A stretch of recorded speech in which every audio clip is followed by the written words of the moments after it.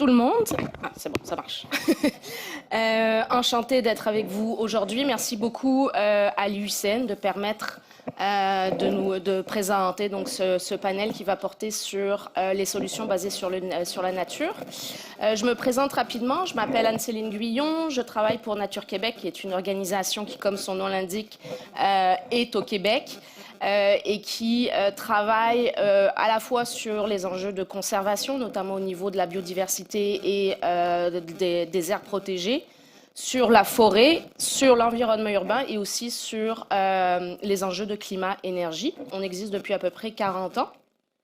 Je suis très contente d'être ici aujourd'hui avec mes collègues à la fois du Québec et aussi du Burkina Faso. Merci beaucoup d'avoir accepté de participer à ce panel. Donc, je vais rapidement les présenter.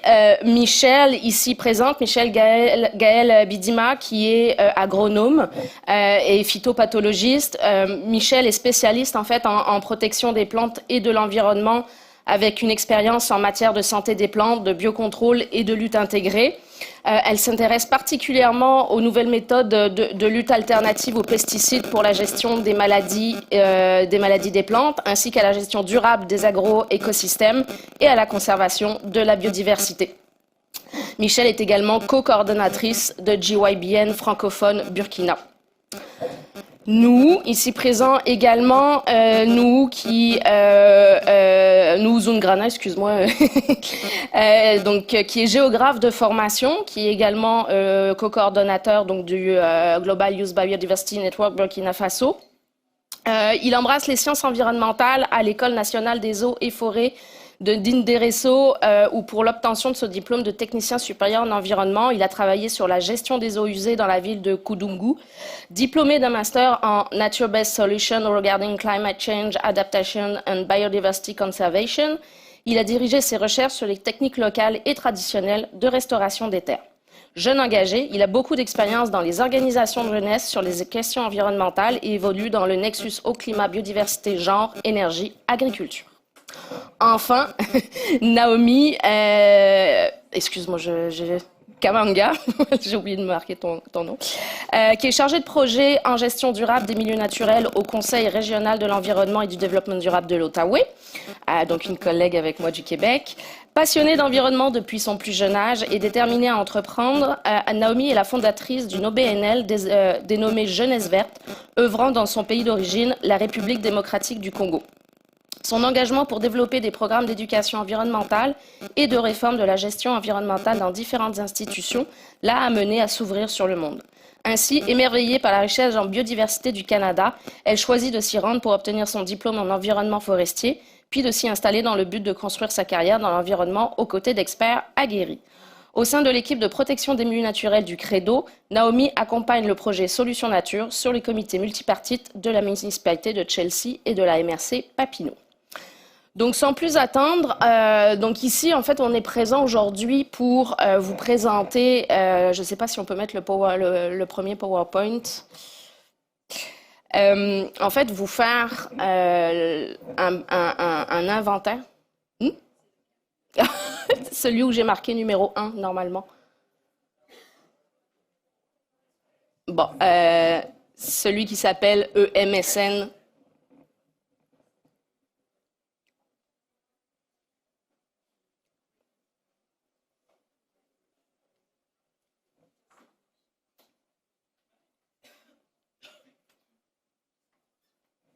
Voilà, parfait.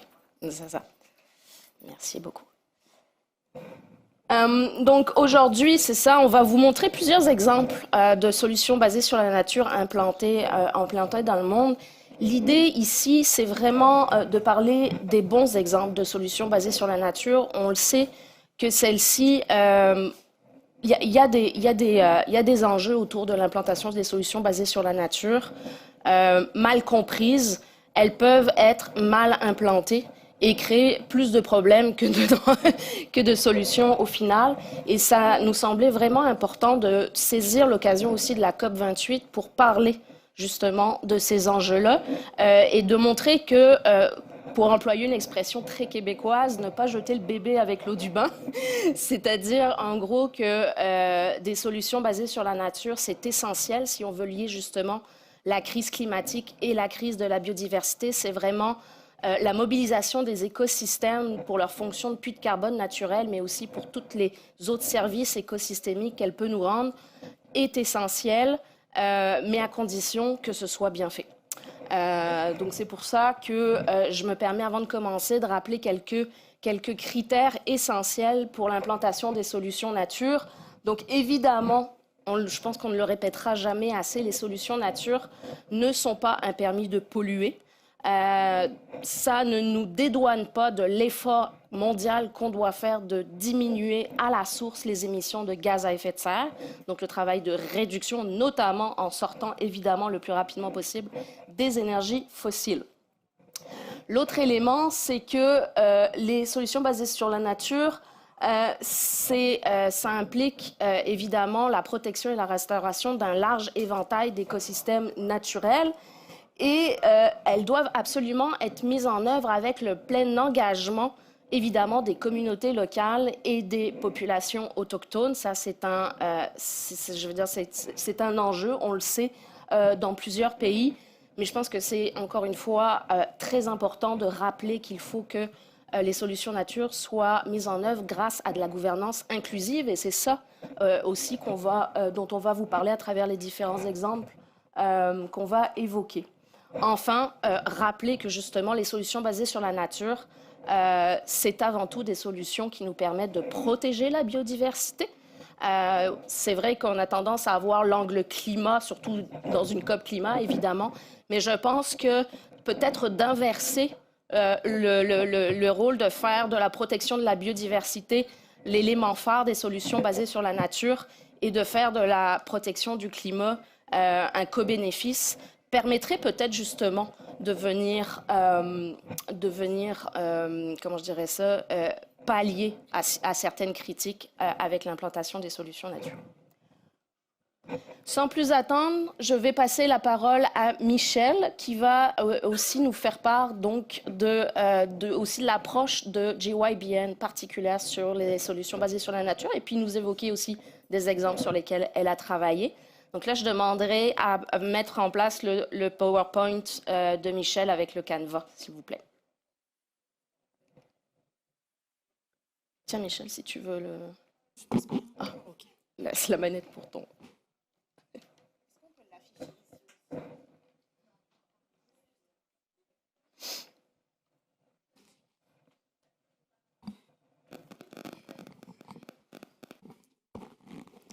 Donc, bonjour à tous et merci beaucoup Anne-Céline.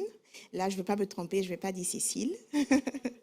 Donc, c'est un plaisir pour moi d'être là aujourd'hui dans ce panel. Donc, je me nomme Michel Bidima et comme Anne-Céline l'a dit, je suis de formation agronome et je suis co-coordinatrice du Réseau mondial des jeunes pour la biodiversité, JYBN, donc de la section francophone, et je suis chargée de partenariat pour le chapitre du Burkina Faso.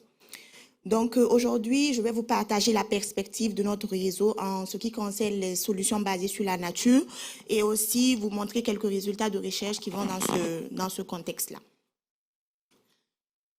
Donc JYBN a été créé en 2010 et a été reconnu officiellement par la Convention sur la diversité biologique en 2012. Donc c'est un réseau qui regroupe plusieurs jeunes et on a pour but de travailler sur la préservation de la biodiversité.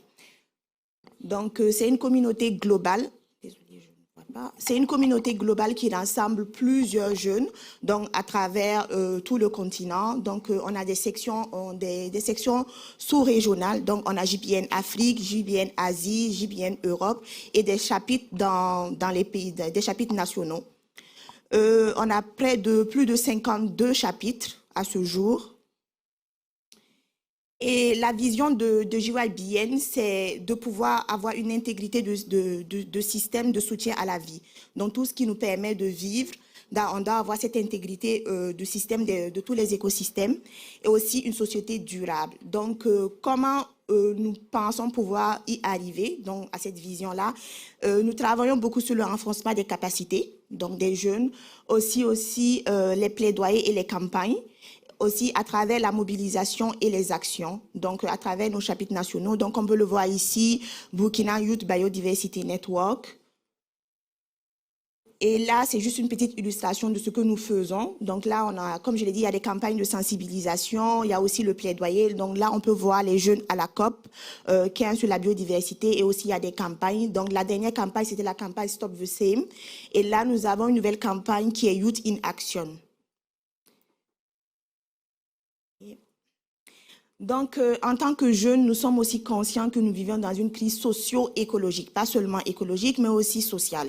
Donc, avec la perte de la biodiversité, les inégalités sociales et aussi les changements climatiques. Et la priorité de GBN concernant ces crises socio-écologiques, c'est vraiment l'équité intergénérationnelle, donc la participation effective des jeunes. Donc, il faut que les jeunes soient à la table de décision, l'éducation transformative et aussi l'approche basée sur les droits pour les humains et la nature.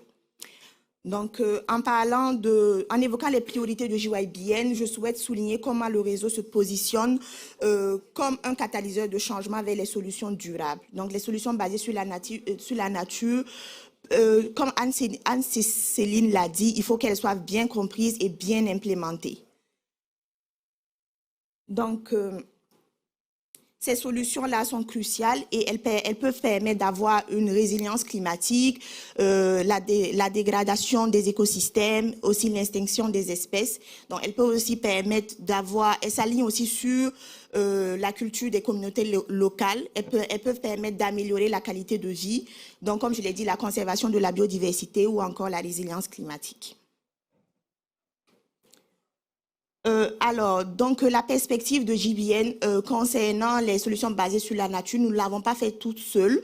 Nous avons travaillé avec d'autres réseaux de jeunes, à savoir Yungo et Youth for Nature, pour pouvoir établir une déclaration des solutions basées sur la nature, qu'est-ce que nous voulons et qu'est-ce qui doit être fait selon la perspective des jeunes.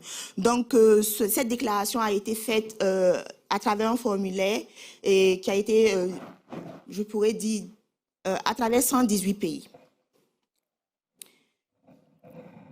Alors, la position de JBN concernant les solutions basées sur la nature, elles ne doivent pas être, elles doivent donner la priorité à la conservation, à la biodiversité locale, à l'intégrité des écosystèmes et des fonctions des écosystèmes. Donc, il est essentiel que les politiques ou encore la recherche, aussi la pratique en matière de solutions basées sur la nature soit fondée sur l'inclusion, donc c'est très important, l'inclusion, l'équité et la justice. Aussi, les solutions basées sur la nature nécessitent une mise en œuvre de garanties juridiques pour éviter les risques comme l'éco-blanchiment qui est très répandu dans les solutions basées sur la nature ou encore la perte de la biodiversité avec les monocultures, les plantations, les impacts potentiels sur les droits de l'homme. Les solutions basées sur la nature ne devraient pas servir de moyen aux pollueurs pour éviter de réduire les émissions. Donc, ça ne doit pas être un substitut. Donc, ils doivent trouver des solutions pour réduire leurs émissions. Donc, les solutions basées sur la nature ne doivent pas être vraiment, ne doivent pas se substituer à ces solutions-là. Et aussi, il est essentiel pour nous d'établir un cadre juridique donc, qui sera reconnu par la Convention de la diversité biologique ou encore la Convention cadre des Nations Unies pour le changement climatique pour réglementer tout ce qui est solution basée sur la nature. Donc, c'est un peu ça les perspectives de JBN. Donc, maintenant, je vais vous parler de mes travaux de recherche. Donc, juste une petite partie de mes résultats de recherche qui sont aussi dans ce contexte-là, mais en ce qui concerne l'agriculture. Donc, j'ai travaillé sur des souches bactériennes du genre Bacillus et aussi de la solarisation des sols dans la gestion des maladies des plantes. Et cette gestion de maladie des plantes était contre un champignon qui attaque beaucoup la betterave à sucre. Donc, l'objectif principal était de trouver des méthodes de lutte alternatives aux pesticides chimiques. Donc, pour réduire l'utilisation des pesticides chimiques dans l'agriculture. Donc, pour cela, bon, il y a eu beaucoup de travaux qui ont été faits. Et je vais essayer d'éviter les mots techniques. Et l'utilisation des bactéries PGPS, ce sont des bactéries qu'on retrouve à la rhizosphère du sol. Donc, elles peuvent agir comme phytostimulatrices ou phytoprotectrices. Et le genre le plus connu est Bacillus. Donc, Bacillus est beaucoup utilisé comme biopesticide microbien à cause de ces différents modes d'action. Donc, les résultats de mes recherches ont montré que l'utilisation de ces bactéries-là, et je souligne que ces bactéries ont été récoltées dans la région où nous avons voulu faire l'essai pour que ce soit des bactéries autochtones, donc qu'on retrouve à la lithosphère du sol.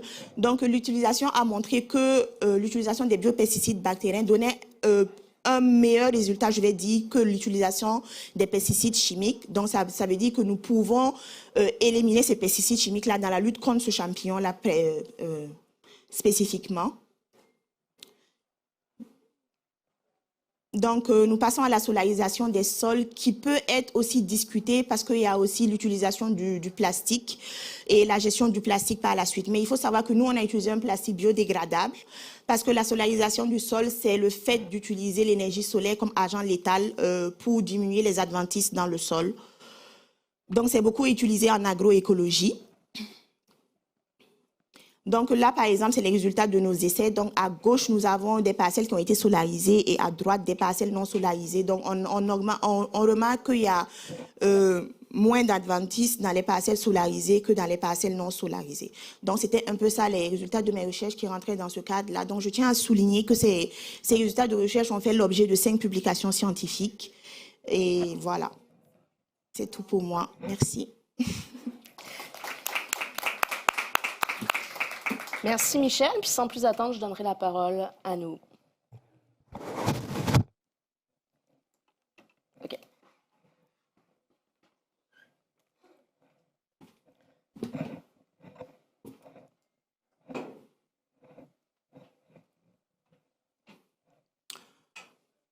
Merci. Comme introduit, je suis Nuhu Zungrana, environnementaliste de fonction et aussi jeune chercheur sur les questions de conservation de biodiversité et d'adaptation au changement climatique. Et nous avons mené une recherche au Burkina Faso où on a essayé de voir l'efficacité des techniques de restauration des terres. Et ces solutions sont des solutions fondées sur la nature. Ces solutions viennent des populations locales, des petits agriculteurs, étant donné que le Burkina Faso est confronté aux questions de dégradation des terres. Donc, ils s'en sont sortis avec des techniques qu'ils ont eues de leurs aïeux et aussi du contexte local pour pouvoir restaurer des terres. Donc, pour la présentation, nous allons faire une introduction et je vais vous montrer les matériels et méthodes et les résultats que nous avons eus et aussi les discussions qui s'en sont sorties. Et aussi, nous allons conclure aussi les recommandations que nous avons eu à donner. Donc, pour gagner en temps, comme vous le voyez bien, les questions de dégradation de terre affectent bien sûr au niveau mondial qu'au niveau du Burkina Faso. Donc, et cela est dû plus ou moins par les effets des changements climatiques, aussi des activités anthropogéniques, c'est-à-dire les activités de déforestation et de mauvaise utilisation des pesticides, surtout que Michel aussi en a fait cas pour pouvoir trouver des solutions pour faire pallier à ces questions de pesticides. Et nous, au niveau du Burkina Faso, comme technique pour restaurer ces terres, on a plus ou moins les demi-lunes, on a les cordons pierreux, on a les ailes, etc. Donc, en gros, ces solutions permettent plus ou moins une gestion durable des terres. Et nous avons fait cette recherche parce que la recherche n'était pas plus ou moins accentuée sur ces questions. Et aussi, cette recherche va plus ou moins nous permettre de connaître les impacts vraiment de ces solutions fondées sur la nature. Est-ce que ça marche vraiment au niveau local? Est-ce que ça marche vraiment pour ces agriculteurs? Et essayer plus ou moins aussi de faire la promotion de ces techniques de restauration des terres. Et comme objectif général, comme je le disais tantôt, c'est de vraiment évaluer ces impacts. Et comme objectif spécifique, c'est d'identifier bien sûr ces techniques à travers la revue de la littérature et les travaux qui ont déjà faits. Un objectif spécifique, c'est d'essayer d'avoir une perception des parties prenantes, c'est-à-dire les ONG qui travaillent au milieu rural avec ces populations, les entités publiques bien sûr, et aussi ceux qui font du business sur ces questions de restauration des terres. Et comme matériel et méthodes, pour la zone d'étude, on a mené la recherche dans une région du Burkina Faso. Nous avons 13 régions et nous étions au niveau du plateau central où nous avons plus ou moins travaillé sur la localité qu'on appelle Zitenga. Et Zitenga, c'est plus ou moins 750 km² avec 46 villages. Et bien sûr, situé dans une zone semi-aride avec des précipitations qui fluctuent plus ou moins avec une moyenne de 503 mm. Et pour l'échantillonnage, nous avons plus ou moins maximisé sur les villages et aussi sur les populations qui utilisent ces techniques. De ces 46 villages, nous avons échantillonné 23 villages où nous avons collecté les données et nous sommes allés directement sur les agriculteurs qui utilisent vraiment ces solutions fondées sur la nature. Là, la cible est bien visée et on aura les résultats à sortir. Et comme méthodologie, bien sûr, nous avons plus ou moins, après la revue de littérature, identifié ces techniques. Et ensuite, nous avons collecté les données avec des outils comme CoboCollect pour ceux qui l'ont déjà utilisé. Et pour l'analyse des données, nous avons utilisé, avec CoboCollect, bien sûr, nous avons généré ça en fichier Excel et puis on a essayé de traiter et puis à sortir avec des résultats et nous allons bientôt vous montrer. Et de ces résultats, comme je le disais, la revue de la littérature nous a montré plus ou moins de ces techniques. On a le ZAI, les demi-lunes. Les demi-lunes, en fait, c'est plus ou moins pour stocker l'eau, parce que comme je l'ai dit d'emblée, nous sommes situés dans une zone semi-aride. Donc, nous n'avons pas assez de précipitations. Donc, ils ont jugé nécessaire, OK, avec cette technologie, en fonction de la direction de l'eau, du ruissellement, et aussi en fonction de la pente du champ. Donc, ils essaient de creuser ces demi-lunes-là pour stocker encore plus ou moins de l'eau. Et parfois, cela est associé avec l'apport du fumu pour pallier plus aux engrais chimiques. Et ça, c'est avant. Et après, voici ce que ça donne. Parfois, ces techniques aussi sont combinées au cordon puré qui essaie aussi de bloquer l'eau, de stocker l'eau surtout. Donc, ensuite, nous avons les ailes. Au fait, les ailes, avant la saison pluvieuse, les populations creusent des petits trous où ils apportent aussi encore du fumier. Et après les premières pluies, les termites colonisent ces terreaux-là et la biodiversité du sol commence à se régénérer et ce qui va rendre les sols plus fertiles. Et quand ils vont commencer à s'aimer dans ces poquets-là, ils auront encore plus de rendement que s'ils cultivent sur les terres dénudées. Et après, voici ce que ça nous donne comme résultat. Donc, nous avons le paillage, comme on le dit en anglais, le mulching, qui permet plus ou moins aussi de réduire les infiltrations du soleil pour encore permettre plus d'humidification et pour permettre encore aux biodiversités du sol de encore plus régénérer. Et aussi, nous avons les cordons pierreux que j'avais cités d'emblée. Donc, les cordons pierreux aussi permettent de stocker l'eau en quantité pour les permettre d'avoir plus d'humidité au niveau du sol. Et il y en a plusieurs autres techniques. Mais parfois, ces techniques ne sont pas utilisées individuellement. Parfois, ces techniques sont combinées avec 2 ou 3 techniques pour les permettre encore d'être plus efficaces. Et en termes de résultats, nous avons plus ou moins essayé d'allier ces techniques de restauration avec les objectifs du développement durable. Et nous avons vu que ces techniques de restauration des terres nous permettent plus ou moins une gestion durable des terres. Et nous permet aussi, puisque ça permet ça augmente la productivité, ce qui va nous permettre d'aller plus ou moins à la sécurité alimentaire. J'ai entendu qu'aujourd'hui, c'est la journée de foot, donc cela va de pair. Et aussi, ça nous permet plus ou moins d'agir sur l'ODD 13, qui est plus ou moins la restauration des écosystèmes, parce que cette technique aussi, nous sommes dans un écosystème agricole, bien sûr, en savane, mais ces techniques aussi sont utilisées en écosystème forestier et cela permet de faire revenir la biodiversité ainsi que les plantes pour permettre de restaurer les forêts. Donc, en termes de bénéfices, nous avons observé que ces techniques de restauration des terres permettent à ces populations d'augmenter leur production. Ça les permet aussi, après d'augmenter leur production, ça leur permet de faire revenir la biodiversité, ça leur permet plus ou moins d'avoir des fourrages pour l'élevage, puisque l'agriculture est parfois intégrée avec l'élevage. Et ce que nous avons eu comme résultat, nous avons observé qu'avant l'application des techniques de restauration des terres, ils ont une moyenne de récolte qu'on a estimée à 5 kg de sacs. Et ils en ont une moyenne de 5.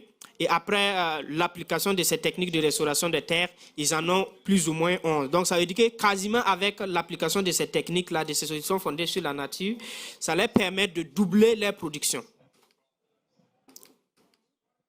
Et aussi, on a essayé de faire une étude ethnobotanique et on a observé plus ou moins que ces techniques les permettent plus ou moins de faire revenir bien sûr les services écosystémiques et ça, ce qui va de pair avec eux. Parce que quand on parle des solutions fondées sur la nature, on fait appel encore aux ecosystem-based adaptation. En fait, ces techniques doivent bien sûr permettre aux populations de bien vivre, d'avoir des revenus, aussi de protéger l'environnement.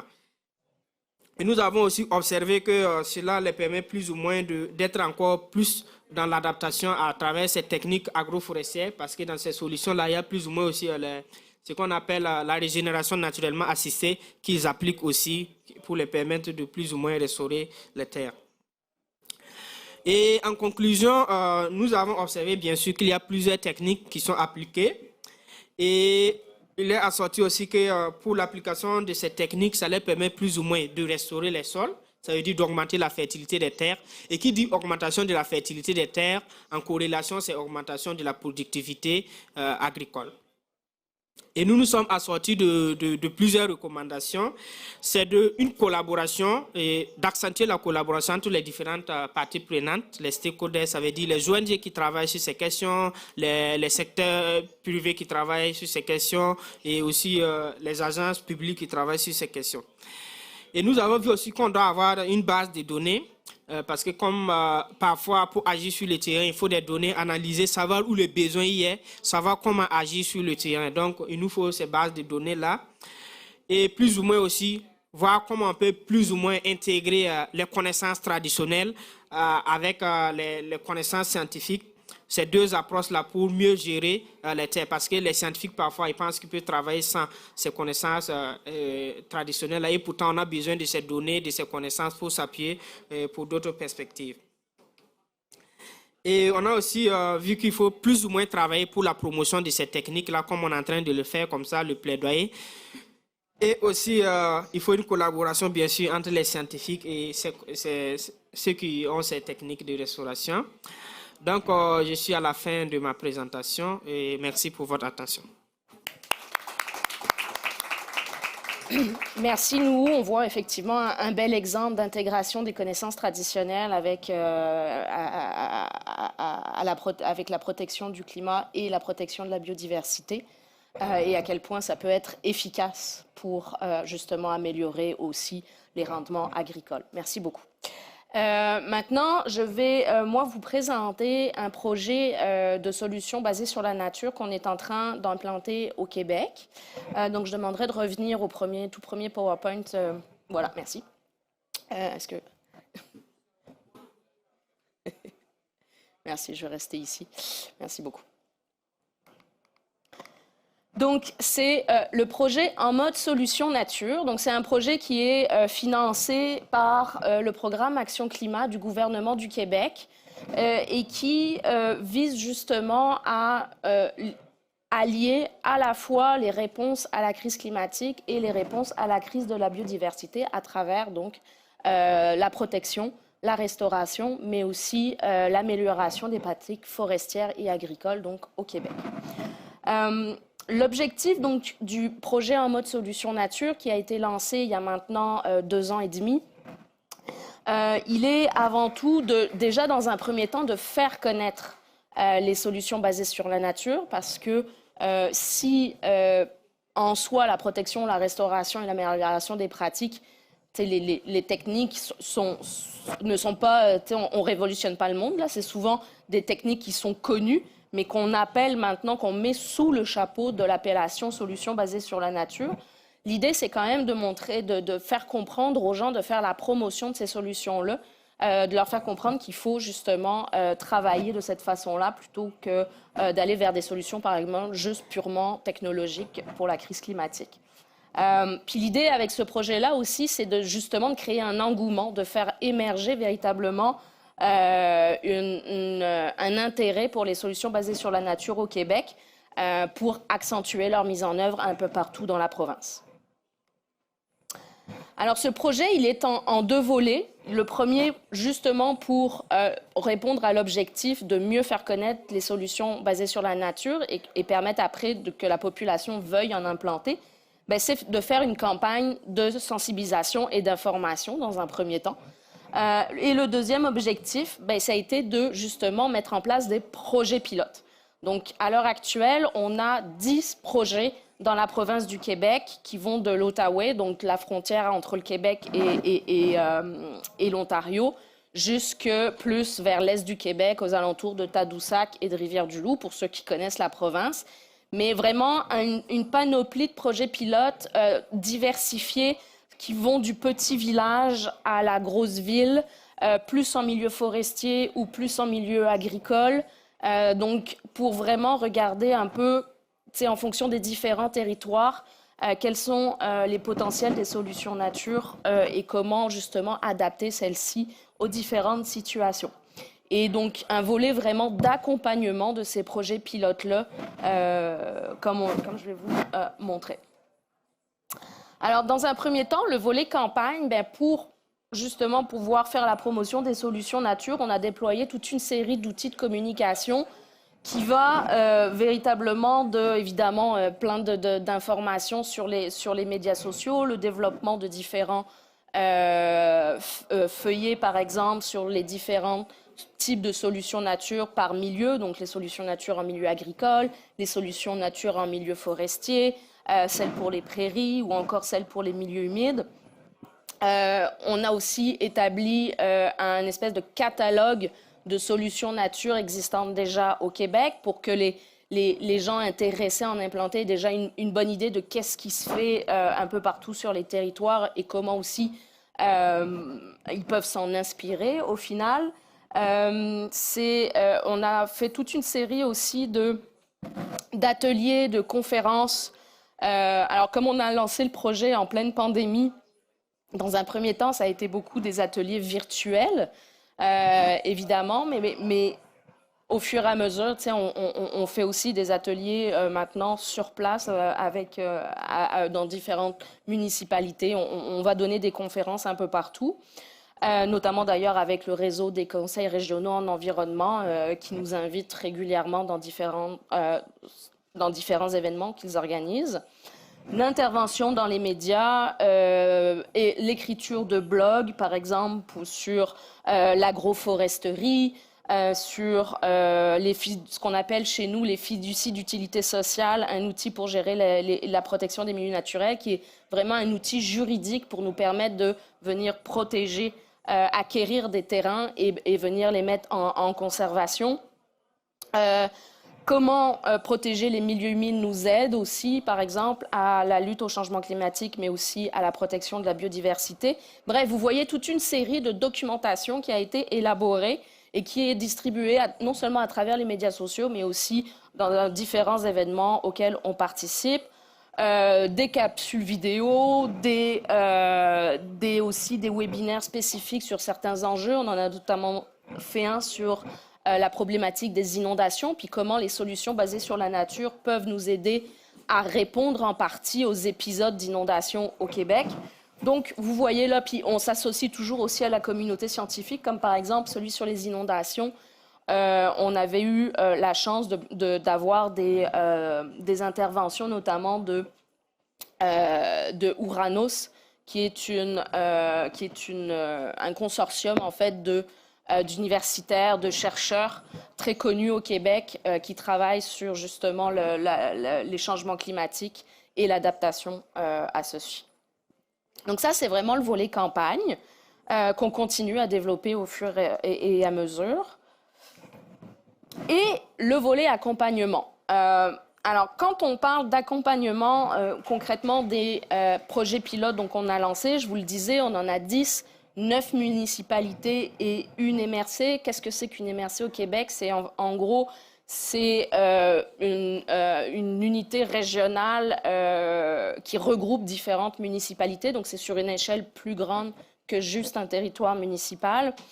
Et la manière dont on a fonctionné pour justement aussi se coller aux critères de l'IUCN, ça a été déjà dans un premier temps au niveau du recrutement d'aller sur chaque projet pilote recruter une série d'acteurs locaux.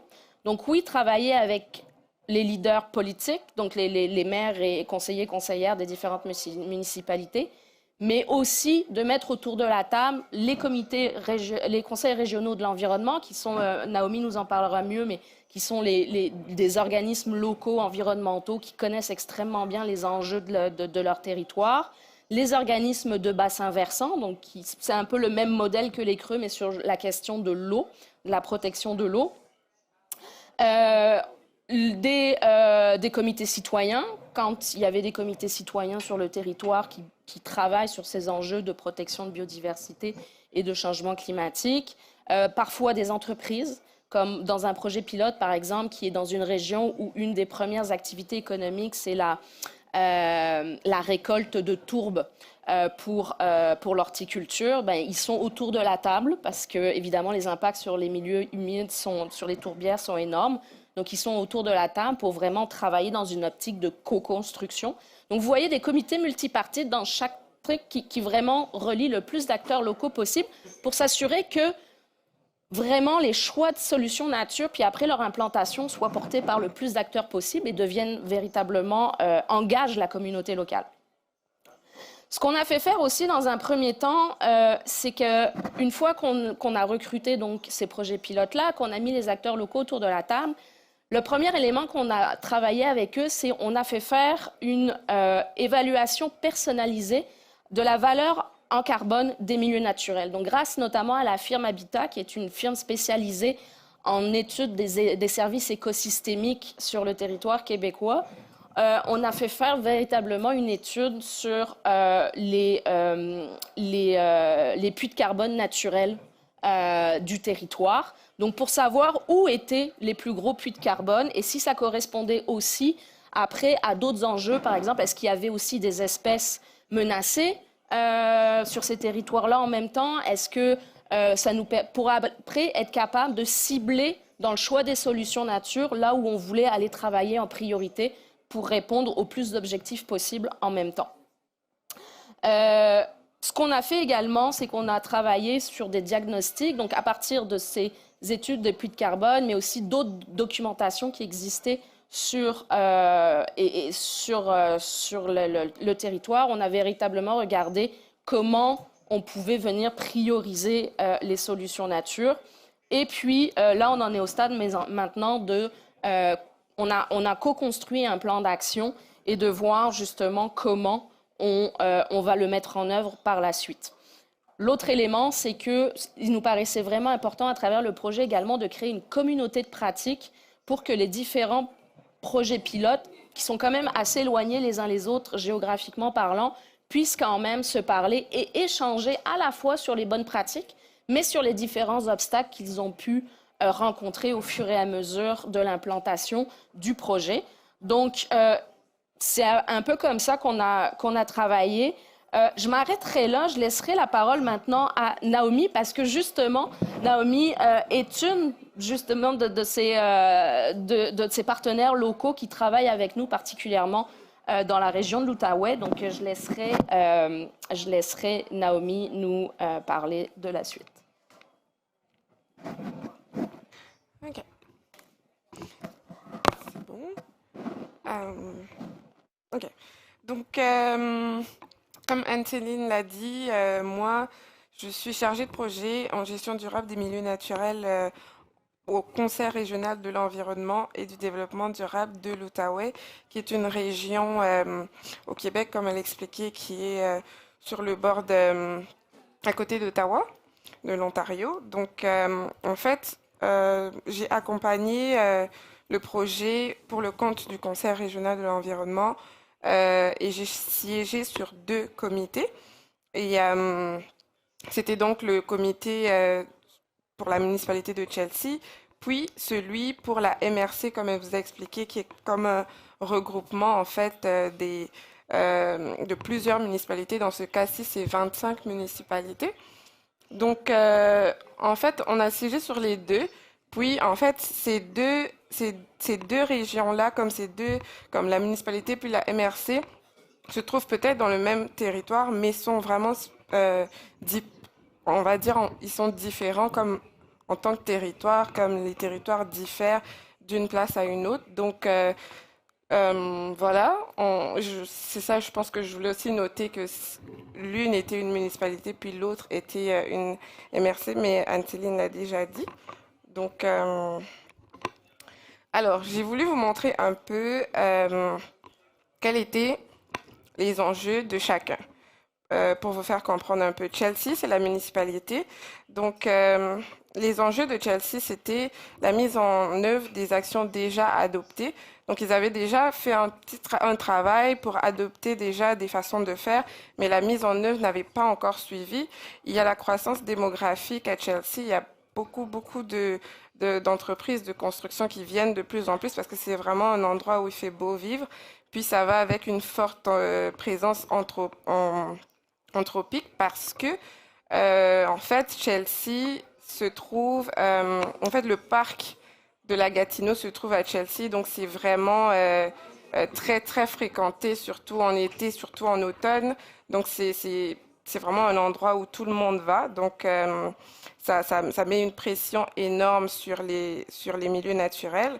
Donc, on a aussi l'augmentation des fréquences, l'augmentation de la fréquence des inondations, des sécheresses et des glissements de terrain. Donc, par contre, pour Papineau, les enjeux, c'était l'exploitation forestière, la croissance démographique aussi, puis le maintien de la biodiversité, les érosions, glissements de terrain, puis les érosions des sols dues à la pression agricole. Donc, on peut voir qu'il y a des enjeux qui se ressemblent, mais il y en a des spécifiques d'une part et d'une autre. OK.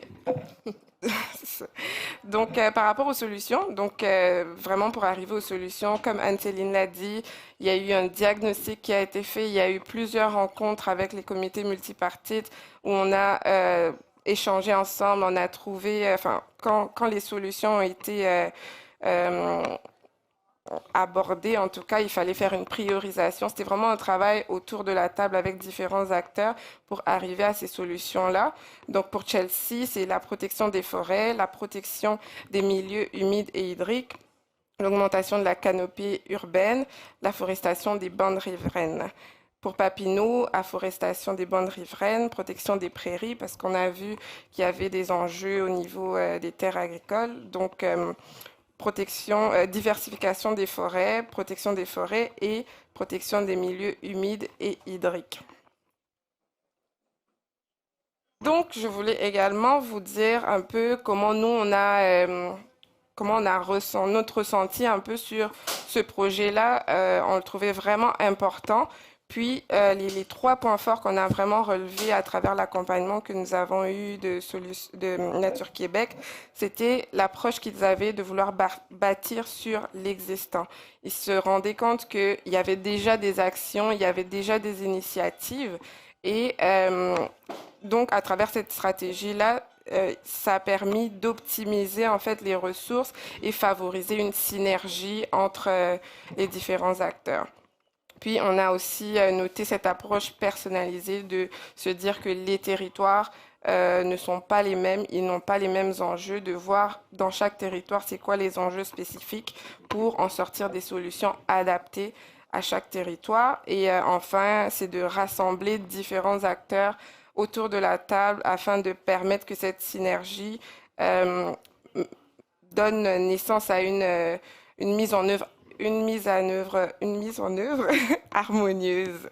Donc, c'est les trois points forts que nous avons relevés dans le projet en mode solution nature en Outaouais. Et voilà, c'est ce que je voulais partager. Merci beaucoup, Noémie. Donc, on aurait pas mal fini la période justement de présentation. Il nous reste quelques minutes, 7 minutes exactement pour des questions. Donc, vous voyez, on a voulu mettre vraiment l'emphase sur des projets réels, des projets concrets qui sont implantés, que ce soit au Burkina Faso ou au Québec, pour vous montrer un peu de quelles sont les bonnes pratiques à mettre en œuvre pour l'implantation des solutions nature. Maintenant, j'ai envie de dire, la parole est à vous. Si vous avez des questions, n'hésitez pas.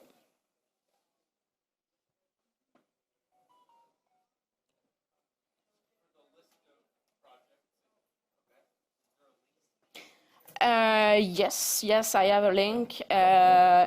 Yes, I send you later.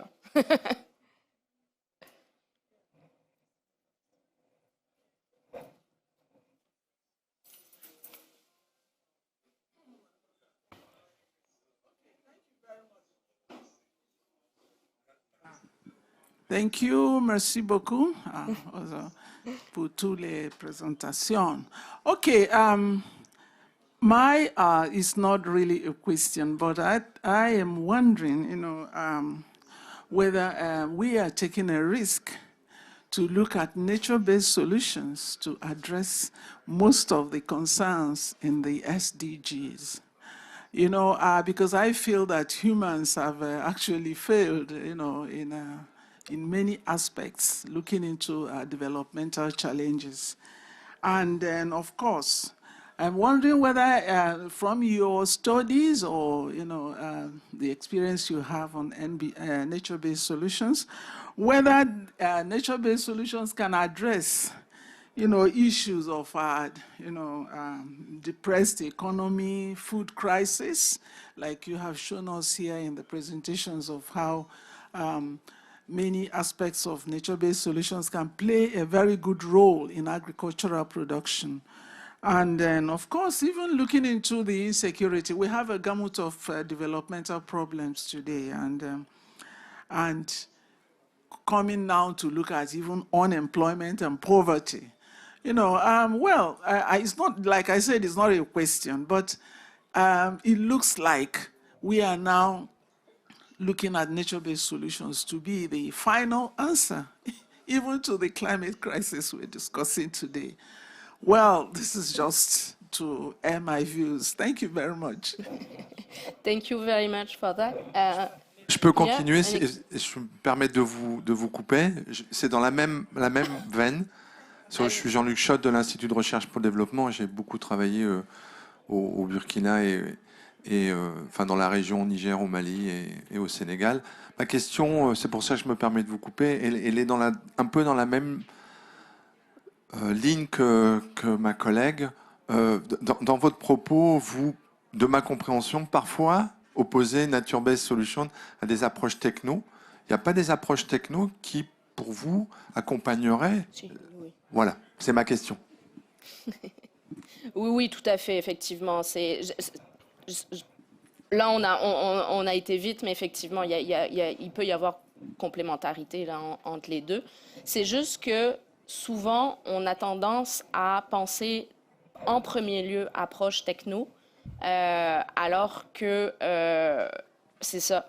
Souvent, ce qui est intéressant avec les approches fondées sur la nature, c'est qu'elles sont souvent aussi beaucoup plus facilement accessibles aux populations locales à moindre coût que des solutions purement technologiques. Mais ça ne veut pas dire qu'elles ne sont pas forcément en opposition.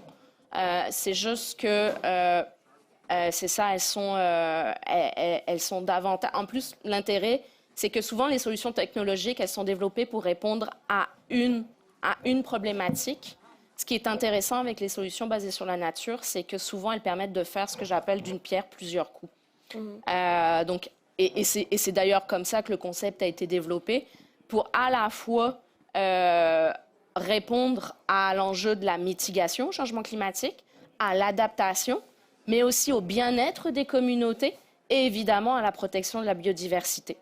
Et souvent à des coûts moindres que des solutions purement technologiques.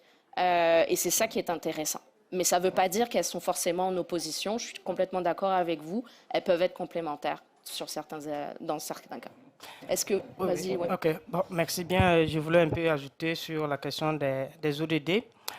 effectivement, c'est un peu plus ou moins complexe parce qu'au début, nous étions sur les objectifs du millénaire pour le développement qui avaient 8 points phares et on a shifté rapidement sur les ODD qui ont 17 objectifs de développement durable, plus ou moins sans oublier qu'ils sont plus ou moins interliés. Il y a une interdépendance entre ces objectifs de développement durable. Et moi, sur le terrain, quand j'étais avec les agriculteurs qui pratiquaient cette technique, j'ai vraiment eu un problème pour essayer d'avoir ce lien vraiment, parce que plus ou moins ça adresse la lutte contre la faim, ça permet la réduction de la pauvreté. Mais on a quand même essayé de prendre les perceptions, puisque c'est eux ils appliquent cette technique, c'est eux ils savent ce que ça les mène, ce que ça les donne comme bénéfice, et on a juste essayé de faire les liens. Mais quand on rentre techniquement en fond, c'est vraiment compliqué de faire la différence. Merci. Parfait. Est-ce qu'il y a d'autres questions? On a encore 2 petites minutes devant nous. Non? Ben, merci énormément d'avoir été présent avec nous ce matin. Je remercie vraiment beaucoup nos panélistes, Michel, Nouhou, Naomi. J'espère que donc ça vous a permis de mieux comprendre comment les solutions nature peuvent jouer leur rôle, puis comment les implanter de la bonne façon. Je vous souhaite une bonne fin de COP, puis on se souhaite aussi surtout que les enjeux justement de biodiversité soient de plus en plus liés aux enjeux climatiques. Voilà. Merci. Au revoir.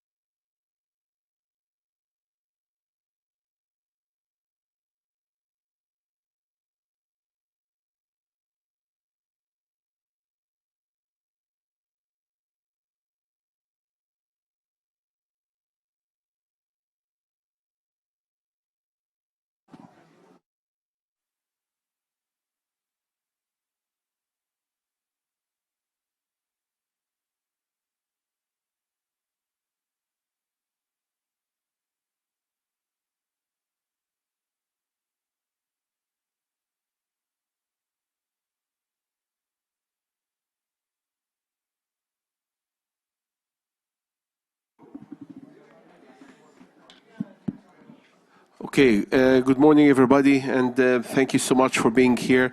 It's my pleasure and honor to start our session. Let me start by calling our colleagues and panelists to take their seats, please. Over here, Dr. Asrar, Laura, Yana, and Dr. Laith. And we should be joined shortly by others as well. His Excellency Dr. Hani Swinham, the Minister of Water Resources. I hope he can make it because he might have a conflict with another event starting as well right now. So we'll see.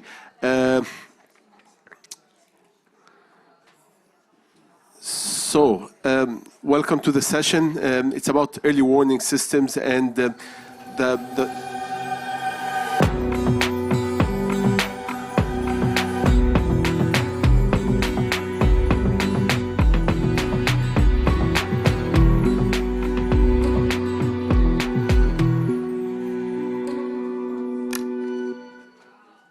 Okay, so now we are live, and let me get the first slide, please. Just like to show the names of our panelists here. So it's my honor to have the panel on advances and improvements in early warning systems for severe weather, prolonged droughts, and flash floods. We are going to be joined by Dr. Hani Swinham, Minister of Water Resources, Dr. Gassem Asrar, he is the ex-director of the World Climate Research Program, and also have been with NASA for a very long time before WCRP. Laura Rogers, Associate Program Manager, Ecological Conservation, NASA Langley Research Center. Very happy to have you, Laura. And Yana Gergovyan, the GEOS. I did. Gevorgyan. Here we go. I try. Sorry, Yana. So it's also a pleasure and honor to have Yana here, a close friend and a true enabler for the region for GEO Secretariat Director, the Group on Earth Observations. Very happy to have you here with us. And Dr. Laith Arhala from Drylands Livelihoods Gender Program Manager, the IUCN. Great to have you here, Dr. Laith. And the session is going to be about early warnings. And let me just read a very brief intro that I made here and how crucial of a role that EWS plays in mitigating the impacts of climate change and biodiversity loss by providing timely and accurate information to enable communities, governments, and organizations to respond proactively. We are living in the era of, there is a wealth of information, and the complexity of our system or the system of the subsystems give us the opportunity to make actual use of Earth observations and warning systems to really have accurate outputs for decision makers, for stakeholders to really be informed in a much better way about how things are looking in the future. I'm just going to have a few slides very briefly, just like to set the platform and to then get the feedback and the views of everybody here. So if I can go to the slides right away, please.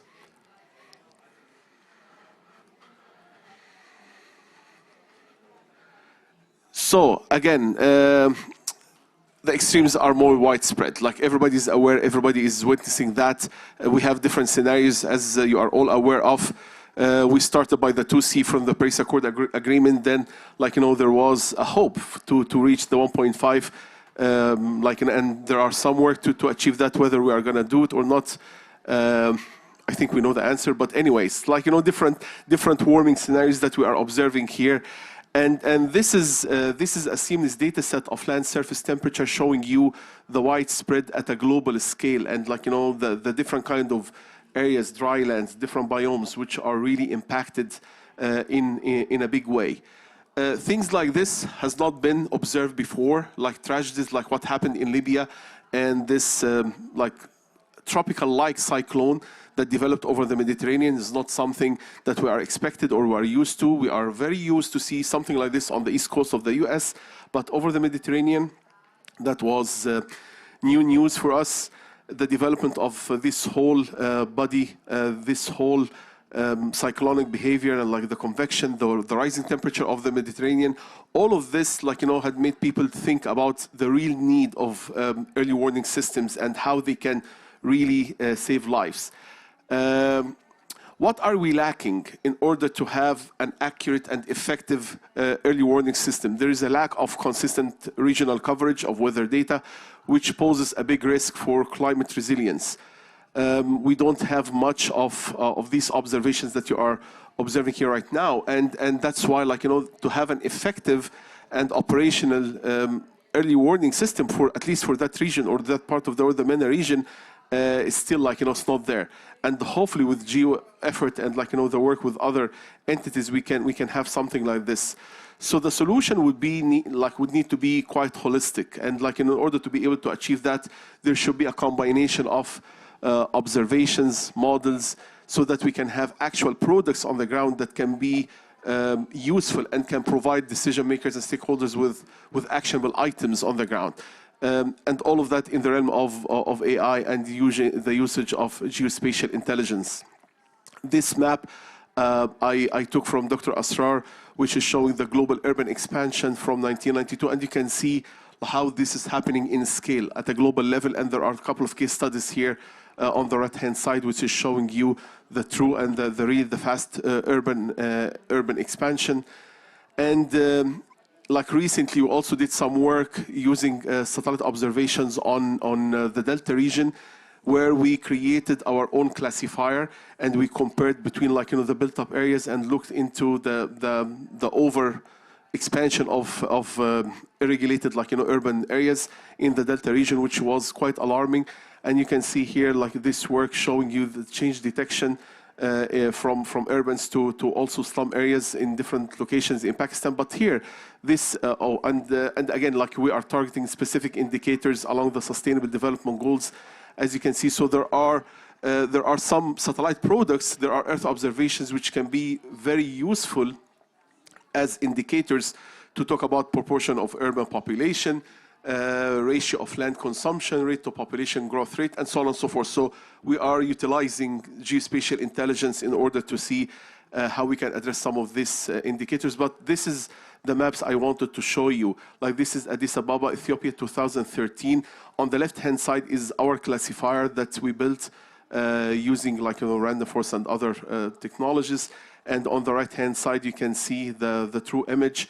And this is the change detection analysis between 2013 to 2019. Same thing applies in Egypt here. Cairo, you can see this area to 2013. And the classifier was able to catch up this 2019. And we have some gaps, like, you know, the model needs to be better validated. We need more observations in order to correct for that. So just showing you the idea of urban expansion. Same thing here in Khartoum. So we did intercomparison between Ethiopia, Sudan, and Egypt, 2013, 2019. And I'm closing with this one, which is a global atlas of urban built-up heights. The animations are not cooperating very well, but I think it's okay. So here, assessing the urban system's impact on climate and climate impacts on them. So it's a two-way kind of interaction, and show you the irregulated expansion. So I just wanted to share with you some of this work, just to give an idea about, like, the need and the urgency of having decision support systems and things of that sort. So before, like, you know, I move on with other presentations from my colleagues here, I wanted to pick up the brain of Dr. Asrar and ask you, with your background, like, you know, working for NASA for 20 years plus, and also working in the WCRP as a director of the World Climate Research Program, if you can give us a little bit of a historical background on how we are evolving. Where were we? What are we doing now? And how do you see the future? Well, thank you very much. Good morning to you all. Great pleasure to be part of this panel. We also have the president of the organization that I work for, University Space Research Association, Professor Isaacson here. In your examples really illustrated the progress that we have made over the past several decades. All of the infrastructure in terms of observations, models, the tools, the capabilities, but most importantly, the network of scientists, the brain behind what was used to create the infrastructure and extract the information that was illustrated by Professor Asham, did not exist as early as 1990s. So the global community has made tremendous progress building the infrastructure, the capabilities that are required to understand how the Earth operates as a system, how it changes.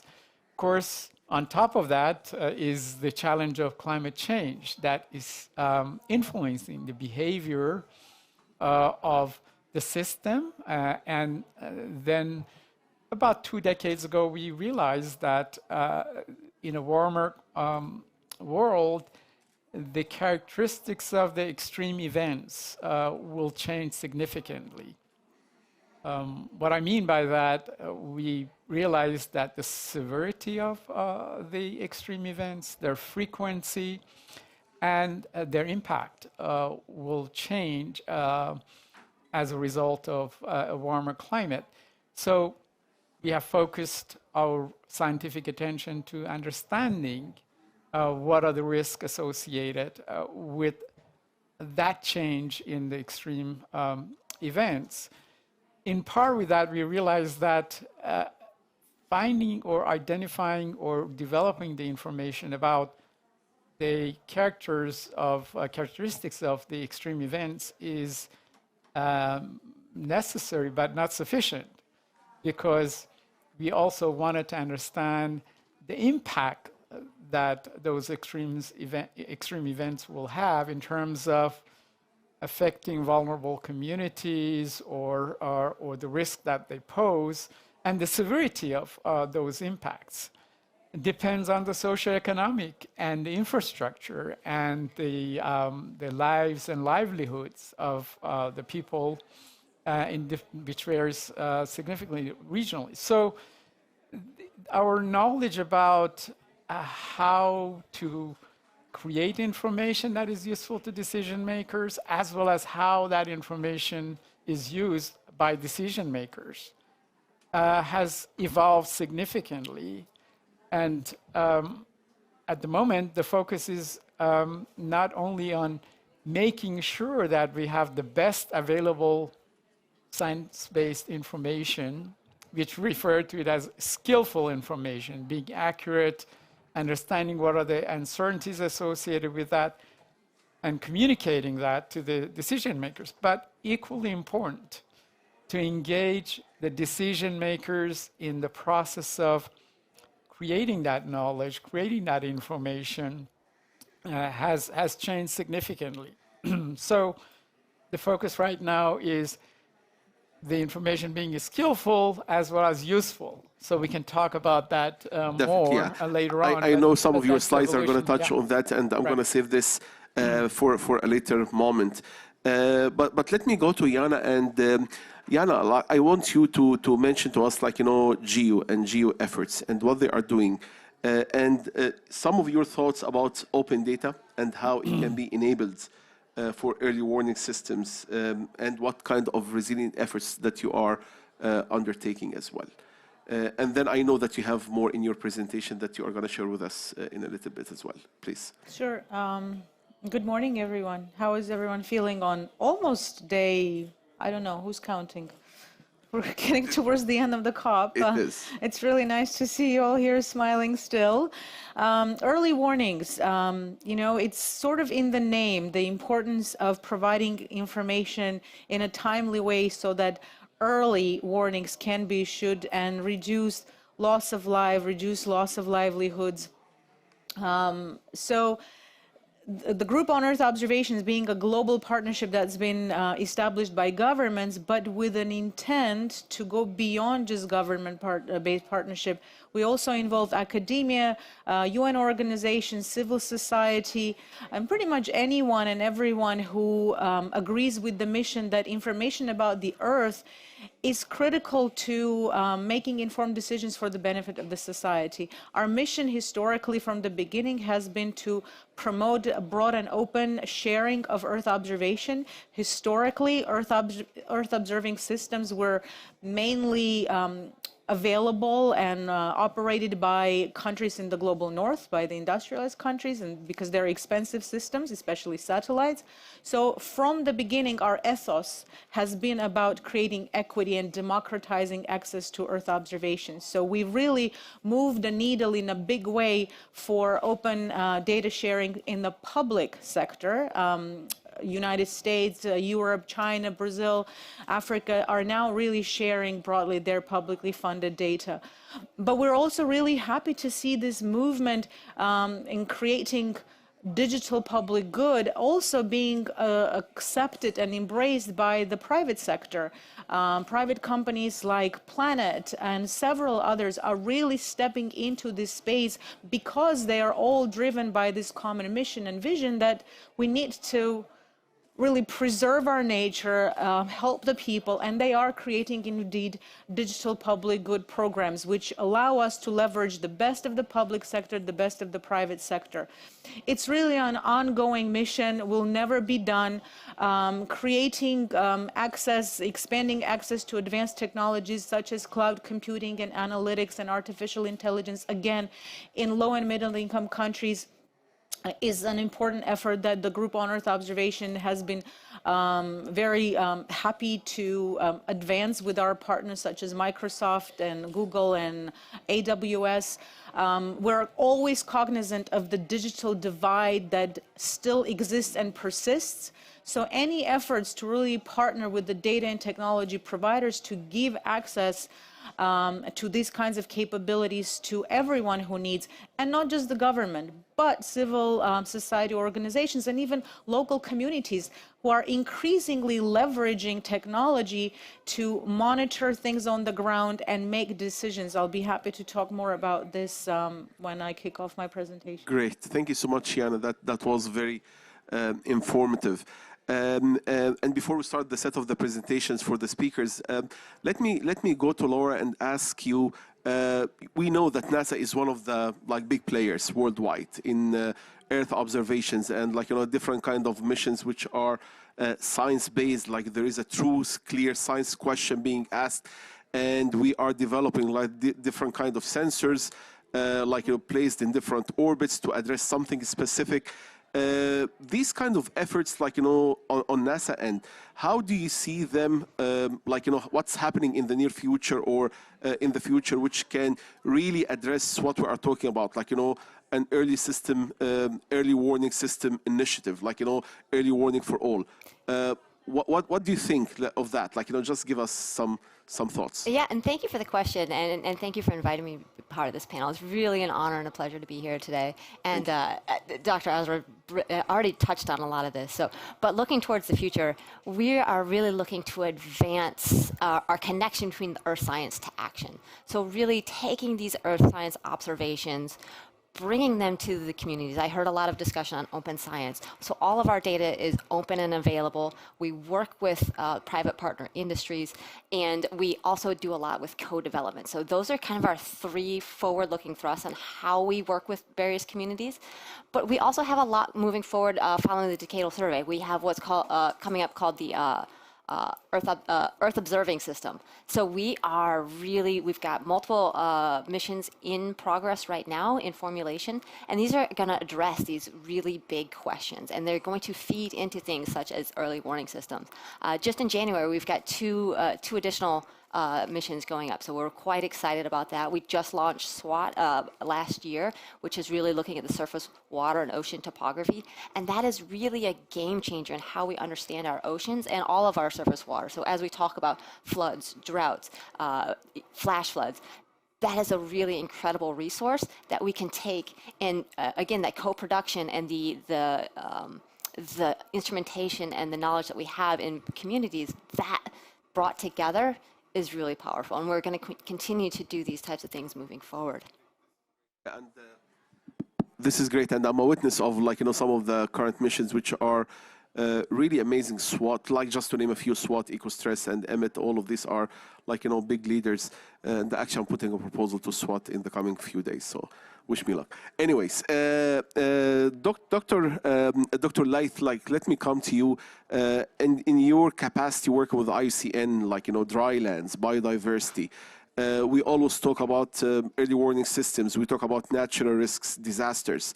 Where's the community from all of that? How we can make our community better responding or able to respond to early warning systems? Thank you so much, Dr. Hisham, for the presentation and for the introduction. Actually, as I work with the IUCN, so the community is like the main part of any project when we are working on the field. So, and given the fact that the local communities, most of them, they don't have so much information about the early warning systems, because those things are very important and something new. So I think what is the most important at the beginning is to make like education and awareness for the local communities. It's very important to educate the local communities about what does early warning system means and what is the importance of early warning system and what type of responses and what are the needed action for, to respond for within the early warning system. This is something very important, to start with the education and to start with the awareness, the raising awareness of the local community. The second issue, which is also very important, it is the communication channels with the local community. It's very important to target all members in any society. No one accepts that someone left behind. So all members, youth, gender must be included in any planning process for the disaster risk management. So this is something very important. In addition to that, for the communication, so we need to consider that we are dealing with local communities. So we need to find like means that are accessible and easy to be utilized and commonly used by local communities. Also, it's very important to engage the local communities. As I said, no one left behind. So from the beginning of the planning, we need to identify the key players, and we need to target the key players in addition to others in order really to make the community more responsive to early warning system. After that, so making simulation for the disaster. This is something also very important, in order to get feedback from the local community and from the societies. And based on the feedback, so then the last phase of monitoring and evaluation. So capturing the main lessons and try to address the lessons learned in, developing the early warning system. I think those are the most important issues. Great, and you laid out very well about what we are expecting and how we can make our communities better. I think His Excellency Dr. Jihad Hamid just joined us, please. No, it's okay. Thank you so much for being here. The Secretary General from the Ministry of Water and Irrigation, Jordan. Thanks for being with us today. I'm going to give you a few minutes to catch up and to catch your breath, and then we're going to come back to you. So now I'm going to give it to Dr. Asrar to share some of his deeper thoughts on some of the slides that he's going to be presenting. You can take your seat or you can take the podium as you wish. Watch the mic. The mic is... Here we go.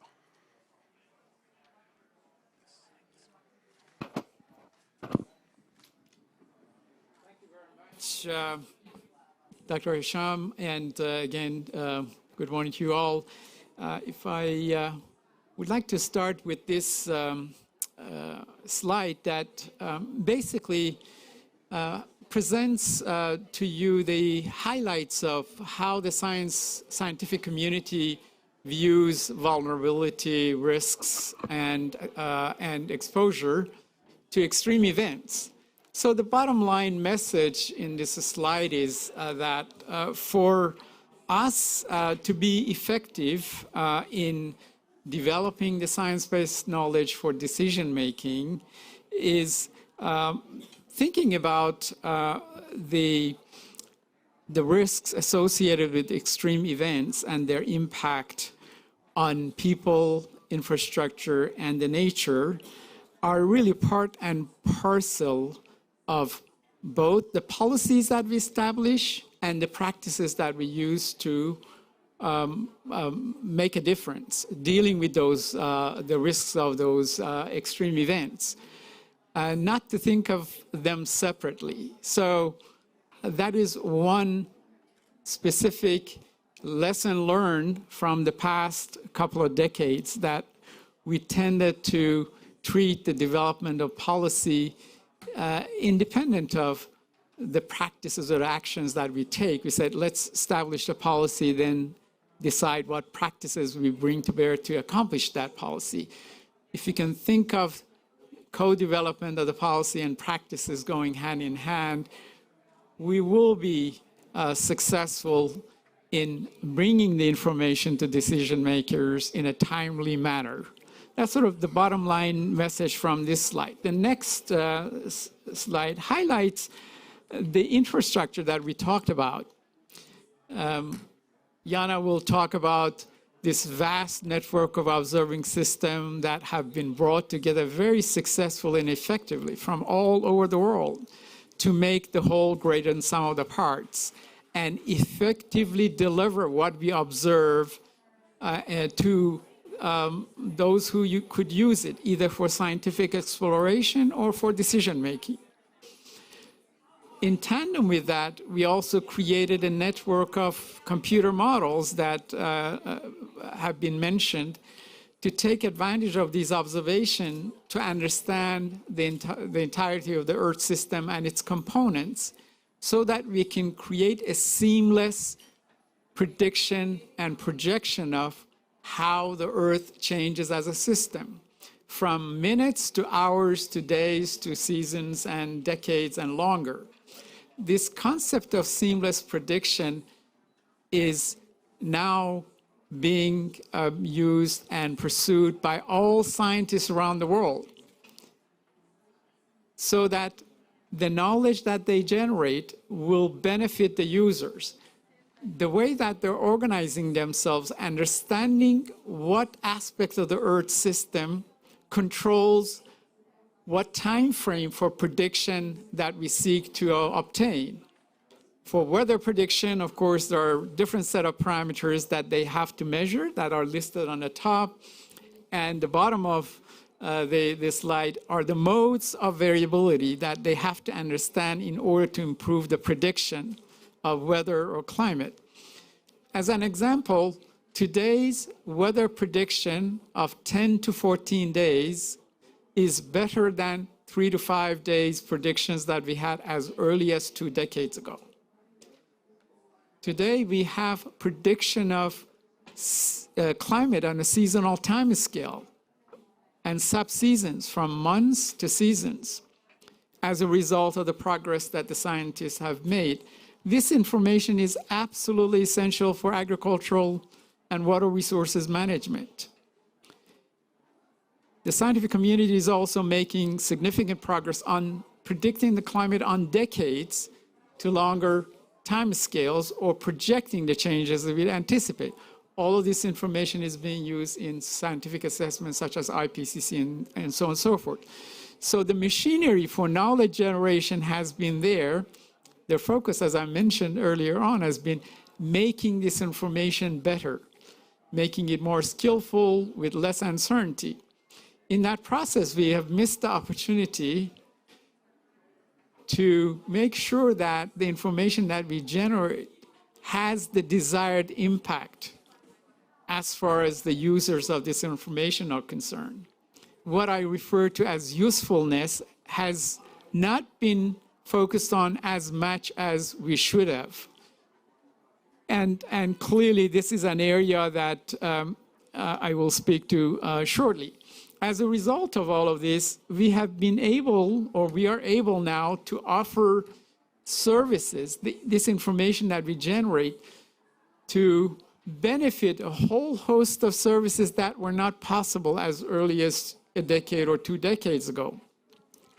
This domain of application and use of the science-based knowledge that we are generating is going to expand.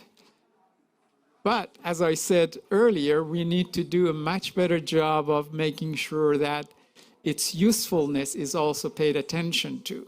So my last slide basically covers what are the opportunities and challenges going forward in order to pursue in tandem the skillfulness of the information that we are generating and its usefulness, And I've listed a series of principles that our scientists are pursuing, clearly bringing the users of the information, the decision makers, the practitioners, into the process of knowledge generation, which is referred to as co-development, co-design, co-development, and co-production of that knowledge. Will ensure that that information and the knowledge that we're generating gets into the hands of decision makers much faster, shortens the time from generating that knowledge to its actual use by practitioners. And the benefit to the scientists as well is the feedback that they receive from the users will help them sharpen their focus, their scientific questions, to make sure that the next set of problems that they solve really have the relevance and benefits to the society.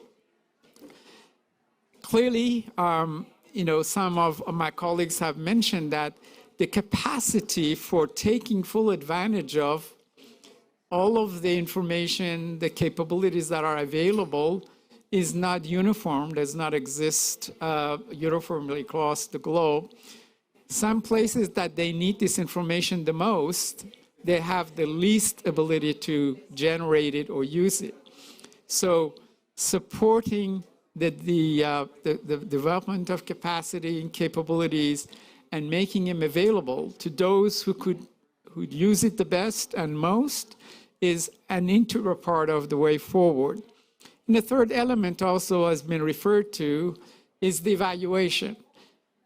Basically, what is the value of the information that we generate?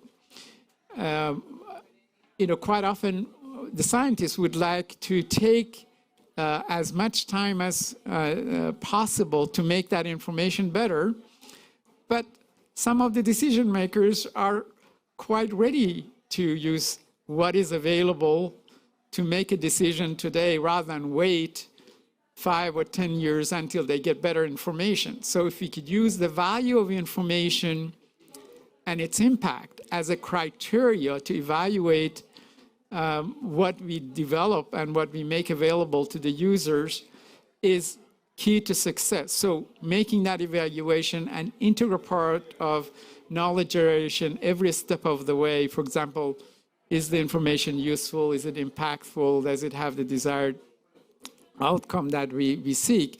Are really key to success. So that is what is happening in the scientific community at the moment in order to be more responsive to the needs of decision makers who really are in the front line of managing the risks associated with the extreme events. So the future is really bright for us in light of all the challenges that we are facing, for which we really need to get the younger generation involved in the entire process as we look forward to a bright future for them. Thank you. Thank you so much, Dr. Gassim. That was great. Dr. Jihad, thank you so much. You heard about science and development, and you heard about what are the needs of scientists and what we are aspiring for. You heard the term of co-development, co-design. We want the science to be in service of decision makers so that you are better equipped in your different kind of decisions. In your capacity as one of those decision makers and working with the water sector, which is, I know, and I feel for you. It's very dynamical things which are happening, changing climate around us. We are observing changes in the frequencies of droughts and floods. In your region, in your country, how you can make benefit of early warning systems? Do you observe changes in these frequencies of extreme events? How we can be of service for decision makers as a scientific community? Please. Whatever. If you have a mic right there, right next to you. Here we go.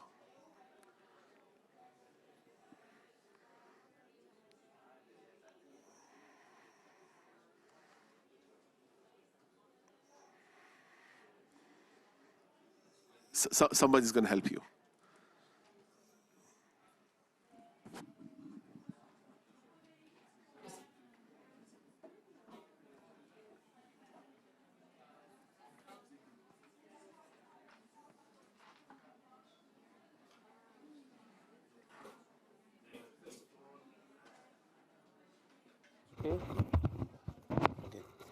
first of all, let me thank IUCN.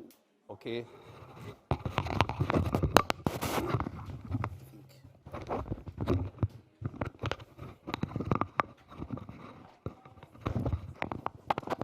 I think now it's clear, yes? It's fine. It's fine? No, I think now, yeah, it's fixed. Okay. Okay. Maybe it's better, yes. Okay, first of all, let me thank IUCN to give me this chance and this to express and to talk about the water situation, especially in Jordan. As you know, Jordan is ranked maybe the second poorest country in the world regarding availability of water resources. Nowadays, per capita in Jordan, it's around 61 cubic meter per year. And you know, the threshold poverty of water it's around 500 cubic meter per year. But Jordan's it's nowadays 61 and it has less than 80 liters per day. That's why make Jordan to think about non-conventional use of water resources. This is not only the effect of the climate change, and also we try to make bring tools to reduce the effect of the climate change. The main problem in Jordan rely on traditional water, conventional water resources. That's why any behavior of rainfall will highly affect on recharge or any groundwaters. That's why Jordan has already created a unit, this unit dealing with what we call it innovation and research for water issues. Through this unit, we try to bring technology how to save waters and how to enhance the water resources. If you look to the monitoring for groundwater wells, you can see we have already some extreme values, and also the frequency of a drought has been increased. In the previous, we use some what we call as some tools, but it's still classic like moving average, like forecasting for using statistical analysis. But really, from my experience, I am a groundwater modeler. Groundwater modeling system, it's easy to forecast, but the problem, regarding with the weathers, because the weathers, the boundary conditions, the input for the model is not easy to forecast. That's why in Jordan we have somewhat we call it flood risk in some areas. We have a heavy rain, in certain times. That's why we have to think, how to prevent and also how to maximize the benefit of the flash flood. We have already increased the pools and the ponds for water harvesting. In Jordan, we have more than 500 pools for water harvesting. Also, regarding with the flood, we have some equipment, some stations we have already formed and created across the wadis, in the main wadis. Also, we have already what we call it use telemetry in order to control and to get the data on time. We try to use this kind of tools to minimize the effect of the flood and to minimize the effect of the climate change. But still, Jordan is still, as other countries, still weak to forecast, the weather modeling or the climate, models. That's why we try, from these stations to forecast and try to reduce really the effect of the climate change. Okay, thank you so much, Dr. Jihad, for your thoughts. Jana, you heard the need, you saw the gap, and I'm sure that GEO is one of their roles is to enable other partners. So I'm sure that your slides can share with us a little bit about how GEO can be a player in the capacity building of governments to be able to work on early warnings at their national level. Capacity building, GEO role, Earth observations. I'm sure that your slides can touch on that. I've already at the Ministry of Water and Irrigation, there's what we call it linkage between academia and also the public sectors. We focus on capacity building, and also we focus on some specific research. Great. That's why, as I mentioned before, we still weak. Okay, in some area we don't have enough data. We don't have what we call it's a clear trend. Okay, that's why we need a new generation. Okay, just to follow and to align with the new technology. Definitely. Yeah. And this is I think what Yana is going to share with us now, and like her slides might be addressing what you are talking about right now. Okay. Please. Thank you very much. And I think I have a treat for His Excellency here, at least something that I think might interest you, and we can speak then after this event. So am I in charge of? Yes. Yes, you are. So we spoke very briefly in the beginning about the early warnings for all, and the Group on Earth Observations is one of the implementing partner entities of the UN Secretary General's initiative Early Warnings for All, which is being led by the World Meteorological Organization. As I mentioned earlier, our mission is really about delivering timely Earth intelligence, not just data, but truly intelligence, which includes also modeling capabilities, services that improve their accuracy and efficiency with the use of satellite data, in situ data, citizen observations. Many of citizens these days are generating in situ data as well, and also predictive capabilities that are using AI and machine learning as well. I'm going to show you only a couple of examples here of where we've done this work in support of governments, but also local communities, not just the governments. One of our initiatives called Global Water Sustainability is a terrific partnerships between NASA, US Geological Survey, NOAA, ECMWF, CNES, French Space Agency, the World Bank, and ESRI. And this initiative provides information about the water quantity in every river in the world, in every river watershed in the world. Obviously, one application of that kind of information is being able to predict flooding events, flash floods, other major floods, but not only. Knowing how much water you have in fresh water also allows to develop optimal irrigation routes. This is the kind of work we have done with the women-led community in Ecuador. As men left their community to earn income elsewhere, women were left alone with having to still adopt their traditional practices for agriculture. And they use this capability to determine how and where to use the water in such a way that they would not deplete the reservoirs. In this particular case, though, for early warning in Malawi, this model was used to predict in 15 days ahead of the flooding events, flash flood events, the extent of the event. The initiative uses satellite altimetry data combined with in situ data, and then applies artificial intelligence technique to do the correction to optimize the accuracy. And I was supposed to be able to show you. No, not here. Yesterday we had an event focused on AI, and we actually showed how the actual observed results of the flood compared to the output of the model once it applied the in situ and artificial intelligence trait algorithms, and they overlapped pretty much precisely. So that's the kind of results that we're achieving using traditional approach, but combined with today's modern technology, using satellite data in combination with other type data.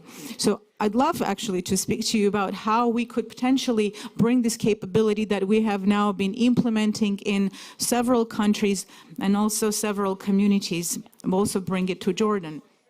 Another type of early warning is that we have delivered. This is particularly for food security. I'm using the case of South Sudan and Ethiopia, but in essence, using seasonal climate forecasts, we are able to predict reduction or loss of food production in various regions, which allow governments to get ahead of the crisis and actually work with the communities, initiate public projects to subsidize their subsistence during the period when there will be experienced loss of food production. An exciting thing about we're at the climate COP, and governments have their national adaptation plans, which through our work with the UNFCCC Secretariat and the Least Developed Countries Working Group, we are now able to provide guidance through a GEO supplement on how to integrate these kinds of information systems into the national adaptation plans. So in several places already through our participation in a NAP expos that happen every year, we have led workshops to work with representatives, ministries of agriculture, to teach them how to integrate these kinds of capabilities into their national adaptation plans so that they become routine users of these systems. Once they do that, they're able then to also make data-driven proposals to unlock climate finance through Green Climate Fund and other climate finance mechanisms.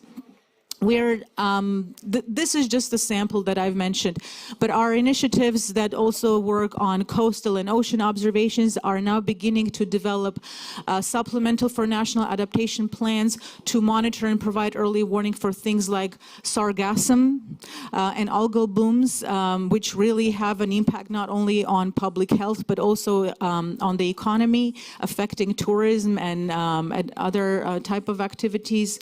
And so on and so forth. Really a great time to be delivering the kinds of early warning services that take research that Dr. Asrar talked about and transition it into operations and really allow us to create that science, policy, and action interface, shortening the distance between these various places. So thanks very much. I'm really also delighted to be in the IUCN Pavilion. IUCN is our newest participating organizations, having just joined the GEO family, and so it's really great to be here on this occasion. Happy to have you, Jana. Thank you so much.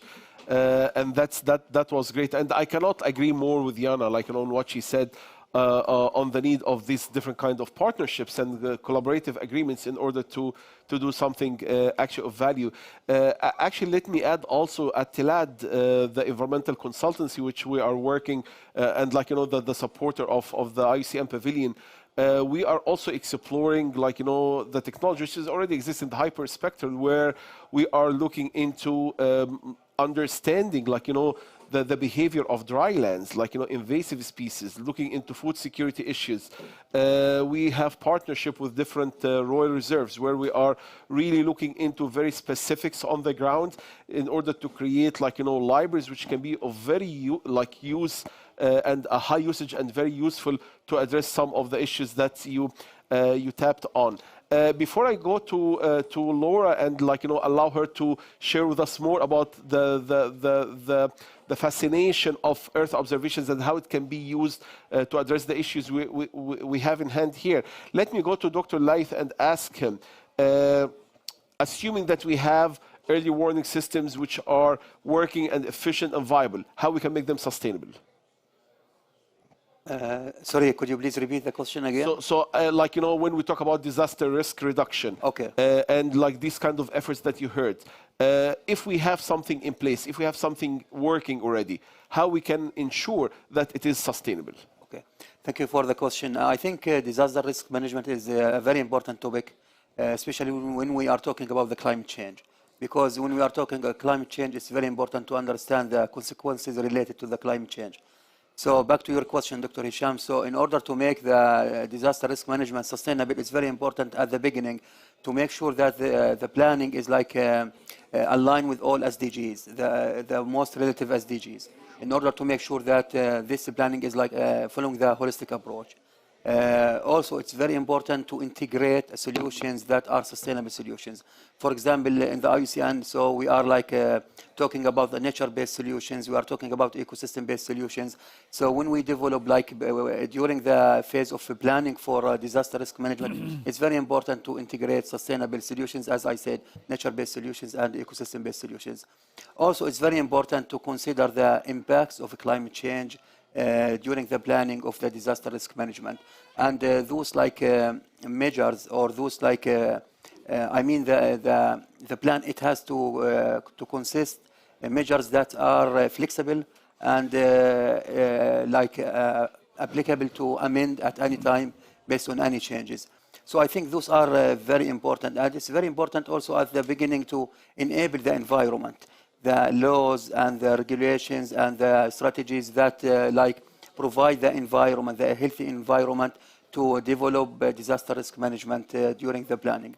And as I said in my previous question, the engagement of the local communities is very important at all levels. At the planning level, it's very important. During the implementation phase, is very important. And after like finalizing the disaster risk management, it's very important also to get the feedback in order to improve it. And also very important, like to share the knowledge inside between the NGOs and inside the countries and among us the countries, in order really to make sure that this disaster risk management is like sustainable and applicable. Great. Yes. Thank you so much, Dr. Laith. I'm going to ask Laura to go with her slides and to share with us also some of the aspects that NASA is working on. And if we can make it like in 5 minutes, that would be great. And then we are going to take a couple of comments from Dr. Asrar and His Excellency, Dr. Jihad, please. All right. Thank you, Dr. Hashim. Let's see if we can get here. Here we go. One more. All right. So a lot of this has already been covered, and I really appreciate the comments that have already been made, Yana. I was just nodding my head along with a lot of what you were saying. It just really resonates with what we try to do at NASA. And like I said, we're moving to a new strategy that's really focused on earth science to action.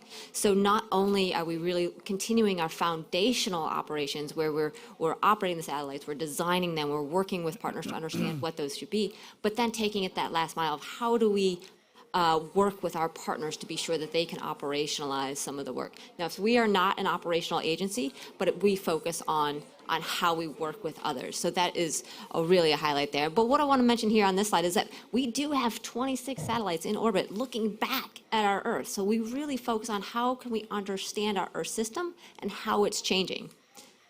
I show here our climate vital signs. We've been monitoring the Earth for more than 50 years. So we really have some strong trend work, and we understand the changes, and we're really now just beginning, as we move into the Earth System Observatory type era, of how we can bring that together to understand where we're going to see some of these more extreme events. And we're working again to bring that to communities. So I wanted to just touch on a few different techniques and capabilities we've been working on. We really focus on the innovation and discovery, again, as opposed to the operations. So one of the things, and Yana, you were talking about using AI. We've been working a lot with novel observing strategies. How can we bring together various platforms, various observations, use AI, and then trigger that next observation. So looking at harmful algal blooms or flooding, we know that we've got a high rainfall event. We know we have various sensors. How can we use AI to say we're going to have another sensor go look downstream events so we can understand those next priorities. So again, triggering new observations. That's something that is something we haven't done much in the past, but it really provides a lot for the early warning systems. Another piece I want to touch on is just new types of measurements, new observations. So we just launched a mission called Tropics, and this is really a tech demo. So this is over US based, but it's really looking for how can we really reduce the cost of satellite missions so we can make them more available globally. So the Tropics is three to four, we lost one on launch unfortunately, so there's only 3 now, but 3 CubeSats, so it's about the size of this, and they fly in formation to understand tropical storms. But again, this is just one that we have that as we've reduced costs, we can make more available. Another piece, again, we're not operational, so we look to to work with others in different ways. So we've talked a lot about partnership and co-development. So here are a couple of examples of how we are doing more in the early warning systems. I can't read my first ones anymore, but one of them, the second one down there is a system called Guardian. And this is really just through research and innovation, where they have, using our GPS, our navigational satellites, we can now have an early warning system for tsunamis based on what they can feel in the atmosphere. So that has really given about an hour's worth of advanced warning for tsunamis. So that's just an innovation that we're discovering. But again, we won't operationalize that. We'll work with our partners to get that into use.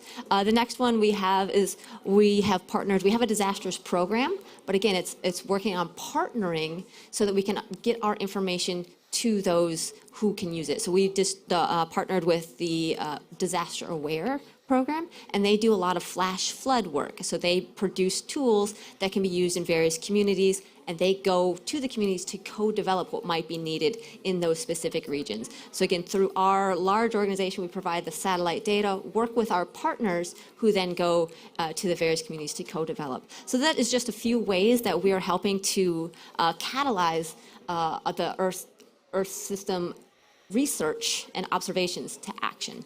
And I'll leave it at that, but I welcome questions. Great, thank you so much, Laura. That was great. And I cannot also agree with you more. Like, in my previous job as the vice president of the Egyptian Space Agency, we were working on, the interplay of data science and Earth observations and how useful is this going to be, the field of IoTs, the CubeSats, developing from I'm not going to say 1U, but all the way to 6U or 12U has been proven to be quite successful, and the cost is dramatically reduced, which is great.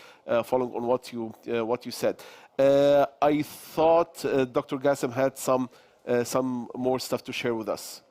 Yeah, my comment pertains to your question about how can we sustain or make this system sustainable. I believe Yana referred to this topic during her presentation. In the past, we have thought about what we develop in the context of one particular set of challenges or the other. But Yana illustrated very clearly, beautifully, how we can use the same information to address the issue of extremes and risks and vulnerability, and also think about sustainable development. So instead of compartmentalizing the observations and models and capabilities, let's talk about what are the challenges that any particular segment of the society that we are concerned or are concerned with are seeking, and then use those capabilities to meet those needs. In other words, let's sort of turn this model upside down, to think about capabilities first and use next, but think about who are the users, how can this tremendous capability benefit the society, in what area, for what purpose, and develop the knowledge to benefit them. If you could really create that model of pulling for the information rather than pushing the information at the users, we will make we will meet the intent of having the impact on the use and the users much more effectively. So. Great, yeah, that actually take me in a very good way to Dr.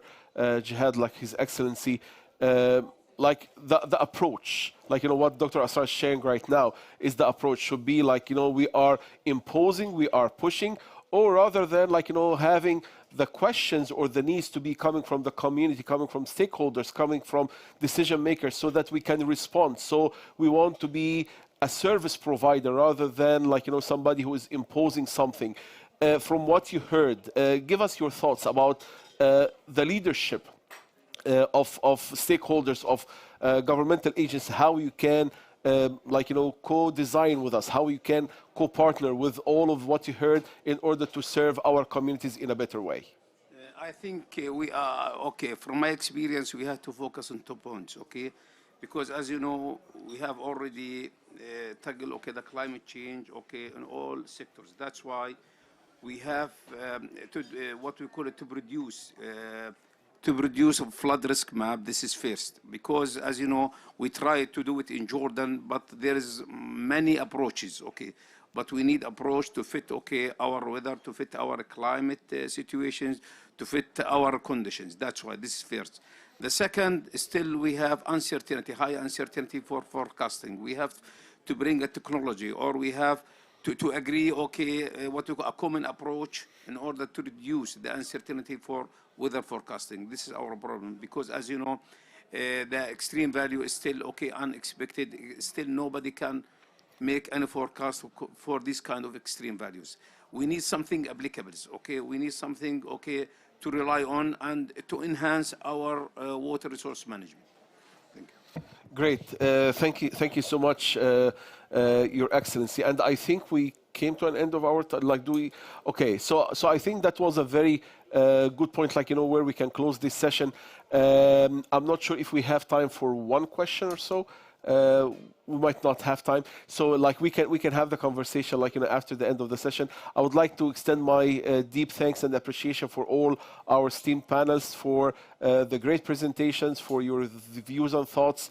That was great, and thank you so much for being part of our session. Thank you so much for the audience for being here.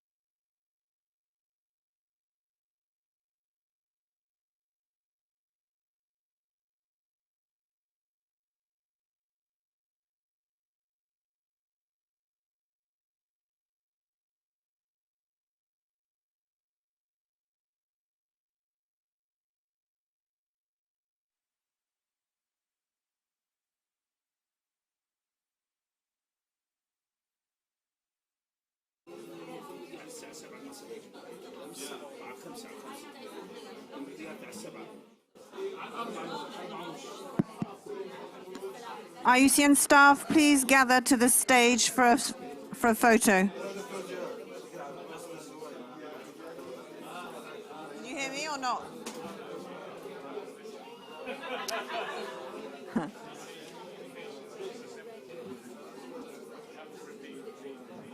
IUCN staff and colleagues from the IUCN delegation, please take a stand.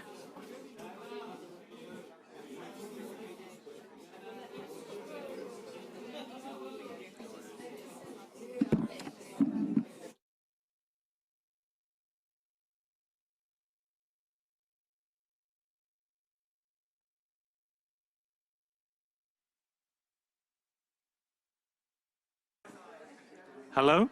Hello, everyone? Can you hear me? Yeah? Hi.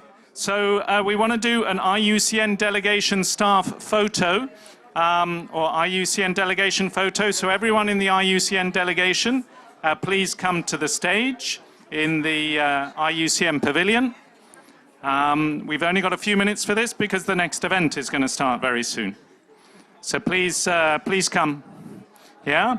So if you want to be in the IUCN delegation photo, you need to get on the stage. You what? I know. Yeah? So folks, we can do, you know I do a lot of these, right? Nick? It's terrible lighting in here.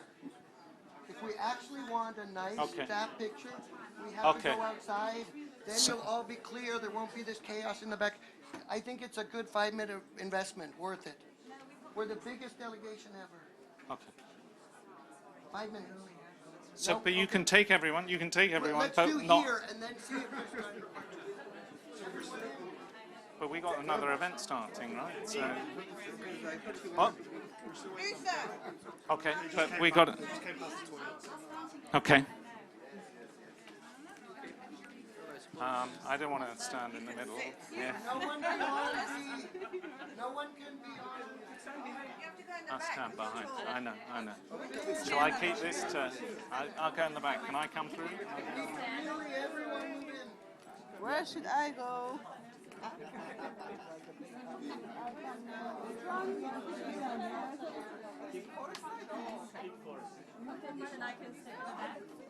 No, in the front.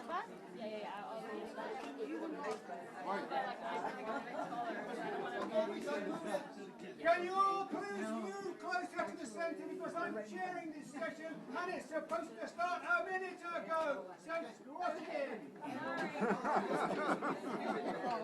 I need everyone in more.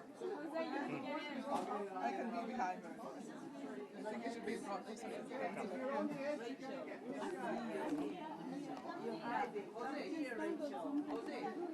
Only getting Michelle on. So in. She's in a couple. She's come out here before her. Hook yourself. Please, Wait, Sean, you need to be in a picture. You need a camera. You don't need this camera. I don't want to. Okay, ready? This good gentleman needs his session to start.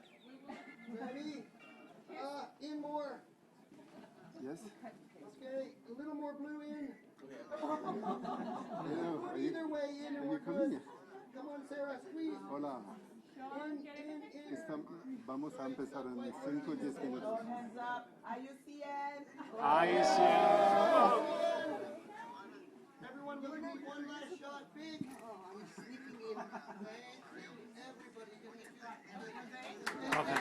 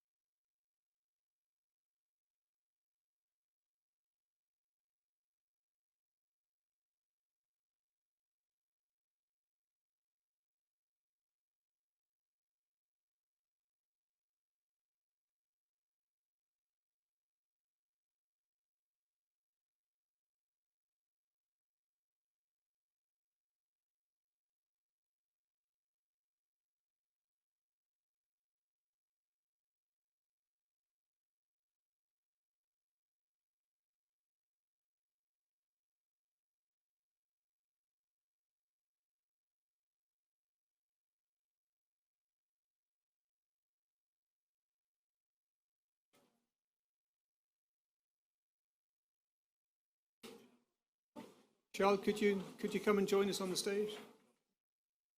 Wonderful.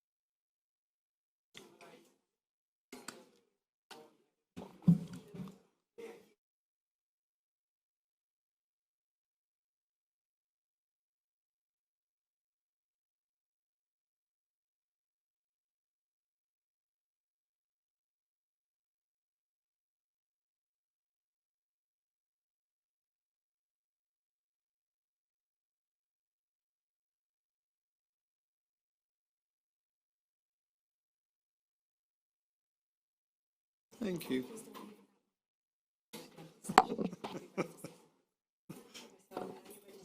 Yeah, yeah.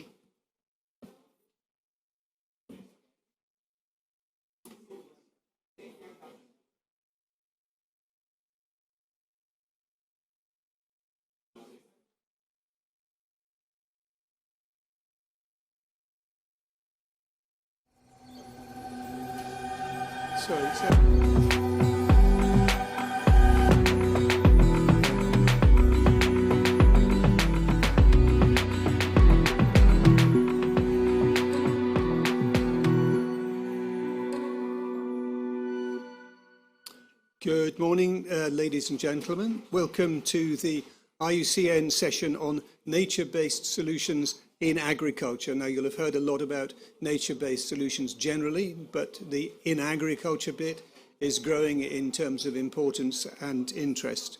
And today we'll be sharing lessons and sharing some tools. My name is Roger Harrabin. I worked for 35 years for BBC News and just managed to escape last year, which is feeling very nice, and doing events like this instead, which is a great pleasure, to be honest. Many years ago, when I first joined the BBC, my first assignment outside London was to be sent to cover flooding in South Wales. Rivers had burst their banks, lots of buildings had been swamped. It was a big deal. And it was for the weekend programme, and I said there won't be a story there by the time I get there because they'll have mopped up after a week. And they said, no, you'll find a story. Anyway, I did find a story, which is that down at the mouth of the river, all the banks had been built up in concrete, all the floodplains had been built on. And I knew that up in Mid Wales, where my parents had a house, farmers had been paid to drain the land to improve it for agriculture, which meant that every time it rained, instead of getting stuck in the boggy ground, the water all flushed off into the rivers. So basically, this was a problem we had caused ourselves, causing millions of pounds of damage because we got the wrong agricultural policy. Since then, I've been interested in agricultural policy overall. I've pioneered reporting in the BBC on soil against the complete lack of interest from editors who would hang their heads when I mentioned the soil word to them. I've dealt with wiggly rivers, all sorts of things to do with agriculture, and I'm delighted to be here today to hear how the debate more generally is progressing.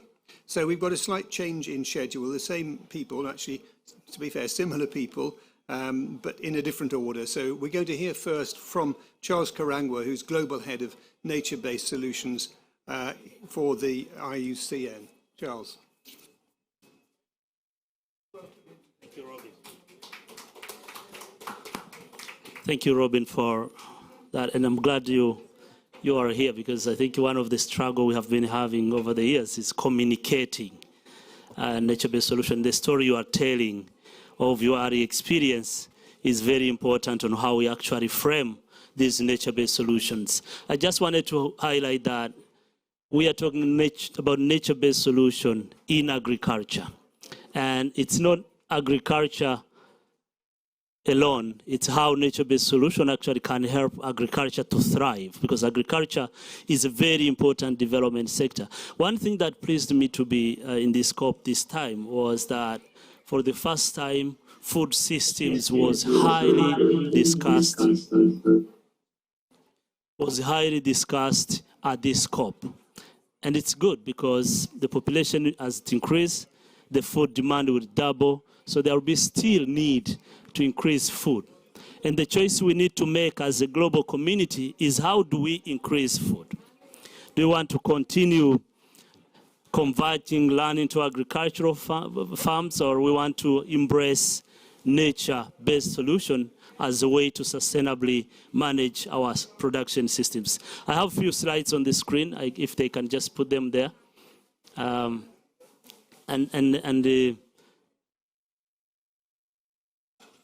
My slides.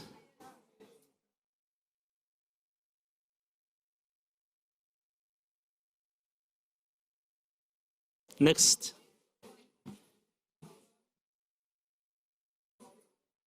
Thank you. Next slide. I think that's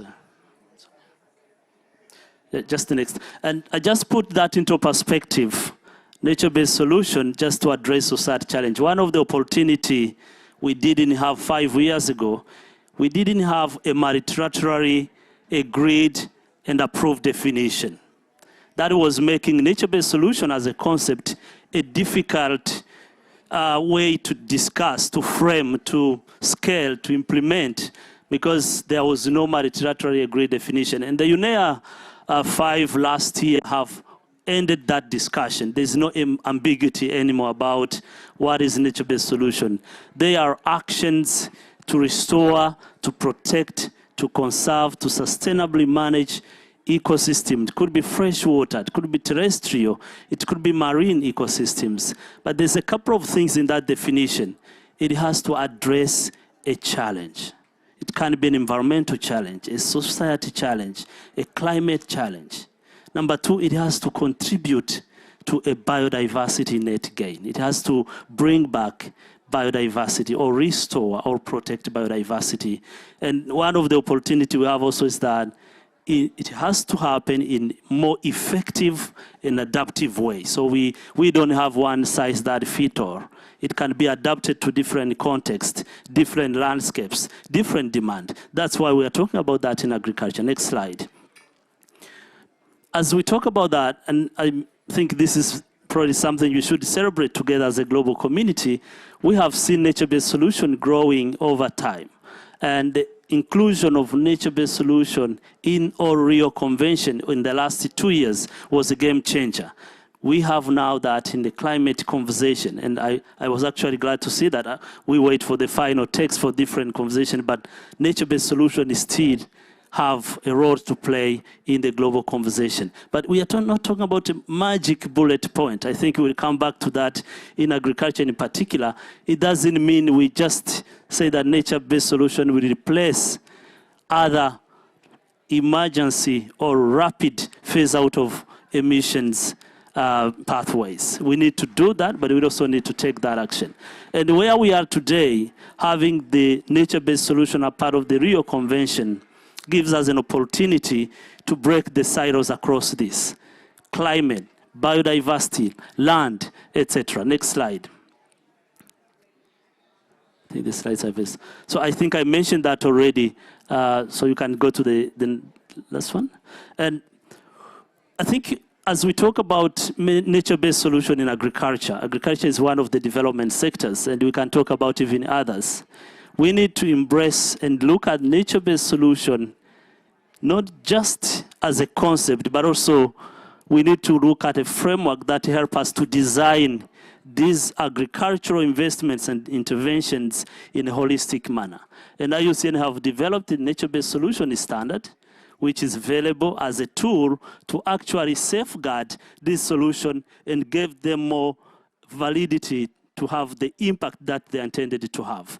The nature-based solution global standards have 8 criteria, 24 indicators. They are interlinked together. Next slide. You can just click on next. Next. Just go back. Yeah, and this is already available with a self-assessment tool, which is also available to use so that project developers, policymakers, communities that are interested in investing in this, mainstreaming NBS in agriculture, can easily use this standard to assess if or not they are really doing high integrity nature-based solutions. I'll stop there and hand over back to Robbins. Thank you very much, Charles. Now, I'm very pleased to say that we have the Director General, Dr. Gretel Aguilar, who's stepping in at the last moment and providing us with an extra trump card. Please come to the stage.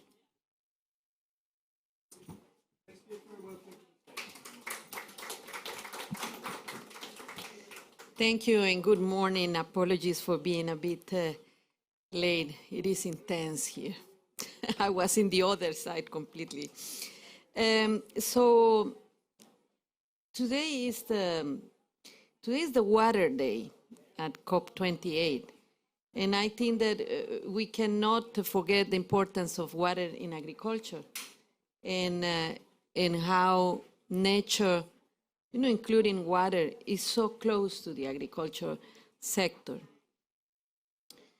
Much has been achieved with the declaration of the food systems signed by 140 countries, as well as non-state actors, and they are calling for action to transforming food system for people, nature, and climate.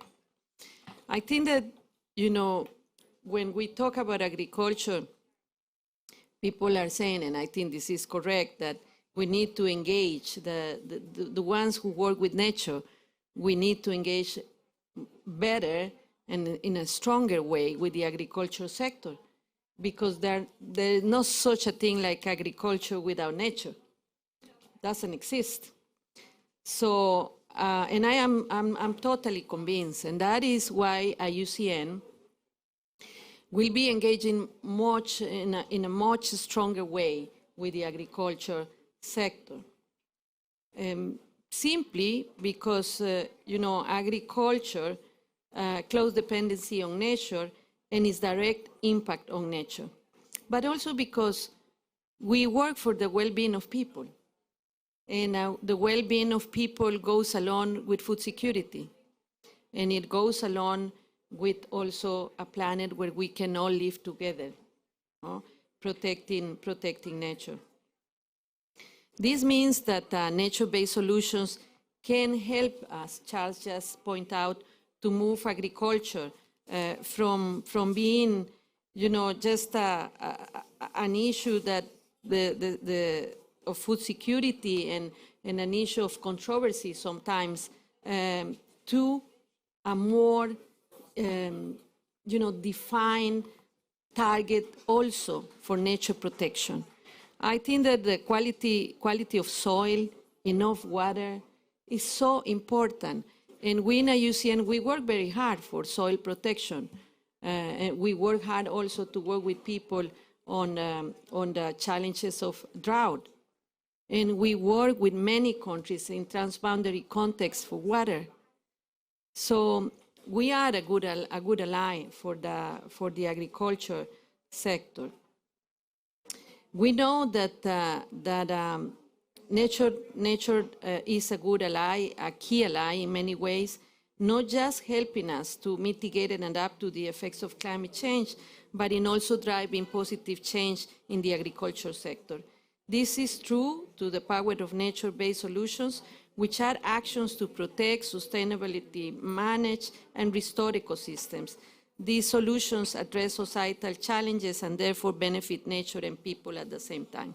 But let me bring you an example, perhaps from my country.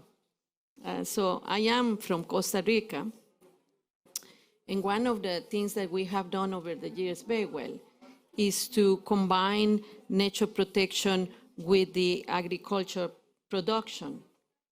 Best example perhaps is the coffee that we combine with the trees.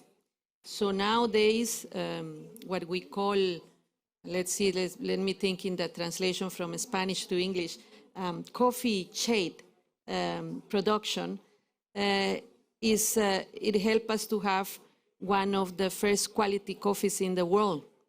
But it also helps us to plant more trees, and then for the trees to help us with carbon sequestration.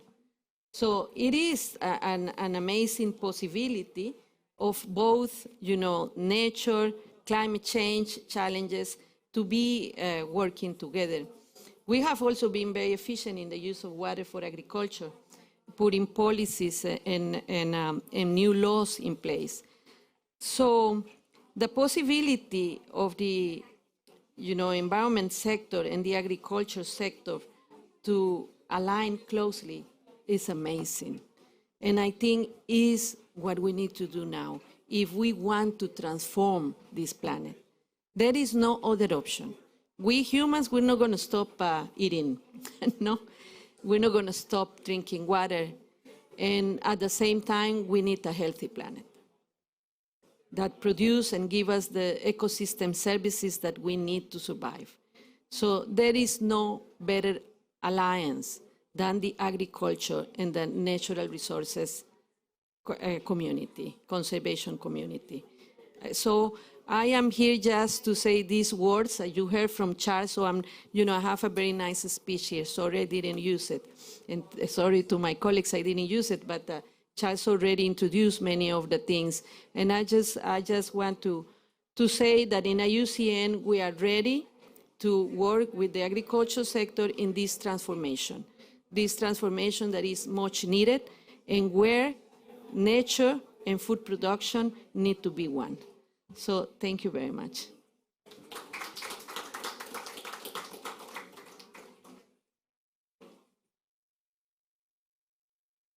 Gretel, thank you very much. Do we have anyone else having just arrived in the room, I'm wondering? Do we have Saul Perez yet? We do. Saul, come and take the stage. It's all yours. Yeah, please come forward.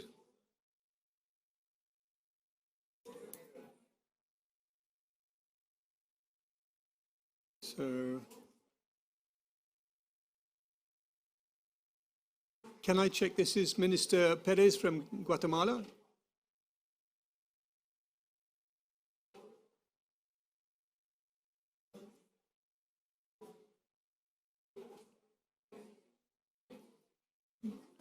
Do we have a Spanish translator?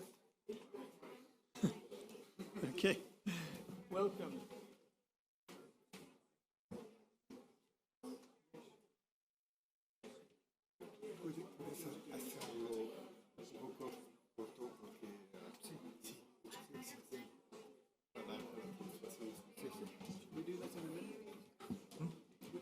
Okay.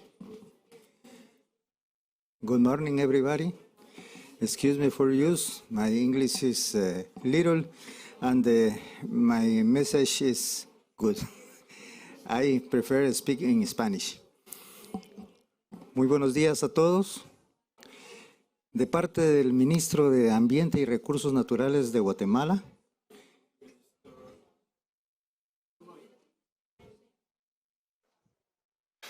representing the Minister of Natural Resources from Guatemala. Reciban el atento saludo del ingeniero Gerson Barrios, ministro, y del viceministro Vinicio Ochoa. please receive the salutation of Minister Ochoa. Guatemala es un país de los países megadiversos del mundo, entre los 20 países megadiversos del mundo. Guatemala is one of the 20 mega-diverse countries. Tiene una gran riqueza natural y también una gran riqueza cultural. Es la casa de los mayas y guardamos no solo muchos recursos naturales, sino también le damos mucho valor al conocimiento ancestral. We have a big wealth of natural resources and culture from the Maya tradition. En cuanto a la agricultura, se conservan muchas de las prácticas ancestrales, pero no todas son prácticas exitosas, por lo que se hace necesaria la inclusión de prácticas modernas y nuevas tecnologías para hacérselas llegar a nuestros agricultores y que puedan obtener mejores producciones, mejores rendimientos. So we promote traditional practices and sometimes with modern technologies. El Ministerio de Ambiente es el ente rector del tema ambiental y de cambio climático en el país. Por lo tanto, ha elaborado normativas y muchas herramientas para hacerle frente al cambio climático. Our emissions of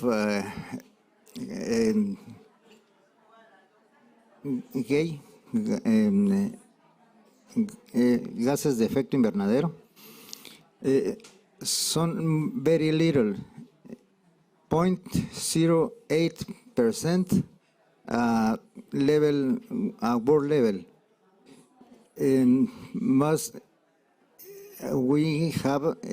Hemos hecho muchas acciones para tratar de reducir esas pequeñas emisiones, entendiendo que debemos poner mucho más énfasis en la adaptación al cambio climático. We have very limited emissions, 0.8% of global emissions, and we are trying to reduce it, even though we think the most important is to increase resilience.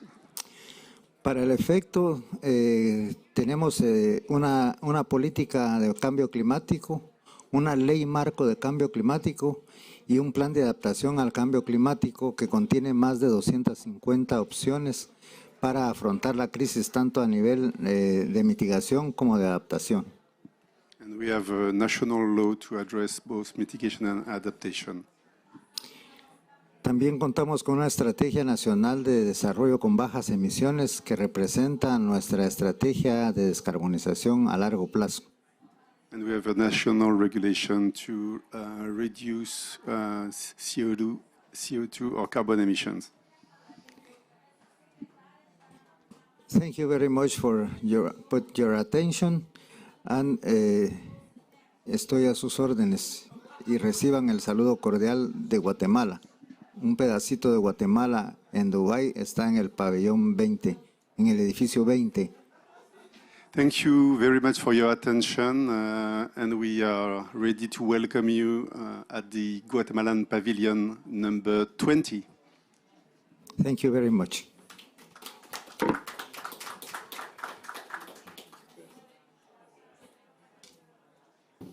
Thank you very much, Saul Perez, Director of the Mitigation Department in Guatemala. We have an interestingly mixed schedule this morning. I'm never quite sure what's coming up next, but I'm fairly confident that we're going to Ludovic Labaudière, at IUCN Special Advisor, Senior Agricultural Advisor. Would that be right, Ludo? Yes. Step forward, please. You're in the right slot.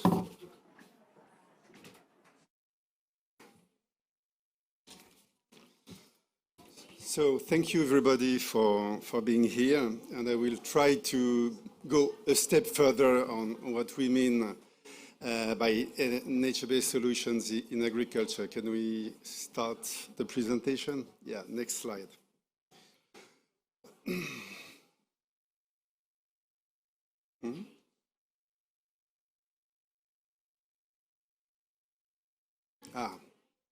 Okay, thank you.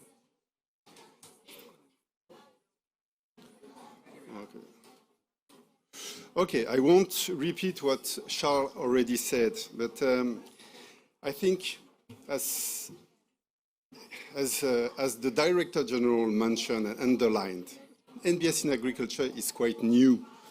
And we've been talking about coastal protection, forest landscape restoration, marine nature-based solution. But in agriculture, it's quite a new subject. But what we know in agriculture is more agroecological approaches, regenerative agriculture. This is the terminology that is used. And there is a question of terminology. How can those two communities speak the same language? And in fact, it's similar, but it's not exactly the same. It's similar because we are talking about promoting, restoring natural processes, natural cycles. I don't know if you remember school and studies, you know, the carbon cycle, the nitrogen cycle, the water cycle. Agroecology, regenerative agriculture, NBS, they all build on that. And it's critical for the delivery of ecosystem services. Ecosystem services, for example, climate regulation, for example, fertility management, fertility of the soil, water retention, water filtration, they are all critical for agriculture production. But they are also different.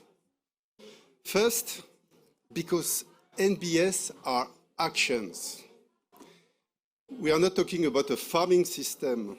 When we mention agroecology or regenerative agriculture, we talk about a farming system. In NBS, we talk about an action to change the system. That's one big difference. Another big difference is the scale. Agroecology, regenerative agriculture is focused on the farm. NBS goes from, you know, the soil up to the national level. And the landscape perspective is really critical, especially if you want to restore, you know, for example, forest cover, habitats, connectivity in the landscape. So you're not only looking at the farming system, but a group of farming systems. And it's also different in terms of time frame, because we want durable, long-time lasting effects and impacts. And we need then to have the proper incentives to do that. Next slide. I'm doing the slide, so it's okay. Up.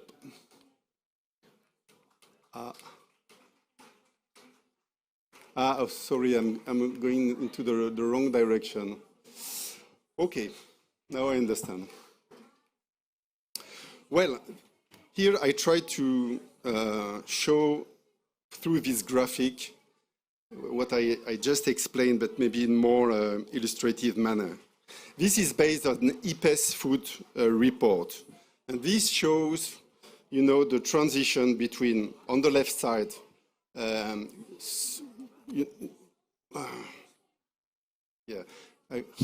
is on the left side? Yeah, subsistence farming, and on the right side, industrial, conventional farming systems.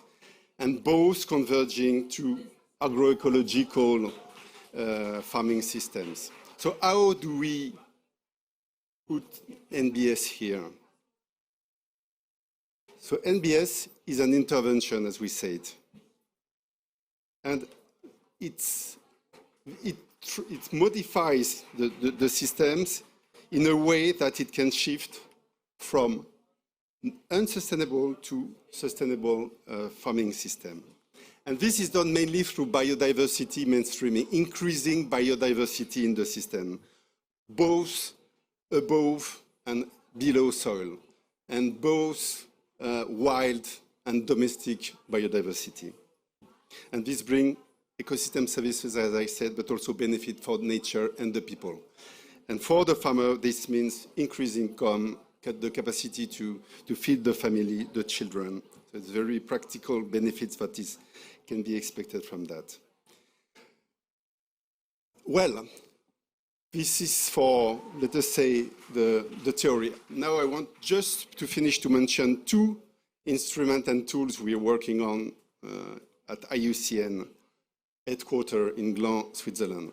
The first one, Charles mentioned the global standard for nature-based solution. We are working on a specific guidance for agriculture, because agriculture is a specific sector. You cannot deal with agriculture like any other sector. So we provide some guidance, especially to take into account the food security challenge, or, for example, the land tenure issue that are really critical in agriculture. And the second tool or document or report, to be more precise, we're working on is an upcoming publication which is called Agriculture, Sustainable Agriculture and Nature-Based Solution. And this will be released January 2024, so it's coming very soon. In this report, you will find the analysis of different sustainable agriculture concepts. You know, there are many concepts. We have listed more than 50 sustainable agriculture concepts. We analyze some of them and we compare with NBS. This is the first. One other thing you will find is case studies, and especially these case studies are analyzed and we apply, the global standard for nature-based solution to these specific case studies. And this also includes specific recommendations for practitioners and policymakers. Thanks a lot for your attention.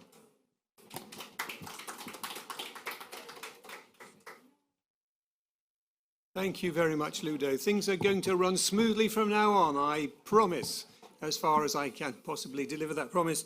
But anyway, we're now going to video to hear a case study on the Mekong Delta in Vietnam, and we're talking about sharing lessons and sharing tools. We've just heard a little bit about the tools that will be there to share are coming through. We're now going to have a couple of studies which offer some sharing lessons, or hopefully will offer some sharing lessons.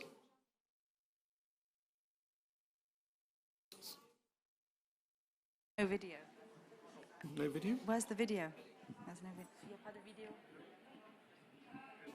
This is Andrew Wyatt. Andrew Wyatt. Okay. Yeah. Okay, sorry. It's Andrew online, sorry. That frightened me. After all, I promise.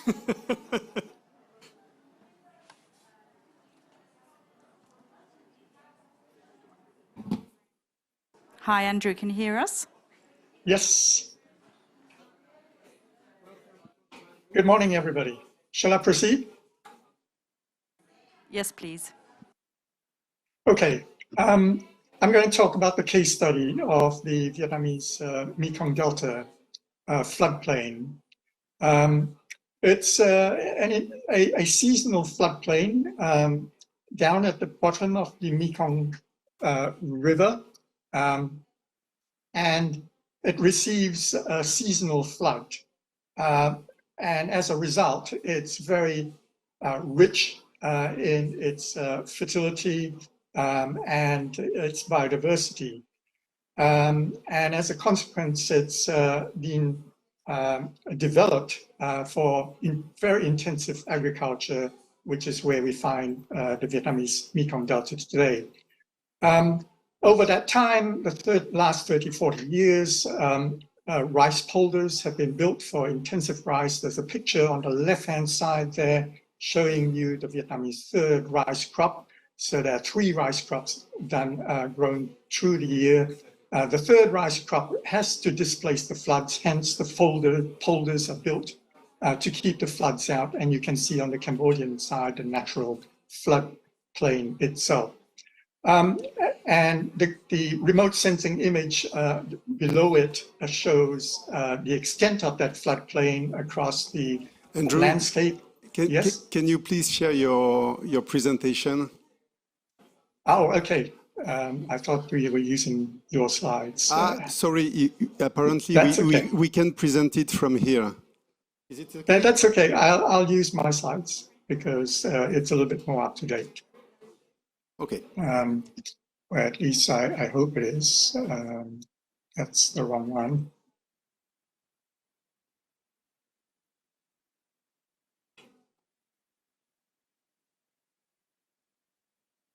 Okay, here.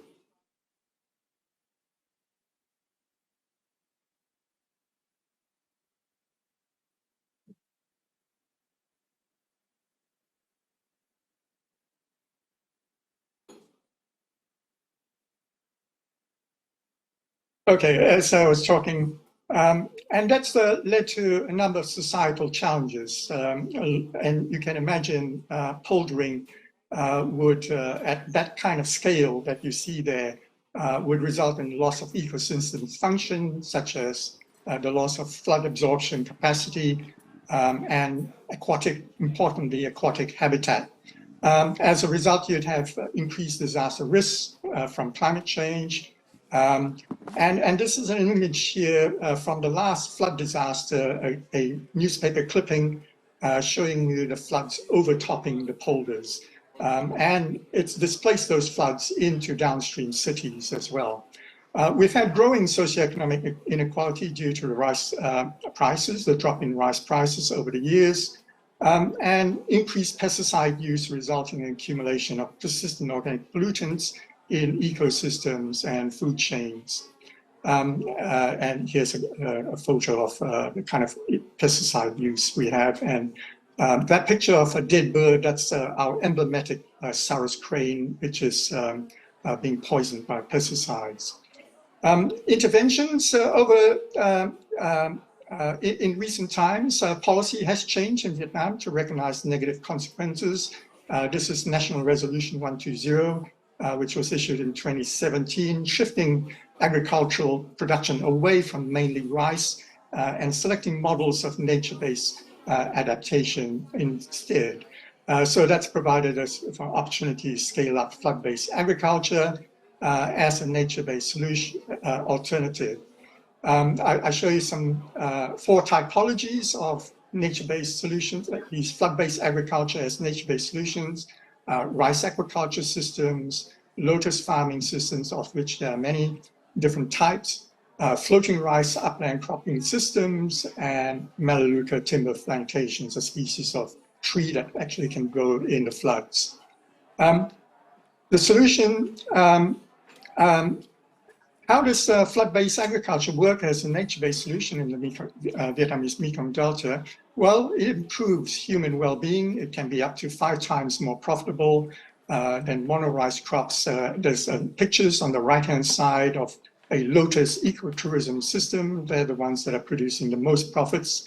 They reduce the use of pesticides and therefore have better outcomes in health for farmers, as well as better outcomes for biodiversity as well. It conserves and restores the ecosystem and its resilience by removing the incentives to build more polders for more rice. And remember, we still have little under half the floodplain still present, as you saw from the image on the front slide, the beginning slides. And we have biodiversity benefits from restoring some of that lost flood absorption systems by flooding the dikes. There's an image there on the right-hand side of a flooded dike.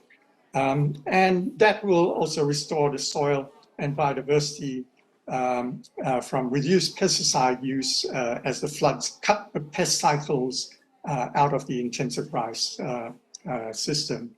Andrew, I don't know if you can hear me. This is Roger. I'm just checking. Yes. I don't know what lotus farming is. Some other people might, but could you help me? Okay. So if you see the picture on the top right-hand side, that's a lotus farming system that's integrated with ecotourism.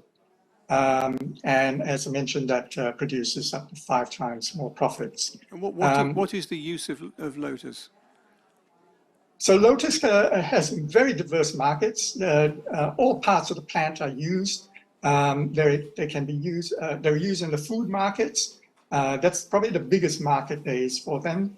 They're used in traditional medicine markets. ecotourism and flower markets. And the last is in the fiber markets. And that's potentially has a very big market. We're just beginning with it today to replace cotton in the garment industry in Vietnam. So very early stages, and that would be a great import replacement for the Vietnamese economy as well. Right, thank you very much, Andrew. I've just been advised that probably best to switch off your screen sharing because it's difficult for us to see at this end. Okay. And probably just a bit more of your handsome face would be good. And also, if you could be kind of winding up now, so we've got a little bit of time left for Q&A, that would be great.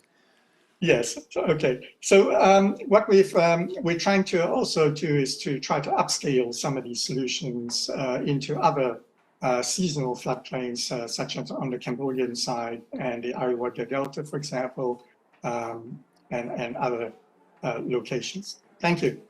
Okay. Thank you very much, Andrew. From Vietnam, now we're going to hear from somebody who is in the room and sitting in the right position. Yes. What could possibly go wrong? Tom Wiseman from the US NGO, the Nature Conservancy, is going to talk about a project, generously talked about a project run by someone else. That's right. Thank you, Roger. Tom Wiseman with the Nature Conservancy. I'm actually part of our global food and water program, but I'm going to talk about some work that we're doing in North America in the Chesapeake Bay watershed. Let's go to the next slide. Thanks. So just wanted to orient you to the Chesapeake Bay watershed. It is North America's largest estuary. You can see a map in the lower right there that shows the watershed. It's what we call the Mid-Atlantic region in the east coast of the United States. It includes Washington, D.C. and several states. It's about 40 million acres or 16 million hectares. And it includes 83,000 farms. And farming obviously is an important part of the economy and generating food supplies through this watershed. But also we have a significant problem with nutrients and sediment and poor water quality. And that's where we have tried to adopt and promote nature-based solutions to address the sedimentation and water quality issues in this watershed.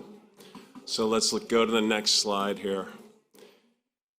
I've been, as Roger said, I'm learning a bit about this project. I've lived in this watershed several times in my life, but hadn't appreciated the work that's underway. And it was great for me to learn a little bit more about it. One of the things that struck me, not just the fact of the data that we have available on this project, but also the kind of impact that they're having in this watershed.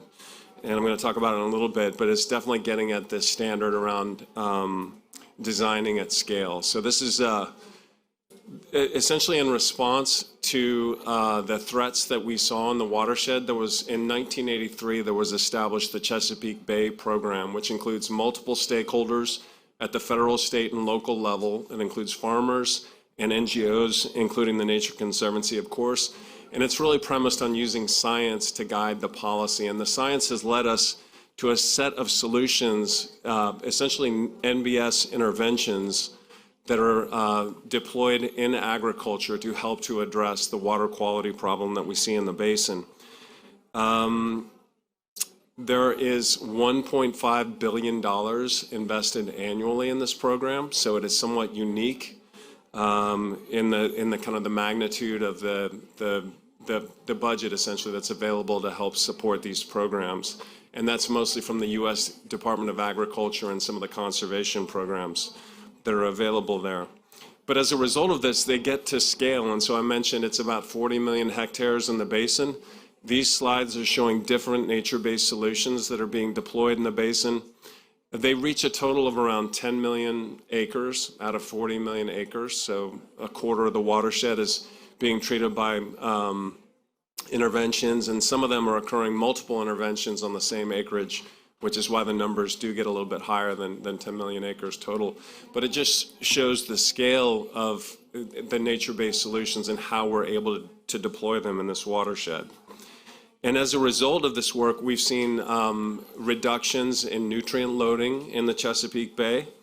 though we're still seeking additional information, essentially, we're still awaiting or need more progress on the biodiversity outcomes specifically for the Chesapeake Bay, though we're seeing those interim results in terms of reduced nutrient loading and other water quality benefits in the ecosystem. So let's go to the next slide. This is my last slide, and the question was, what makes this nature-based solutions? And some of the interventions that were listed on that last slide, but we're using things like cover crops, reduced tillage, forest and grass buffers, and wetland restoration. So ways to bring the ecosystem both onto the farm and into the adjacent watershed to help generate benefits for nature, but also, we believe, help to make the agricultural practices more sustainable and resilient over time. And I just wanted to say a little bit, I do appreciate the work that IUCN has done to develop standards for nature-based solutions. I'm familiar with them. We did go a little bit deeper, and I just wanted to flag a few that I think apply to this program. One of them is the criteria on designing at scale, looking at multiple states and how this ecosystem functions as a large watershed and bay area. Another is on biodiversity net gain. I mentioned the importance of designing these solutions to generate improvements to water quality and ultimately to the biodiversity health of the species that reside in the bay.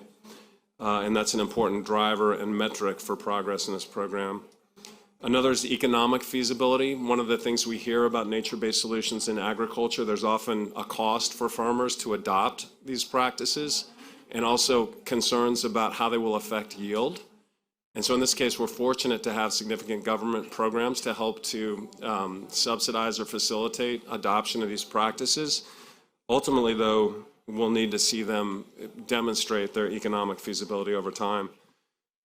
And finally, and maybe most importantly, I'm just wanted to comment on the governance aspect and the way that you've brought multiple jurisdictions together to try to undertake this project at scale, the adoption of nature-based solutions. I will say, while this is not my project, it's not the only place that the Nature Conservancy is using nature-based solutions in agriculture. We are a global program. We work in 80 countries. And we've got an initiative that we call Foodscapes, which is really designed around bringing nature-based solutions to agricultural landscapes at scale. And so there's more available on that, but it's definitely become an important part of our conservation program. We appreciate the opportunity to join IUCN today and to contribute to the conversation on nature-based solutions in ag. Thanks.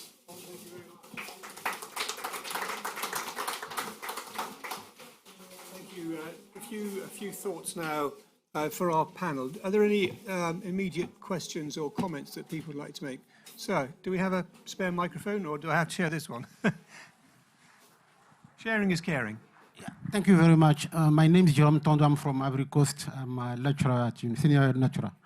So I am very much grateful for what IUCN has been doing so far in terms of promoting sustainable agriculture. And I do agree with the first speaker, but I totally disagree with the second speaker, because nature-based solution is not new. Okay, you've been doing nature-based solution over ages. It's just that IUCN is putting everything together, and I think make policymakers be aware of the other way around to fight against climate change. But if, for instance, in this platform, you say that nature-based solutions is new, we scientists, we will, I think, totally disagree. Because if you go through the scientific literature, you will see that a lot of, I think, papers are addressing this topic without putting the name nature-based solution behind it. Thank so you very much. Charles, would you like to field this one?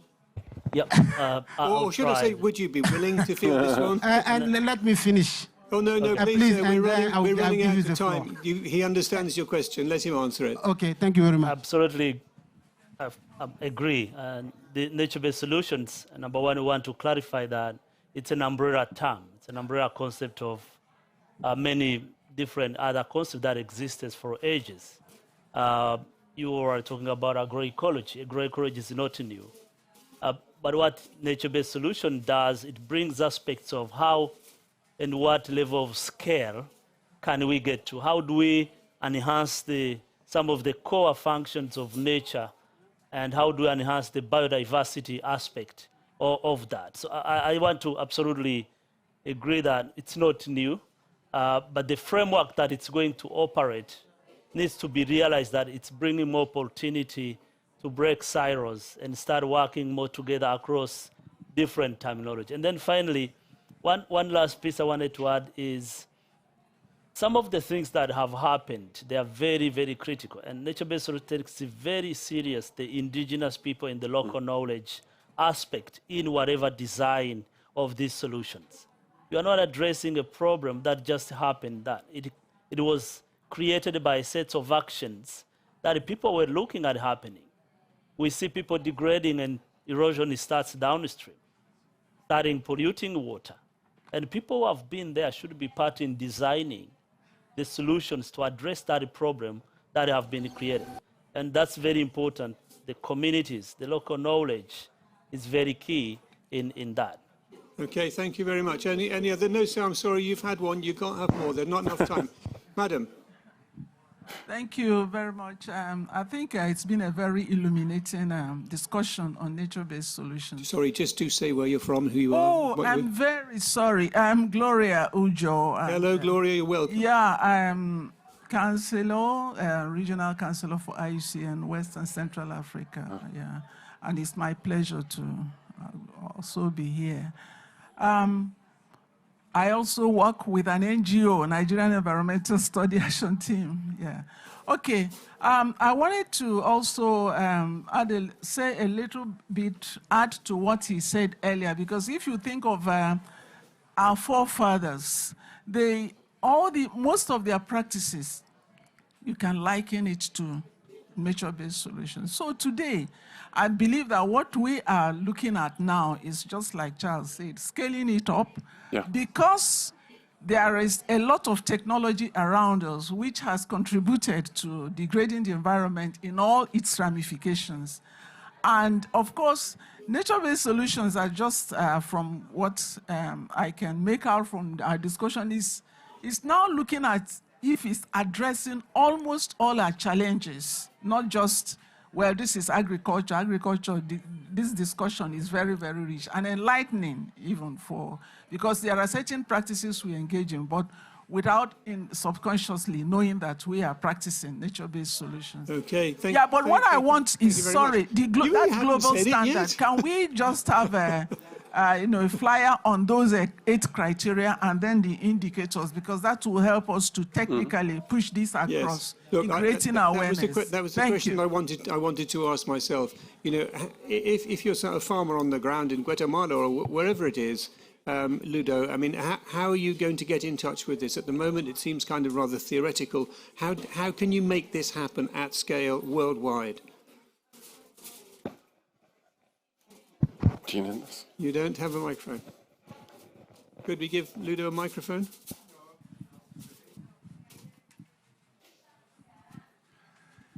I mean... Do you accept her point? Yeah. You do? Yeah, I do. No, I think we're really building on what is happening on the ground, because there are a lot of initiatives, a lot of nature-based solutions already applied. And as Charles was saying, it's not new. The question is, how do you build on what exists, the experience, the people, the initiatives that are there, and how can you upscale, and not necessarily at global level, because each context is very specific. Okay, how do There's you no upscale silver bullet. Say you're on a catchment, how do you upscale this? Where do you find the knowledge? I mean, this lady was asking for, some simple sheets to say, here's your guide. Where? Yeah, I mean, we've got a common standard. We've got case studies. We are also creating a network of knowledge. We try to build on the case studies that we are collecting from everywhere. And it's part also of the objective of this kind of meeting is to share information and experiences. Yes. So IUCN is involved in that, TNC is involved in that, and many other actors, but So we're trying to work together better. Would your preference to be to pass on knowledge through governments or through big agricultural corporations who might or might not welcome your findings? Yeah, I mean, everyone who wants to take it up is welcome. And what is missing is really dialogue, and dialogue especially between the conservation and the agriculture community. So we organize an event tomorrow at 10:45 a.m. here on Common Ground Dialogue, by the way. And because there is a lack of communication, there is a lack of trust between those two communities. And if with this, in most of the countries, I think, if not all, and in this situation, it's very difficult to reach ambitious policies and action on the ground. Yeah. So first thing, you have to talk, exchange, explain, Okay. and convince. Thank you. Do we have Luther Unuko in the house or not? We do. Oh, that's fantastic. We kind of more or less run out of time, but if you could offer us a few closing thoughts, I'd be very grateful. And thank you to the panel.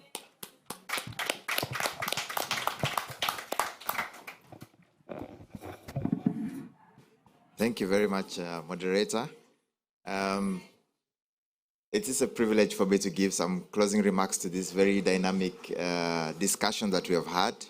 I think that there are many dimensions to this. The first one is that nature-based, the first one is that agriculture and biodiversity have got a relationship that is not necessarily positive. One is we've carried out studies that are demonstrating that agriculture is the second, one of the first two drivers of biodiversity loss. The second issue, which relates to climate, is the fact that food security is one of the biggest challenges that directly affects communities affected by climate change. So how do we get all of this together? I think nature-based solutions comes in as a big solution to integrating both the challenge of climate and biodiversity loss, because with the practices that have been shared today, you will notice that the nature-based solutions in agriculture provides benefits which are multiple. First of all, there is going to be food security. Secondly, there's water retention.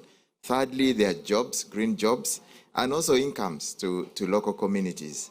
And I think that the debate or the discussion that we've just had here, are nature-based solutions new? No, they've been around for a long time. But then what's going on? I think the key thing is that there is need to popularize this concept of nature-based solutions in agriculture, because this is the promising practice that we would want to be adopted at scale. And so that is exactly the intention of all of this. And I think that glad that our panelists have been able to expose this, and we hope that we can be able to take this forward. Thank you so much and wish you a good afternoon.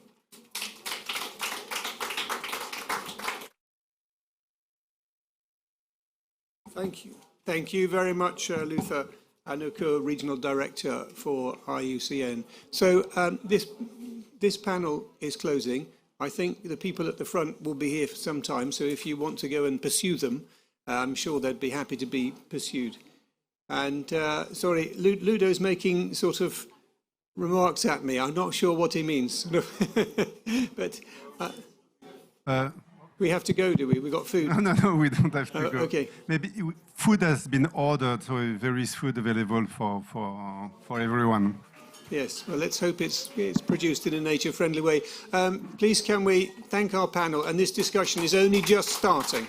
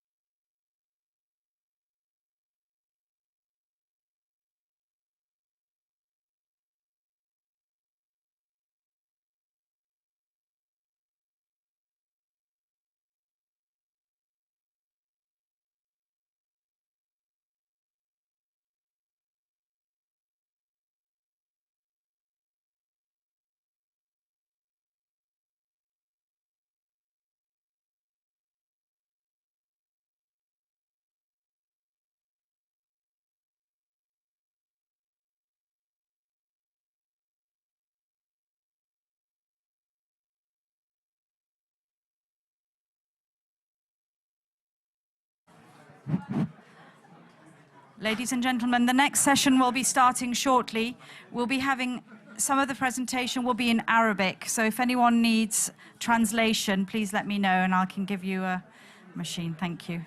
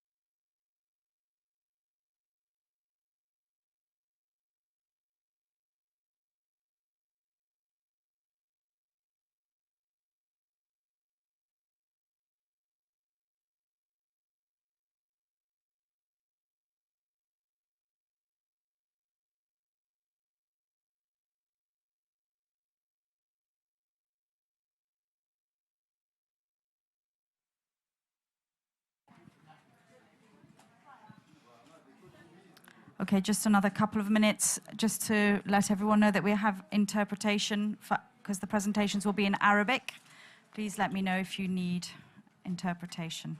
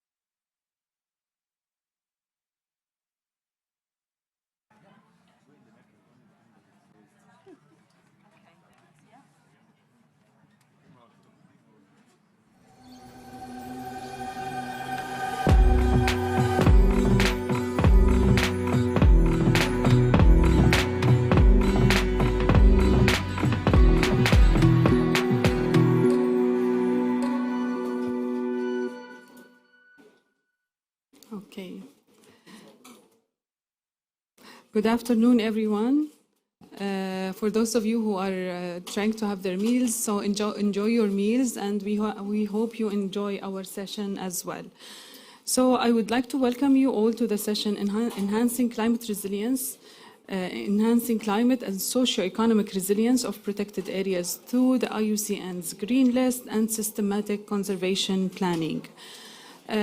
So just to introduce myself, my name is Natalia Boulad. I'm managing the Protected Areas World Heritage and Biodiversity Program at the IUCN's Regional Office for West Asia.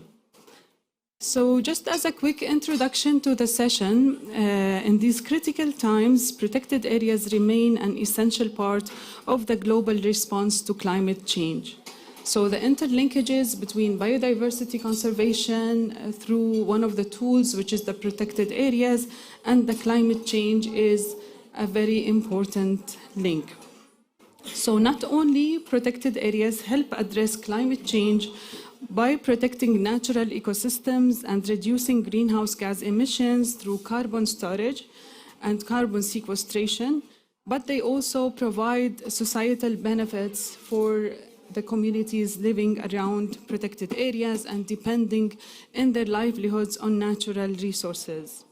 So I would like also to welcome our esteemed speakers for today's session. So we have different speakers from international organizations, of course from IUCN, we have from other partners representing national and subnational protected area conservation and nature conservation actions. So first I would like to welcome our speakers, Dr. Hani Shair, the Regional Director of IUCN's Regional Office for West Asia. Of course, like yesterday, for those of you who were with us yesterday, I will start from the right to the left, from my right hand. So Dr. Hani Shair, and then we have Dr. Stephen Brown, the Vice President of Wildlife and Natural Heritage from the Royal Commission of Al-Ula in Saudi Arabia. And we have Dr. Ahmed Al-Maliki, the Director General of the Environmental Conservation Sector at King Salman bin Abdul Aziz Royal Reserve Development Authority from the Kingdom of Saudi Arabia. We also thank Mr. and Engineer Bilal Shagarin, the Director of the Climate Change Directorate from the Ministry of Environment from Jordan. Welcome, Engineer Bilal, and thank you for coming in this, critical time of negotiations as the government representative for Jordan. Also, we have our speaker, Dr. Tamer Kamal from Egypt. He is also the director of the Red Sea Protected Areas in Egypt. So now we're going to be starting our questions. So if you just allow me to have a seat with my dear colleagues and guests.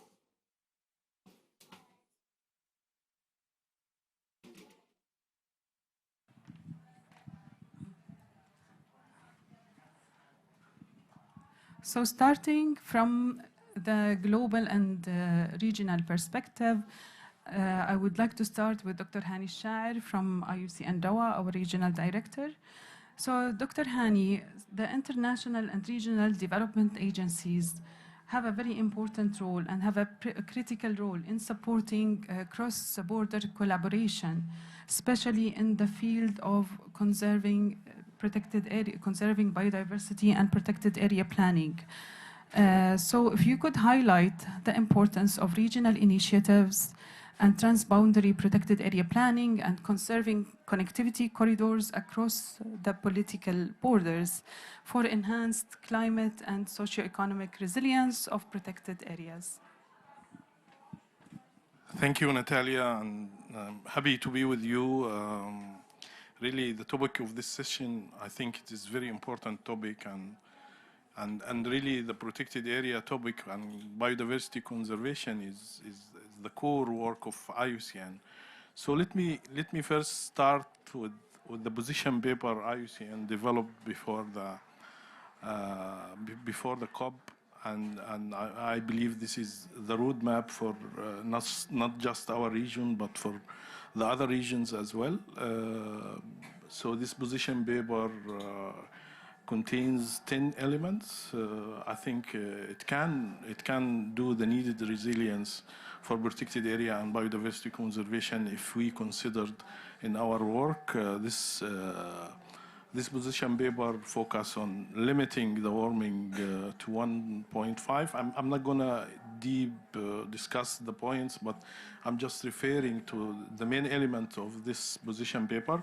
So it gives you how IUCN think globally and act on a regional and country level. So the first elements of this position paper is the topic of limiting warming to 1.5, the synergies in the policies, the MBC, and I think we had many sessions here in nature-based solution and how this solution are very important in protected area and outside protected area, and also climate finance, overshooting the temperature target, private sector and their role with the civil sector, global stocktake, interlinkage, and this one is very important in our session here, the interlinkage between climate change and biodiversity, because I believe they are well connected and we need to think differently, at least the coming 10, 20 years.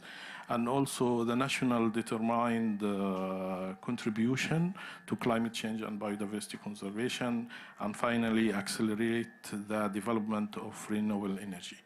This is the 10 main elements of the IUCN position paper submitted to the COP here, and we're asking all the parties to consider these elements when they're dealing with climate change, and it is a chance really to highlight it here in this session. Protected area. Protected area is, I believe it's a tool. If we don't have threats, so we don't, as we all know, we don't need protected area. But we have many threats. One of them now is climate change.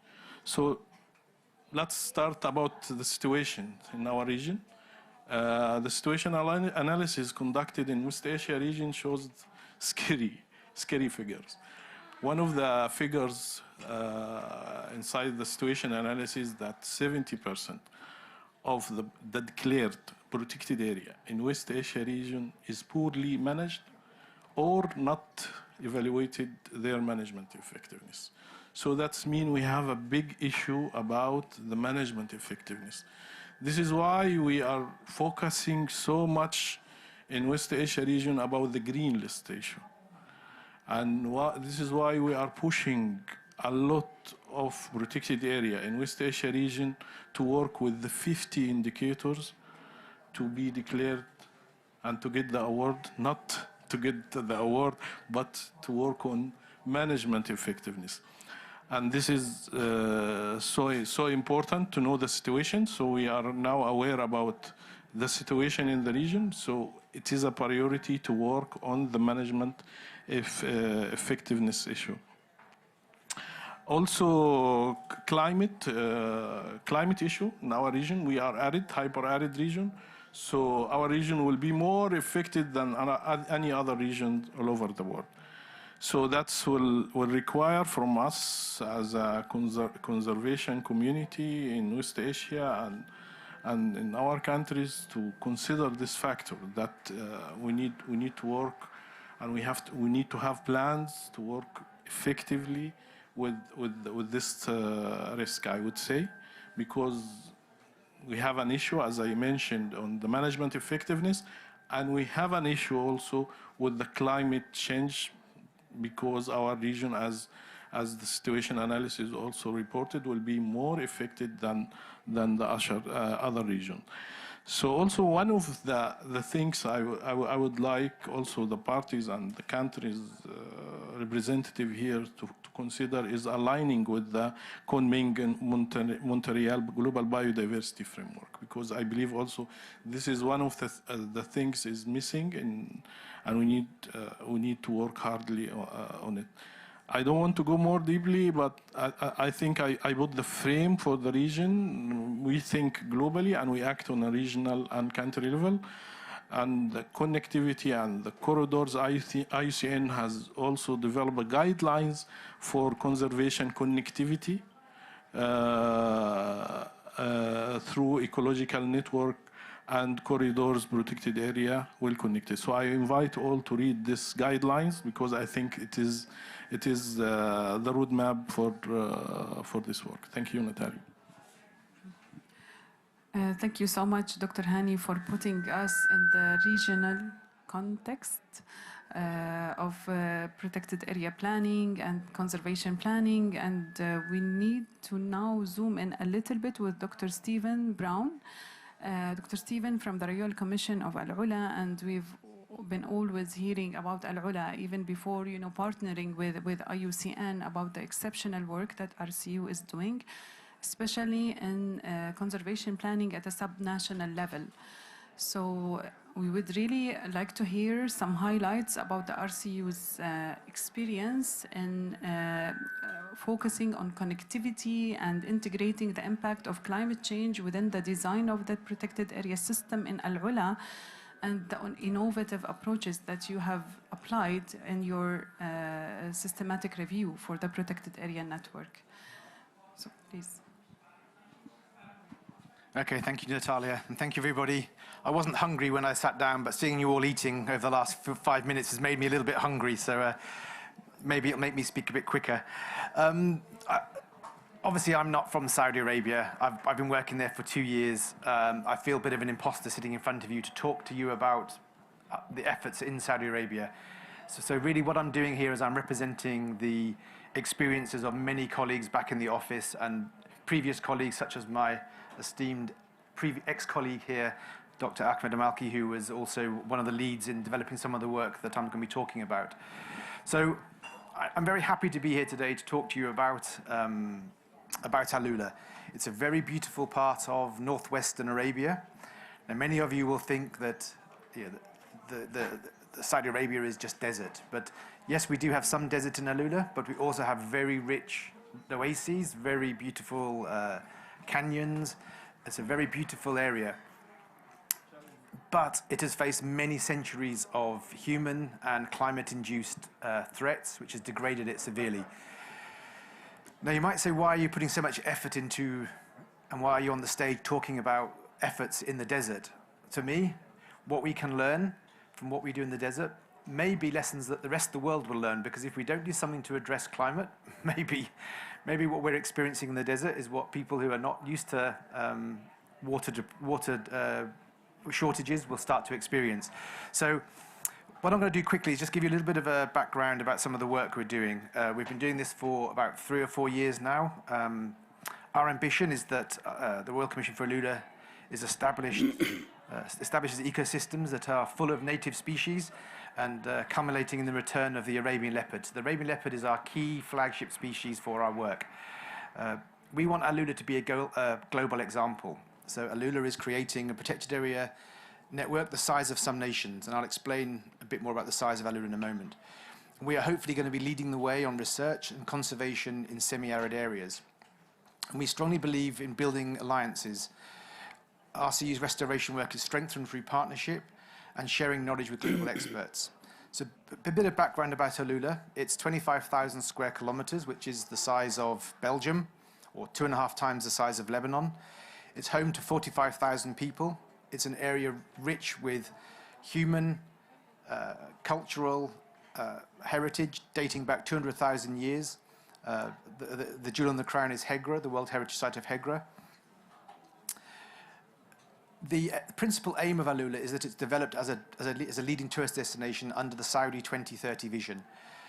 And one of the pillars of that restoration work is wildlife and natural heritage, but not at the cost of development. So it's very clear that in Al-Ula, many of the different pillars we have around development, adventure, etc., wildlife, heritage, arts, they're all equally as important as each other. So, for example, building a hotel cannot be at the detriment of wildlife and natural heritage.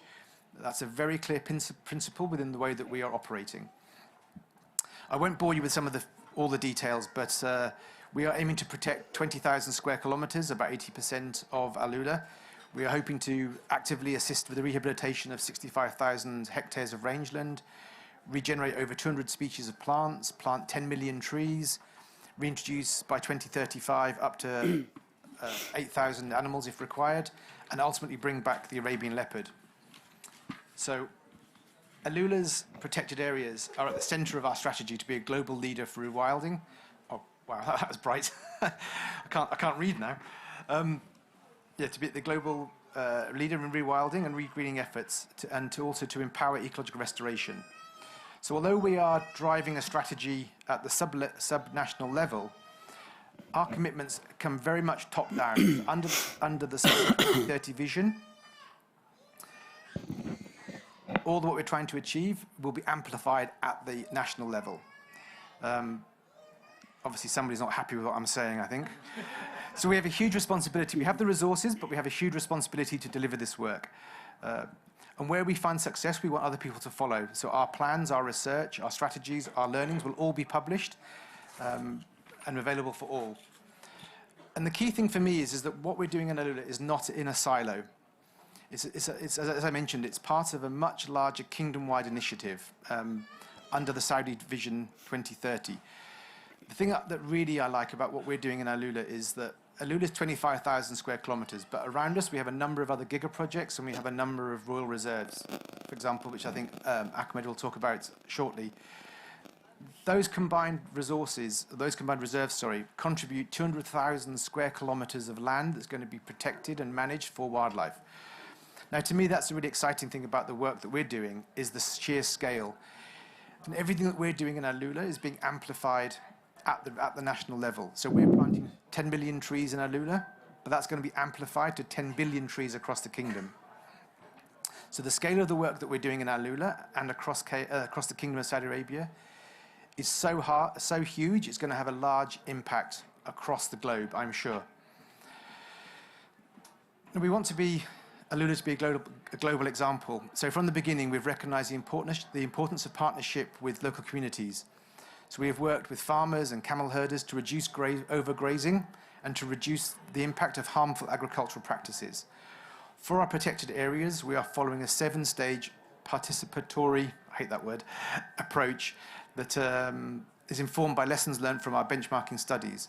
After community consultation, we started with inception and situation analysis, then vision and strategy, followed by governance and operational plans, and ultimately implementation plans for each of our nature reserves.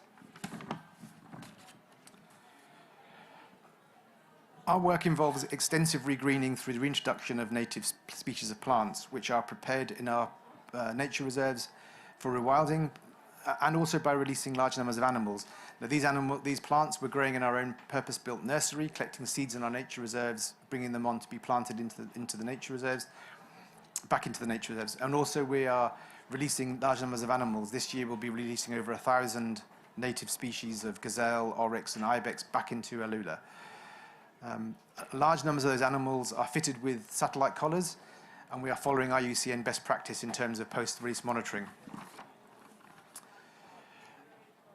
What we're doing, although we're doing it at a large scale, we are amplifying that work, or we are ensuring that work is appropriate by doing it by starting small and expanding it. So we have a small 100-hectare restoration pilot site, which we are slowly building up, learning as we go, so that when we operate at the larger scale, we know that our planting techniques, our monitoring techniques are fully appropriate for the situation we find ourselves with limited water resources. So currently we've planted up to 100,000 seedlings. Each of those seedlings is individually geo-referenced, individually followed, and through this detailed analysis we are currently achieving about a 90% success rate with growth. What else would be interesting for you to know? RCU works closely with a diverse collection of partners. This helps us achieve our ecological restoration goals. So in 2021, RCU was granted government membership status with IUCN in recognition of our commitment to conservation. This membership supports a strategy to conserve wildlife and natural heritage by creating and activating 6 nature reserves. Our IUCN partnership helps us to explore coverage and connectivity between our reserves, with the potential to expand in size and create eco-corridors for animals and to boost their resilience. And the Alula local community is critical in helping us maintain these reserves to reach our wider ecological goals. So far, 150 5 people from across Alula are trained as heritage rangers after completing 18 months of training and a whole variety of different programs. And across Alula, we're working with local farmers, producers to add value to their products, particularly if they're being implemented in an environmentally friendly way, a way that supports our efforts in the nature reserves, so that those products become certified and attract an increased return for the local people. And very much sort of central to what we're doing is working closely with IUCN. So they're able to bring international expertise, international sort of oversight and governance, and then working with us, we can make sure that what we are doing on the ground is appropriate at our level. So basically for us, to bring it back to the sort of sub-regional scale, it's doing what's appropriate at that level, but learning from international best practice, but being prepared to share those lessons so that others can learn and others can make use of the resources that we've invested, so that people will be able to shortcut the process and learn from our successes and not from our mistakes. I think I'll leave it there for now. I could talk forever, but I better stop. I saw you looking at your watch, Natalia, so good time to stop. Thank you. Thank you so much. Thank you so much, Dr. Stephen. You had, the chance to elaborate a little bit on specific examples of the work in Al Ula today. So thank you so much for this intervention. And now with Dr. Ahmed Al-Maliki from King Salman Royal Reserve Development Authority. For those of you who do not know King Salman Royal Reserve, it's one of the largest and one of the most complex protected areas in the region. So it's the largest one in the region. It's one of the most complex in terms of the land use and the complex issues that the protected area is trying to address and manage. And luckily, recently, King Salman Royal Reserve, as some other protected areas from Saudi Arabia, have declared their commitment to the Green List standard. So they initiated Green List applications like Shar'an and Harrat Awarid and other protected areas from Saudi Arabia. So King Salman Royal Reserve have also submitted their applications and started the application process. And from our communication with the King Salman Royal Reserve, we see that they feel that it's very important for them to get the Green List certification. And I wanted to ask Dr. Ahmed Al-Maliki, in his view, what do you think the added value of committing to the Green List standard, and what will the Green List standard and the Green List certification, when it's finished, what will it bring to King Salman Royal Reserve, and how it will contribute in strengthening the climate resilience, the effective management of King Salman Royal Reserve? Assalamu alaikum. Good afternoon, everyone. أنا بتكلم بالعربي إلا إذا كان في إشكالية فيني أتكلم بالعربي. Yeah, we have translation, so for anyone who does not know Arabic, you can use the headsets. We have translation.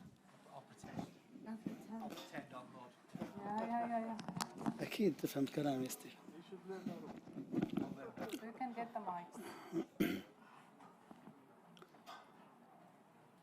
قبل ما أجاوب على سؤالك أخت ناتاليا، أول شيء أشكركم جزيلا على دعوتكم الكريمة، وأنا سعيد أن أكون موجود معكم اليوم وموجود في ال IUCN Pavilion، وحاب أتكلم عن محمية الملك سلمان وعن أهمية محمية الملك سلمان والإنفلونس اللي إحنا في المحمية حابين أنها تكون إن شاء الله منارة للمحميات الأخرى.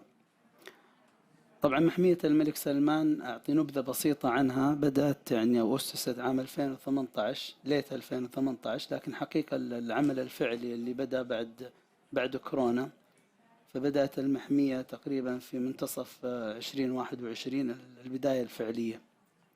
محمية الملك سلمان 130,700 كيلومتر مربع، تشكل 6% من مساحة المملكة.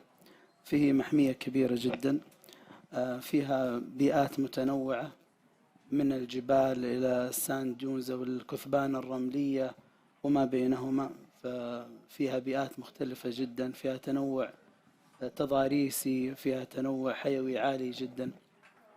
أيضا هي مهمة تاريخيا، فيها موقع تراث عالمي في جبة، وفي عدة مواقع على التنتيتيف ليست حاليا. فإحنا نتكلم عن جزء غالي وجزء ثمين بكل المقاييس وكبير في مملكتنا الحبيبة. بالنسبة لإدارتنا للمحمية، طبعا أنتم كIUCN ومكتب غرب آسيا شركاء أساسيين معنا في هذه القصة إنجاز التعبير. لما بدأنا في المحمية بدأنا في يعني دراسات البيز لاين سيرفيز أو الخطوط الأساس أو المساحات الأساسية في المحمية. صنفنا البيئات اللي موجودة، وأيضا بدأنا في دراسات خط الأساس. دراساتنا الأولية في المحمية أظهرت أنه عندنا إلى اليوم أكثر من 500 نوع نباتي. أيضا سوينا مسح خط أساس للطيور. طبعا محمية الملك سلمان تعتبر منطقة أساسية للطيور، وعندنا عدة مناطق معلنة سابقا وحاليا كمناطق هامة للطيور IBAs. أيضا مهمة جدا للطيور المهاجرة. سجلنا في المحمية إلى اليوم تقريبا 300 نوع من أنواع الطيور، معظمها طيور مهاجرة. الآن حاليا عندنا مسوحات للخطوط الأساس بالنسبة للثدييات والزواحف إن شاء الله في الطريق. فإلى الآن احنا قاعدين نستكشف إيش في محميتنا، إيش مكوناتها. اللي يظهر لنا كل يوم عن اليوم الآخر أنه we have more values في هذا المحمية. حقيقة يعني كل ما ندرس المحمية أكثر كل ما نستكشف أهمية أكبر لها على مستوى المملكة وليس فقط على مستوى المنطقة. بعد ما بدينا الدراسات بدأنا الخطط والتخطيط للمحمية، سوينا خطة إدارة متكاملة تقريبا للمحمية. كان عندنا دائما صوب نظرنا أنه نبغى نخلي المحمية دائما تكون على أفضل ممارسات، وكان الخيار أن نروح مع الجرين ليست. طبعا كان في شراكة أنا أعتبر إن شاء الله إلى الآن شراكة واعدة مع أخواننا في IUCN. دكتور هاني والأخت ناتاليا يعني كانوا شركاء وكانوا شركاء نجاح وداعمين جدا، وأنا سعيد أنه نعمل مع بعض وحنكمل إن شاء الله هذا المشوار إلى إن شاء الله أنه تعلن المحمية. إعلان محمية الملك سلمان كجرين ليست بروتكتد اريا هذا بالنسبة لنا أول خطوة في الطريق الصحيح، وهذا حرص منا أنه يكون عندنا الممارسات الصحيحة وأنه تكون المحمية تمشي وتكمل مشوارها وفق أفضل الممارسات العالمية، وهذا الشيء مضمون من خلال الجرين ليست. أيضا خلال الأكريديتيشن المستقبلي إن شاء الله achieving الجرين ليست أكريديتيشن إن شاء الله بيساعدنا على تحقيق الأكريديتيشن على مستوى عالمي على مستوى الورد هيريتج وغيره إن شاء الله، وهذا طموح أيضا لنا في المحمية. ممارساتنا الحالية اللي احنا بدينا فيها، احنا الآن عندنا long term approaches، عندنا دراسات للكارين كاباسيتي في المحمية حالية، وعندنا ممارسات الشورت تيرم واللي يسميها الكويك وينز.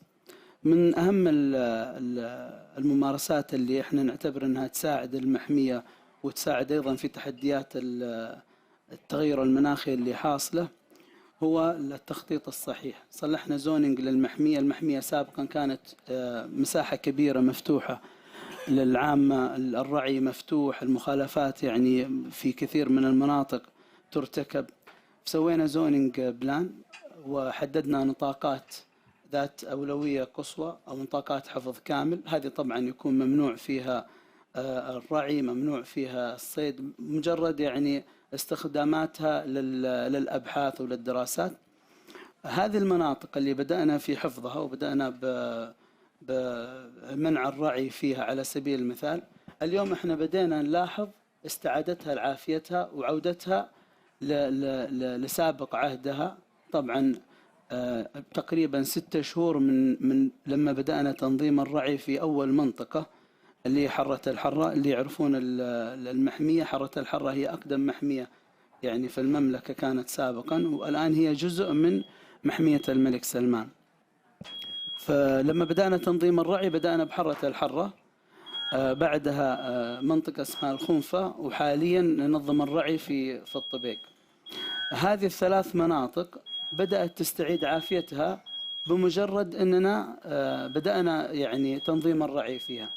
هذا على صعيد يعني موضوع التغير المناخي ورفع الضغوطات البيئية على المناطق بحيث أنها تستعيد عافيتها.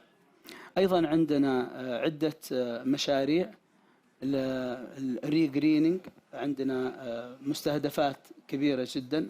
حاليا المحمية تم زراعة، طبعا المحمية كبيرة جدا وفيها مناطق كثيرة، بدأنا بعض المناطق اللي أشد تدهورا، وإلى الآن زرعنا تقريبا حول 1,200,000 1,500,000 شتلة. طموحنا إن شاء الله خلال 23 الشهر هذا أن نكمل 2,000,000 شتلة إن شاء الله. بدراستنا للمناطق اللي تم المحافظة عليها ومع بعض تطبيقات نثر البذور البسيطة، أيضا سجلنا حوالي 300,000 بادرة طبيعية أكملت الآن سنة بدون أي تدخل بشري وبدون أي استزراع. فهذه من النقاط اللي يعني شجعتنا على ممارسة الريستوريشن أكتفلي وبسفلي. فعندنا التطبيقين حاليا ماشية. مستهدفات المحمية على المدى الطويل عالية جدا. احنا خطتنا أن نزرع 30 مليون شتلة في 2030 و70 مليون شتلة في 2040، ونسوي ريستوريشن ل 45% من المحمية، وهي مساحة كبيرة جدا. طبعا حتكون ما بين أكتف وبسف ريستوريشن. هذه التطبيقات وهذه الممارسات كلها احنا إن شاء الله حتكون مساهمة بشكل كبير في احتجاز الكربون، في مساعدة منطقتنا بشكل عام على مكافحة التغير المناخي. طبعا نطمح أنه في المحمية تكون هب إن شاء الله لدراسة مواضيع التغير المناخي ومكافحة التغير المناخي بالممارسات الأكتف والباسف إن شاء الله. فعندنا بعض المناطق نتدخل فيها، بعض المناطق مجرد محافظة بسيطة وعدم تدخل فيها. أيضا الزملاء والأخوان والمجتمعات المحلية، عندنا مناطق كبيرة المجتمعات المحلية. بس الوقت كم باقي؟ هو خلص الوقت بس يعني دقيقتين. طيب المجتمعات المحلية شركاء معنا. عندنا مجالس استشارية لكل المناطق. طبعا محمية الملك سلمان تمتد على 4 مناطق إدارية في المملكة، لنا ممثلين في كل 4 مناطق الإدارية. ناخذ آراءهم فيما يتعلق بإدارة المحمية ونحاول نطبق ما نستطيع منها، وإحنا نعمل مع المجالس المحلية حاليا.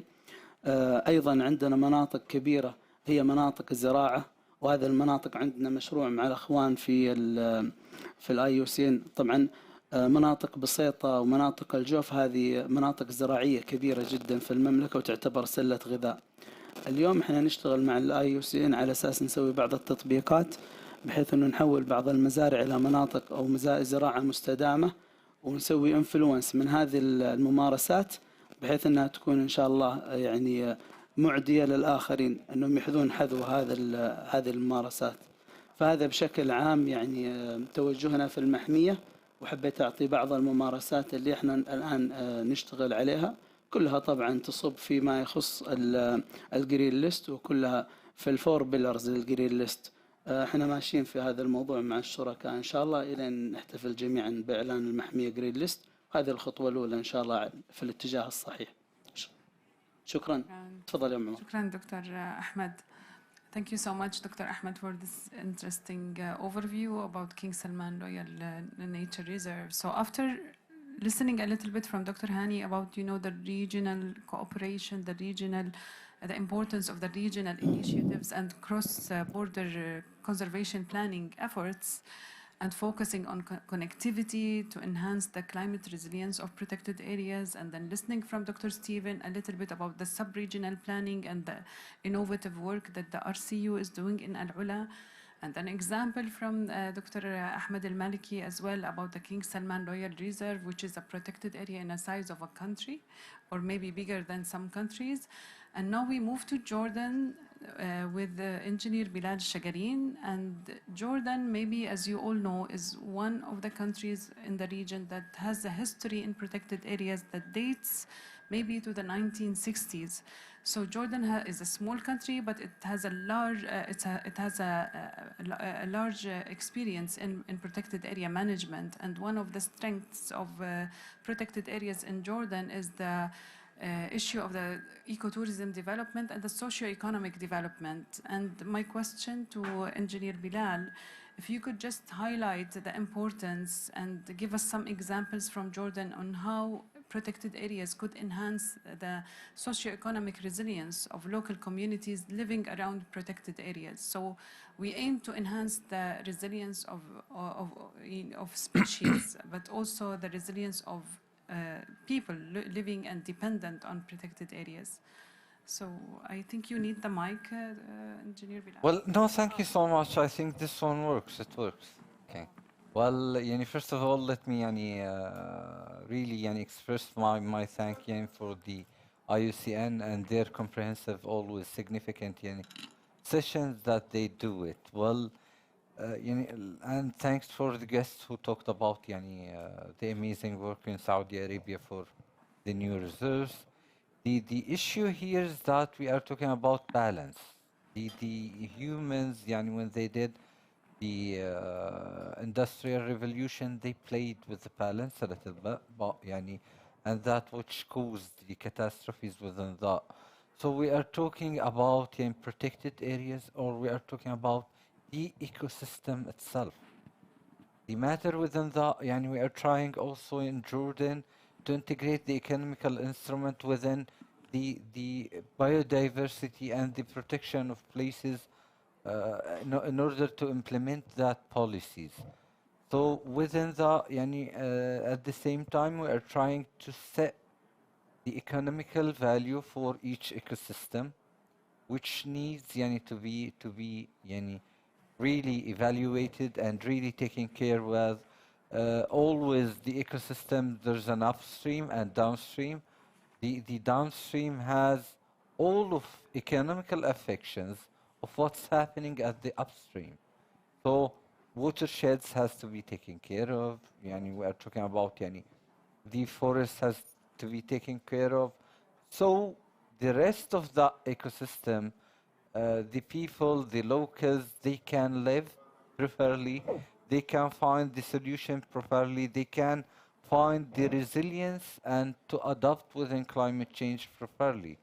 In Jordan, within the long history, as you said, within protected areas, we've worked always to put the protected areas within the local communities in a way or another, uphold the integration of economical instrument between both, so that we are not evaluating people from the protected areas. Thus, we are trying to make them use of that protected areas as if it was its own source of income.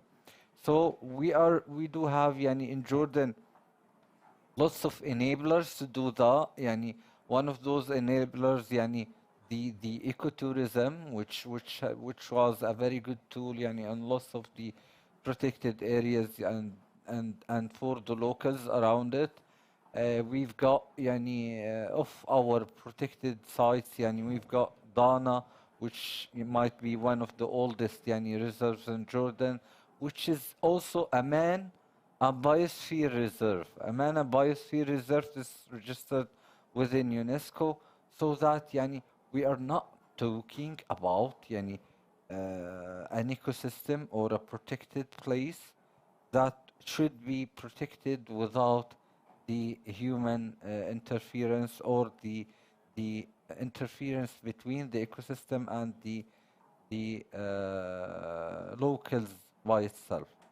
So within that, thank God, Jordan been successful within those modalities. Also, IUCN did a lot of work on that and enhanced those works.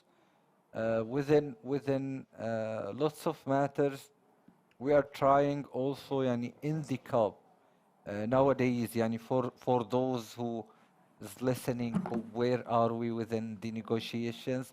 The GGA, the global goal for adaptation, it didn't take the momentum it has to have in order to have it. But nowadays we are in yesterday we stayed here until maybe 3:30 in the morning, and hopefully it will have a momentum for the global goal for adaptation in order to go within the protected areas, within nature itself, nature-based solutions, and all of those. The matter within climate change is that it is as we are watching something with not only 3 dimensions, within 4 dimensions, because everybody is predicting what will happen in the upcoming 50 or 100 years, and we are building our plans about what will happen then. What should we do now? About 1 minute, I'll have the stopwatch so that I don't exceed it. So the matter is that also we are trying in Jordan within the precipitation pattern moving south and east. We are trying for the to build the green corridors between the already existing protected areas, and at the same time we are trying to shift within the locals and localities to make use of those protected areas in a way that they can think that this is my ability to resilience, for climate resilience, and this is my capability as an economical source that can make me much more able to have the human welfare. Again, thank you. I hope that I didn't exceed my time. Thank you so much, Engineer Bilal, for the great talk about Jordan's experience in socio-economic development around protected areas and ecotourism, and the role in enhancing the socio-economic resilience of local communities dependent on protected areas. Anyway, so okay. So now, last and not least, with our speaker from Egypt, Mr. Tamer Kamal from the Environmental Affairs Agency. So, Mr. Tamer, I mean, your work is basically in marine protected areas, in the Red Sea protected areas, and Egypt has been well known for leading several initiatives. In the past few years, Egypt, the government of Egypt, the Ministry of Environment has led several regional and global initiatives in the field of protected area, NBA nature-based solutions, the integration of nature-based solutions, and deploying them in biodiversity conservation. And we've maybe listened, some of us have attended the events, the side events on INACT initiative on nature-based solutions. And I want to ask you if you can just specifically describe for us your insights, your ideas, your views on how we can deploy nature-based solutions to address environmental problems within and around protected areas, from your previous experience and from the experience of Egypt in general. I know that the concept of NBS is new to our region, but we have many initiatives that have the elements of nature-based solutions and that can be described and maybe even replicated in other countries as well. Please. Can I speak in Arabic? أتكلم بالعربي ممكن لو سمحت translation. Yeah, we have translation for those of us who have recently joined. We have translation. Just request a mic from our dear colleague Sarah. السلام عليكم. شكرا على الدعوة الكريمة. أصدقائنا في المنصة أهلا بحضراتكم. يسعدني أن أنا أكون موجود معكم وبتكلم على تجارب مصر من خلال إعلان المحميات الطبيعية والخبرات اللي اكتسبناها على مدار السنين في تقييم الوضع داخل المحميات ومدى قدرة وكفاءة النظم البيئية على العمل في استدامة ما تقدمه من خدمات. يمكن احنا مصر بتتمتع بمجموعة من الموارد الطبيعية المختلفة، سواء في النطاق الساحلي أو النطاق البحري أو النطاق المائي، اللي هو بنسميه نطاق البحيرات الداخلية. البيئات دي بتشتهر بحساسيتها، وخاصة لما بنبقى عارفين ان هذه المناطق تعتبر يا إما بتكون مسار هجرة لبعض الأنواع، أو بتكون مسار أو مناطق للتزاوج، أو مناطق لإقامة بعض الكائنات الحية لفترات سواء طويلة أو قصيرة. ويمكن استراتيجية الوطنية لإعلان المحميات الطبيعية كانت بتستهدف التنوع في إعلان المحميات، وإن احنا نقدر نغطي النظم البيئية المتنوعة على المستوى الوطني. وبعد ما وصلنا لمرحلة، يعني يمكن إعلان المحميات وصل لمرحلة إن إحنا 17% من مساحة جمهورية مصر العربية معلنة كمحميات طبيعية، وليها قدرة وكفاءة على تغطية النظم البيئية المختلفة. كان الهدف بعد أكثر من 30 سنة في إعادة تقييم تلك الموارد، وكان تشجيع الدولة على مستوى الداخلي نظرا للتنمية المتسارعة اللي احنا بنشهدها خلال الفترات الماضية. التحدي الأكبر هو إعادة تقييم مواردنا الطبيعية وكفاءة ودراسة مدى كفاءة إنتاجيتها ومدى استدامة تلك الخدمات في أداء الوظائف الحقيقية الطبيعية اللي بتقوم بيها. ويمكن من الكوب 27 للكوب 28 كان في خارطة طريق. مصر قدرت ان هي تقدر تحقق تجارب مع IUCN ومع دول الاقليم البحر الاحمر تحديدا، يعني برسجة. كان في عندنا مجموعة من التحديات، مجموعة من الصعوبات في ظل اعتمادنا على ان احنا هنحل مياه البحر، هنعمل بعض المشروعات السياحية، بالإضافة لمشروعات الطاقة، بالإضافة لاستخدامات الهائلة لمياه البحيرات الداخلية وإعادة تطويرها تاني عشان تقدر إن هي تعيد تاني إنتاجيتها، وخاصة بعد ما تعرضت لفترة طويلة من كم كبير من الملوثات كانت مصدر لإلقاء ودون معالجة. وبالتالي كان التحدي إن احنا بنحط المشاكل على الأرض وبنقدر إن احنا نقدم لها مجموعة من الحلول الوطنية عن طريق شركائنا في العمل مع مؤسسات العمل الوطني داخل جمهورية مصر العربية في قطاعات مختلفة، ومن خلال دراسات التقييم الأثر البيئي بتوسع، يعني بتقدم لنا إيه هي الحلول المستدامة لإعادة تطوير وإعادة النظم البيئية إلى سابق عهدها أو في محاولة تاني لإعادة توازنها البيئي.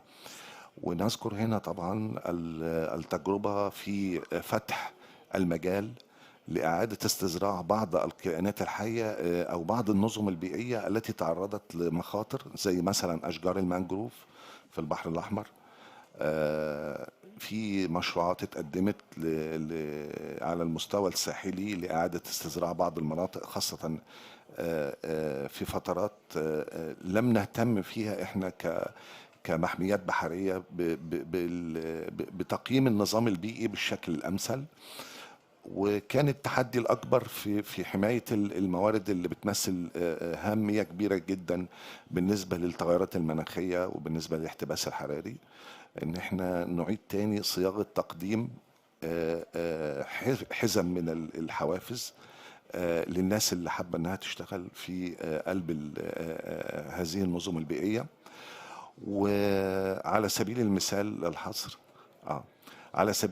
للحصر كان التشجيع على فكرة ان احنا ننشر الوعي البيئي داخل جمهورية مصر العربية ببعض المبادرات، مبادرة اتحضر للأخضر ومبادرة ايكو ايجيبت. وبالتالي المبادرات دي ساعدت وشجعت على استخدام حتى النظم البيئية في إطار تنموي سليم.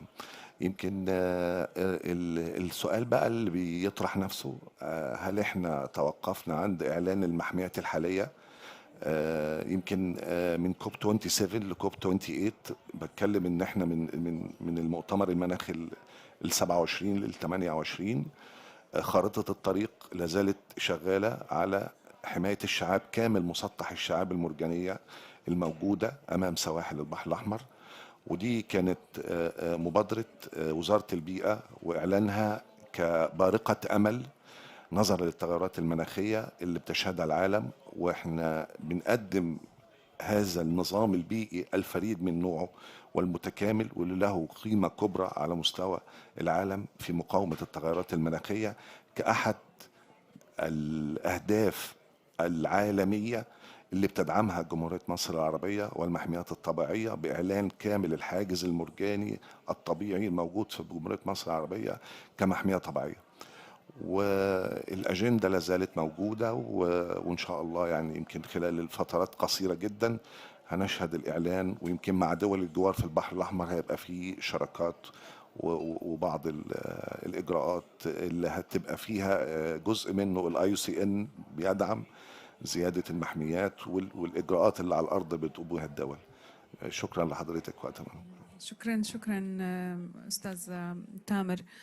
So thank you so much, Mr. Tamer, for this interesting overview about the work in Egypt and addressing also the use of some examples on the use of potential NBS solutions that could potentially develop to NBS that has the full elements of the standard. So now we have space for a couple of questions before we can end this interesting session. So I don't know if any of the participants have, we've lost a couple of participants now, I don't know, but if anyone has any question, but please state the name of the panelists that you wanted to address your question to.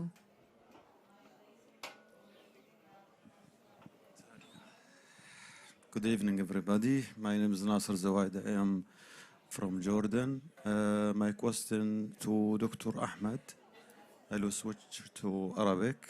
دكتور أحمد، حكيتوا كثير بالنسبة لمحمية الملك سلمان، وعملتوا دراسات أولية، عملتوا دراسات للأحياء الموجودة بالمنطقة، وبعدكم الآن تكتشفوا بالمنطقة كونها منطقة كثير كبيرة وواسعة جدا.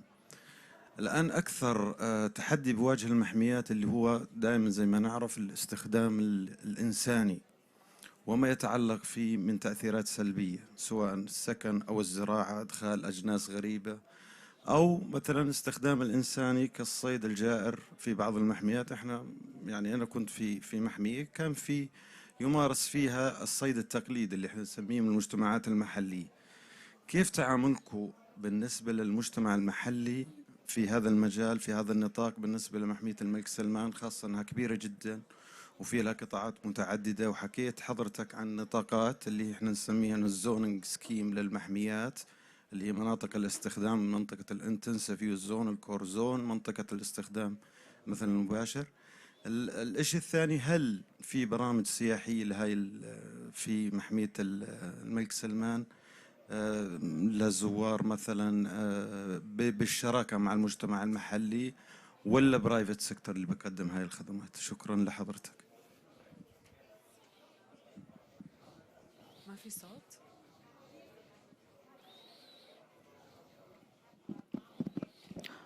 شكرا لك.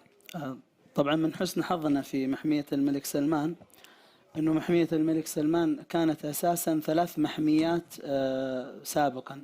كانت محمية حرة الحرة، محمية الخنفة، ومحمية الطبيق، مع إضافة بعض المناطق جنوب هذه المحميات كلها، طبعا شمال المملكة وممتدة إلى الجنوب، طبعا إلى حائل جبال أجل في حائل. المناطق هذه فيها أكثر من 350 ألف ساكن. كيف نقدر نحافظ عليها بوجود السكان داخلها؟ طبعا هذا تحدي كبير. اللي سويناه طبعا المانجمنت هو اللي يحكم هذه الأمور، الجود مانجمنت هو اللي يحكمها. حاليا عندنا الزونينج، سوينا عندنا 4 نطاقات. عندنا توتال بروتكشن زون، هذه المناطق القديمة كلها محفوظة بالكامل، وعندنا هاي بروتكشن زون، ومالتيبل يوز زون وعندنا يعني سبيشال انترفنشن زون. فهذه الأربعة زونز تحكم العلاقة تقريبا. أكثر النشاطات الإنسانية هي في المالتيبل يوز زون، بينما النطاقات الأخرى هي غالبا للمحافظة وفي الهاي بروتكشن في بعض أنشطة الرعي. علاقتنا مع السكان المحليين إلى الآن ممتازة. ذكرت قبل كذا أنه إحنا سوينا مجالس استشارية ممثلة من كل المناطق. احنا عندنا 4 مناطق إدارية، منطقة تبوك ومنطقة الجوف ومنطقة حايل والحدود الشمالية. في كل منطقة عندنا مجلس استشاري مكون من السكان المحليين، ممثل فيه كبار السن، ممثل فيه اليوث، ممثل فيه الرجال، ممثل فيه النساء. فتم اختياره بعناية وهم شركاء معنا. يعقد بشكل دوري بحيث أنه أي احتياج للأهالي أو أي ملاحظات يعرضونها خلال جلساتنا معهم. فيما يخص السياحة، احنا بدينا في تحديد بعض المناطق السياحية، والآن عندنا بدايات نشتغل مع برايفت سيكتور وبعض الممارسات أو السياحة مع الأهالي مع المجتمعات المحلية. احنا هذا تقريبا الموسم الثالث، لكن هو الأكثر تنظيما، ولا تزال دراستنا مستمرة. غالبا حيكون عندنا 6 هبز في كل المحمية، هذه الهبز السياحية، وحتكون إدارتها ما بين برايفت سيكتور وتشاركي برضو مع السكان المحليين. إن شاء الله أكون جاوبت سؤالك. شكرا دكتور أحمد. إحنا we are going to now conclude with some concluding remarks from each speaker, but I think the lady, I will be biased for ladies because I think the lady here has a quick question. Please indicate the name of the speaker that you want to address your question to. صباح الخير، دكتور رشا الشربيني من مصر. كنت عايزة أسأل دكتور تامر، دكتور أحمد. أنا حضرت بروتكتد اريا ورحت اتفرجت عليها في الولايات المتحدة، وبالأخص في ولاية نيوجيرسي، ومحمية زي محمية كيب ماي تم استغلالها اقتصاديا واجتماعيا وثقافيا. هل الكلام ده موجود عندنا البروتكتد اريا في مصر؟ يعني انا شفت ان هما المحميه بتصرف على الولايه، وبيطلع جزء من ايراد المحميه للحمايه برضه يعني اقتصاديا لحمايه المحميه ودعم المحميه بالنسبه للولايه وبالنسبه للفيدرال كمان الحكومه الفيدراليه. هل الكلام ده في شبيه ليه في مصر؟ هل في شبيه ليه في السعودية؟ شفت رحلات من الأطفال من جميع المدارس علشان يعرفوا الأطفال، بيربوهم في المدارس على أنه يعرفوهم أهمية المحميات الطبيعية علشان تبقى فيها دعم اجتماعي كمان. شكرا جزيلا. شكرا. تفضل. ابدأ. طيب، شكرا لحضرتك على السؤال. يمكن بس يعني أوضح أن فكرة إعلان المحميات الطبيعية القائمة في الأساس على أنها مورد تخص البشر، يعني تخص مستخدميها وتخص الناس اللي عايشين في قلب حدود المكان، وترتقي لمستوى اهتمام العالمي. المحمية لما بتعلن ويبقى ليها إجراءات في حمايتها بتتم عن طريق إعلان وطني أو إعلان محلي، والإعلان ده بعد كده بياخد المستوى الإقليمي والمستوى العالمي، ومن هنا تيجي بقى الدعوة للتسويق وزيارة المحمية لو ليها أهمية سياحية. لأن برضو باختلاف نظم المحميات، في بعض المحميات بتبقى ليها اهتمام علمي فقط. في عندنا نموذج للاهتمام العلمي بإعلان بعض المحميات الطبيعية الجيولوجية، ودي نموذج يهتم به علماء الجيولوجيا في قلب المكان. فهي ليست مورد اقتصادي للصرف على الأمور بتاعة إدارة المحمية دي، لكن بالتالي من خلال النظام العام للمحميات الطبيعية اللي موجودة كنتورك أو كشبكة على المستوى الإقليمي ترتقي طبقا للنظام المالي المتبع انها تقدر تبقى لها دخل، ويعظم هذا الدخل للاستفادة في ان هو ممكن يصرف على اكتر بكتير جدا. فعلا انا مع حضرتك، لكن هو طبعا بتحكمنا الاطر المالية وطبعا بتختلف عن الولايات المتحدة في الإطار المالي. يعني احنا عندنا إطار مركزي مالي بيتم الصرف من خلال خزانة موحدة للدولة، وإعادة الصرف تاني من خلال صناديق أو منح أو مشروعات. هو ده اللي بيبقى مستهدف في خلال فترات العمل. لكن الإجابة السليمة اللي أنا عايز أقول لحضرتك عليها إن أصبحت المحميات الطبيعية لو بنتكلم على جمهورية مصر العربية بتمثل قيمة اقتصادية هائلة جدا وكبيرة. داخلين بشكل تنموي مع قطاعات الدولة في تنمية أو في التوازن البيئي لمشروعات طاقة الرياح، لمشروعات تحلية المياه، لمشروعات. فأصبحت خدمات النظم البيئية بتمثل أيضا عائد كبير جدا في الحفاظ عليها للدولة.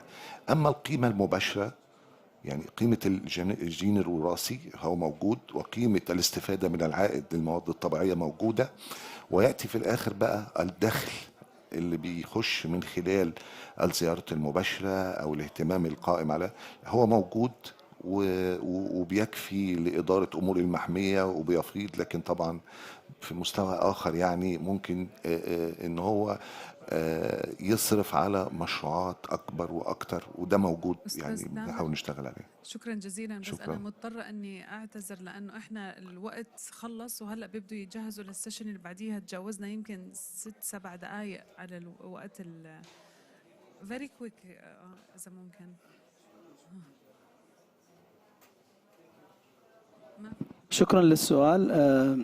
أنا بتكلم أنت تكلمتي على مستوى السعودية، فأنا بتكلم على مستوى المحميات الملكية. حاليا كان في قرار التأسيس التعزيز السياحة البيئية في أساس من الأسس اللي احنا نعمل عليها حاليا في المحميات الملكية في منطقة العلا. أيضا نشتغل على هذا الموضوع، حيكون برايفت سيكتور، حيكون لوكال كوميونيتيز. أيضا من الأمور الهامة اللي نشتغل عليها مع الأخوان في IUCN هو تثمين الخدمات النظم البيئية اللي المحمية تمثلها وتقدمها، وهذا مشروع أيضا شغالين عليه. فالمحميات في المملكة لها قيمة عالية جدا من ناحية اقتصادية ومن ناحية الاستثمار المستقبلي فيها. محمية الملك سلمان على صعيد المثال فيها 6 هبز الآن ندرسها، حيكون إن شاء الله الاستثمار من خلالها. شكرا. إن شاء الله أكون شكرا للجميع ويعطيكم العافية. Thank you so much everyone, and I hope you enjoyed this session. You can continue the questions and the discussion in the space outside the pavilion. Thank you so much.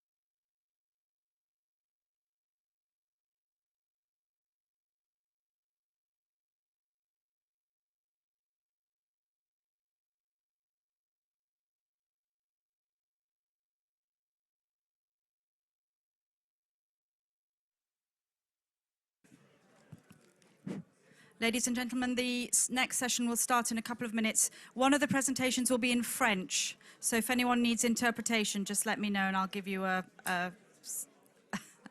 headset.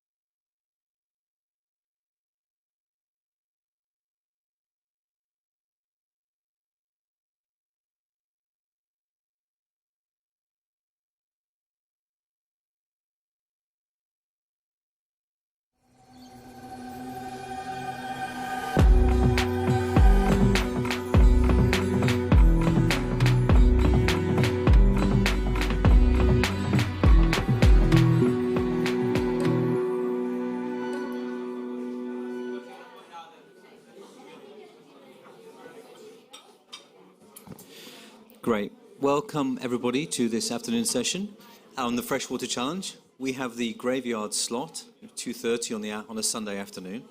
But also today is Food Security and Water Day, so there are lots of sessions overlapping, and so we will have some people coming in and out of the session as we go on. We're hoping to finish within an hour as well. My name is James Dalton. I'm the head of the water team at IUCN, and I'm based in our headquarters in Switzerland. I want to talk to you today about the Freshwater Challenge. Just let me get my slides up. There we go. Okay. The Freshwater Challenge is an outcome from COP28, and due to timing, I want to give the chance for two of the speakers to talk a little bit further about the role of freshwater ecosystems within the climate change negotiations, but also from an adaptation and a mitigation perspective as well. So that I let them go to their other sessions that they have overlapping, I'd like to introduce first Josh Weinberg from AGWA, who's going to talk a little bit about one of his initiatives, and then we'll come to Salma from the COP28 team. Josh. Okay, thank you, James. Hi, everybody. As James said, my name is Josh Weinberg, and I am the coordinator of a program that was launched 2 years ago called the Water Initiative for Net Zero. The Water Initiative for Net Zero was started because water has a very significant role in mitigating greenhouse gas emissions, and also the vast majority of measures we take to mitigate climate change also has a significant impact on water resources. And amongst the key measure that has the highest impact on climate mitigation in the water field is actually the protection of peatlands and wetlands and mangroves. There's a lot of statistics that you're probably well aware of, but peatlands themselves store double the amount of greenhouse gases than forests, yet they're much more absent in these discussions. So we want to mobilize action in this area and advocacy to integrate this better into climate planning. You know, recently we've seen that the freshwater ecosystems struggle sometimes to be mentioned along the same breadth. And I would say that's similar if we talk about decarbonizing the transport sector. If we're going to forget to mention aviation, or we're going to forget to mention cars, but we include the other modes. Of course, there's many wins that we work with, including we can take action in the sanitation sector, in agriculture as well. So I think it's extremely important, you know, that and a major accomplishment for the Freshwater Challenge to be included as an outcome of the COP, and I hope we can work together moving forward to put that into practice. And I apologize that I have to run to the next meeting, but I hope we can work together moving forward. Thank you.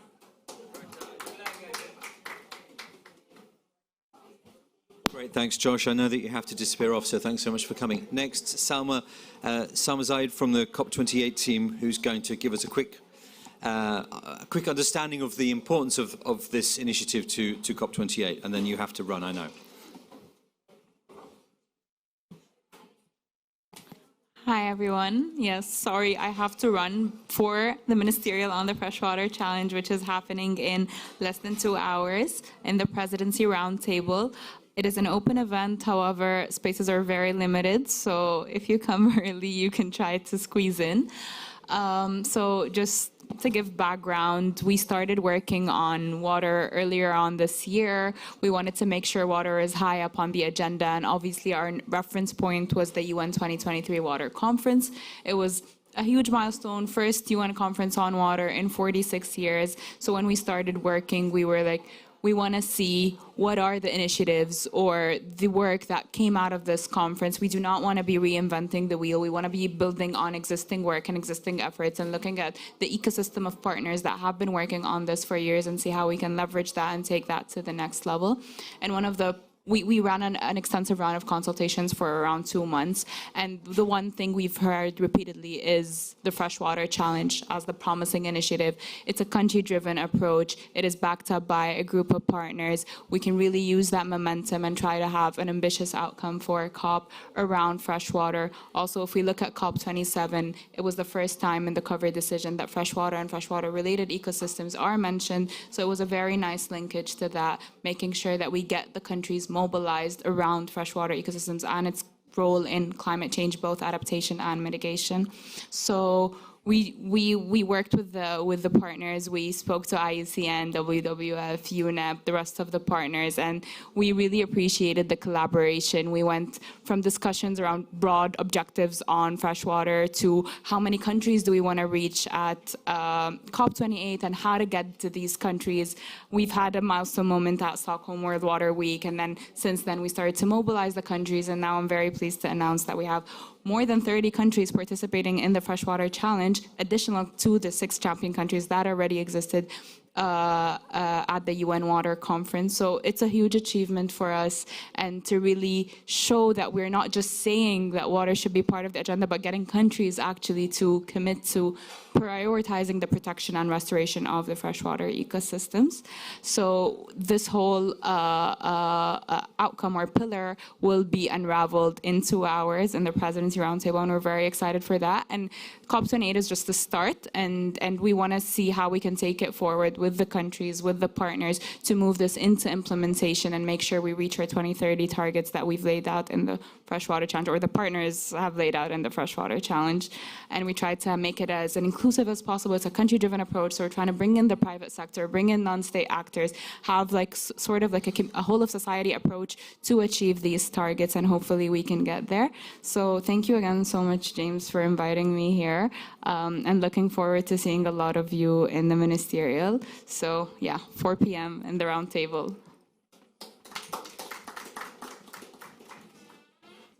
Sure. Thanks very much, Salma.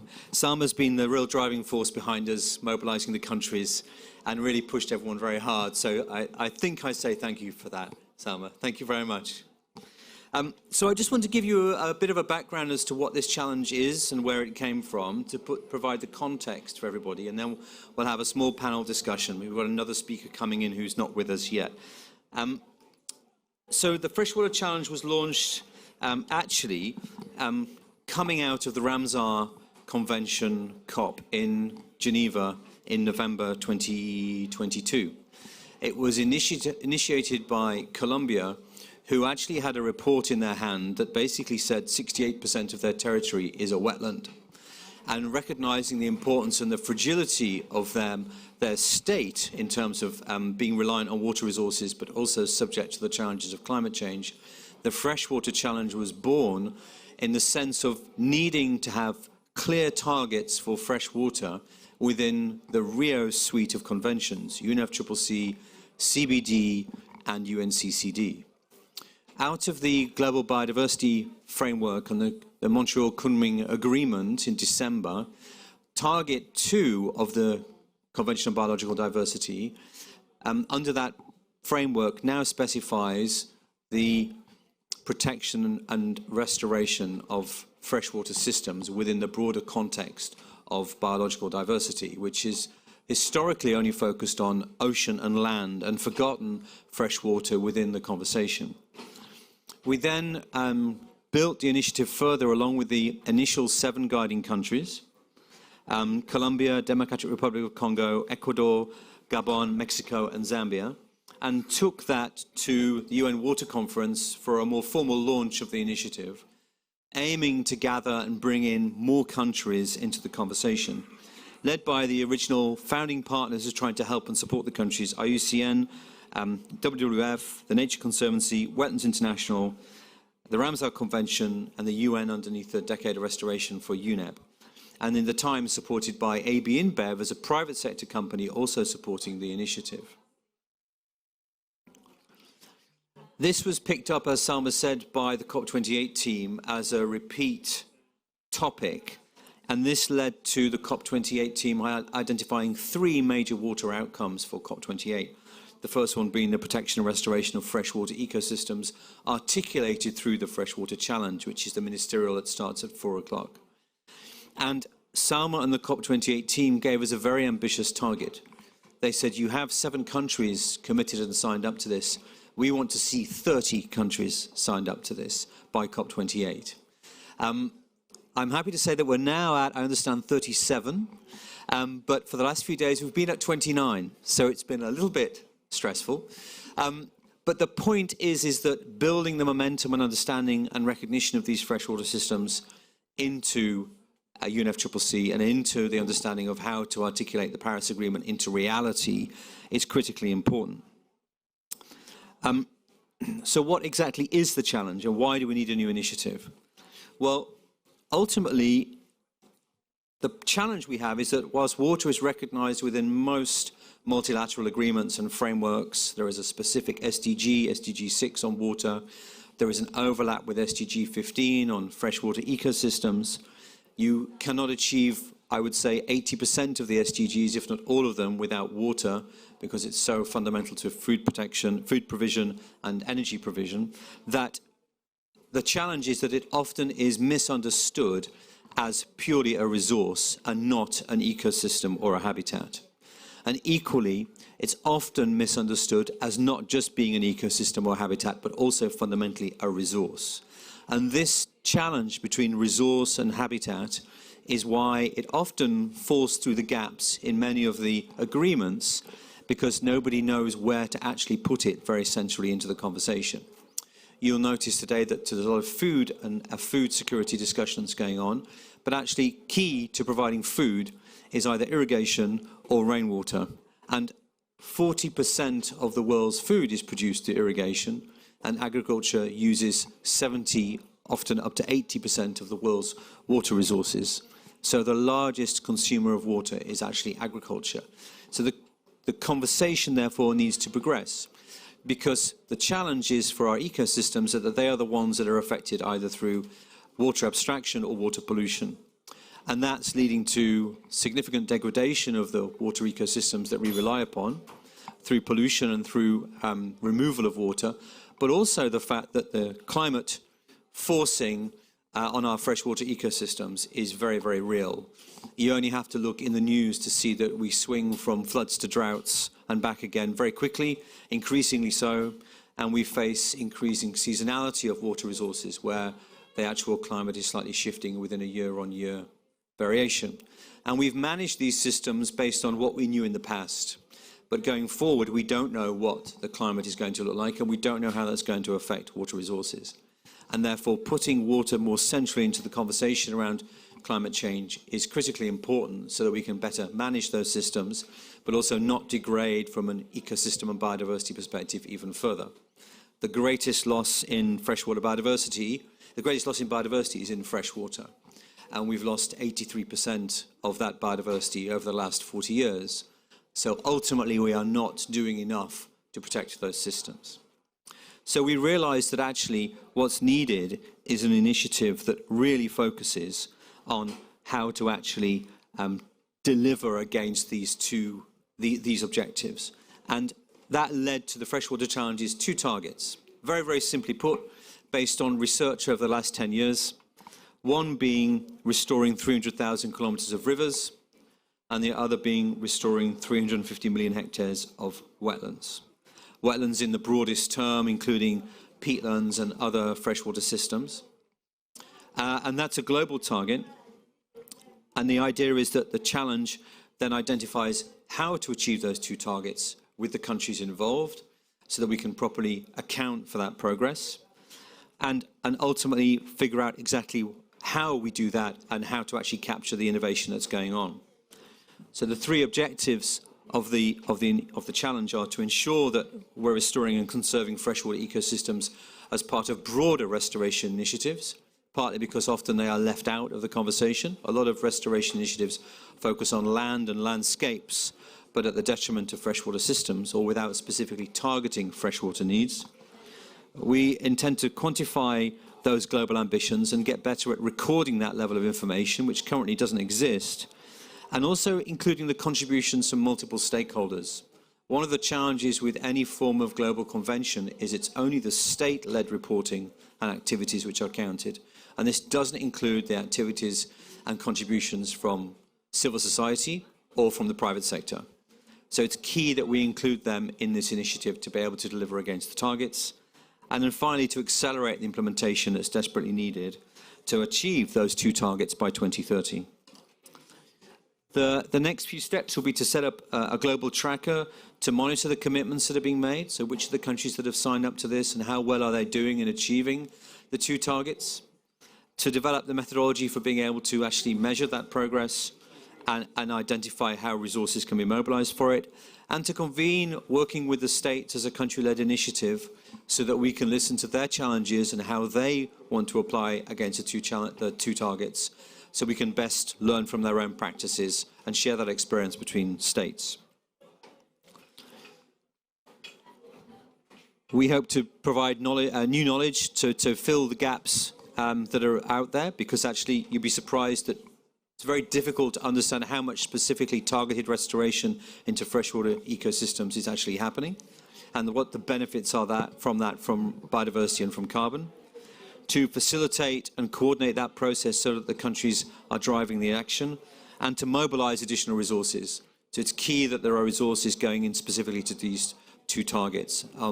Our aim is to try and mobilize resources for the countries involved. It's important to have the presence at the country level to support the different members and to build on existing initiatives. And the private sector is key so that we actually manage to capture their activities. They have huge impact in their own sites at the country level, but they also can influence many other stakeholders through their supply chains. And they are the ones who are actually knocking on the door with a challenge to ask for their engagement. How do they mobilize in the Freshwater Challenge? How can they contribute? So I don't want to say any more about the challenge. I think it's fairly straightforward as to what it is, driven by the two targets. But I do want to then ask some of our panelists to come up and join us on the seats up at the front so we can just have a bit of a discussion with them. I'd like to introduce first then Mwajuma Waziri, who's a Deputy Permanent Secretary for the Ministry of Water from Tanzania.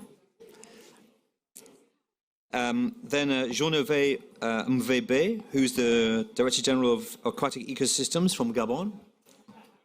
And then Femke Tonihik from the Wetlands International, who is the Director of Programme Impact and in the Global Management Team.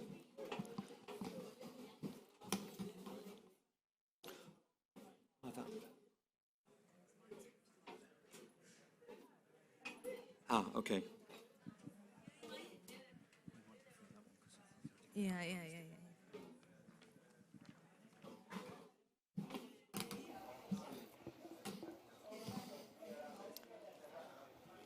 Nice to meet you.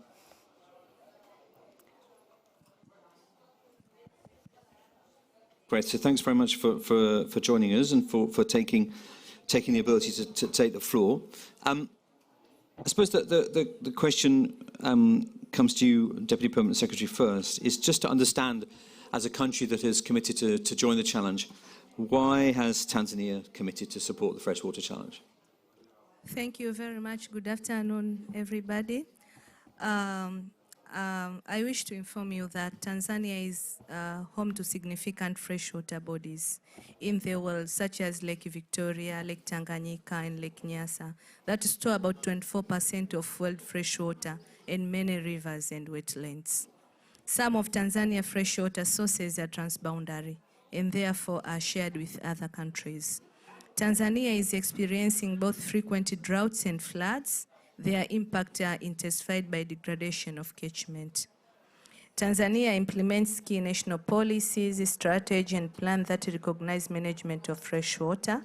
They include the National Water Policy 2021, National Environmental Master Plan 2022 to 2032, Water Policy 2002, Basin Integrated Water Resource Management and Development Plan, as well as Catchment Conservation Plan that include management of freshwater ecosystem, including transboundary water resources.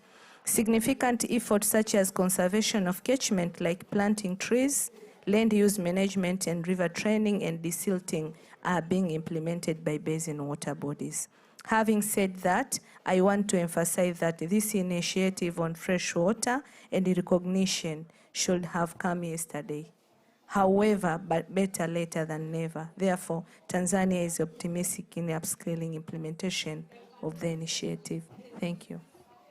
Excellent, thank you very much. So, and actually, we're very grateful to your support and commitment to the challenge. So let's go to you now, Monsieur Mvebe.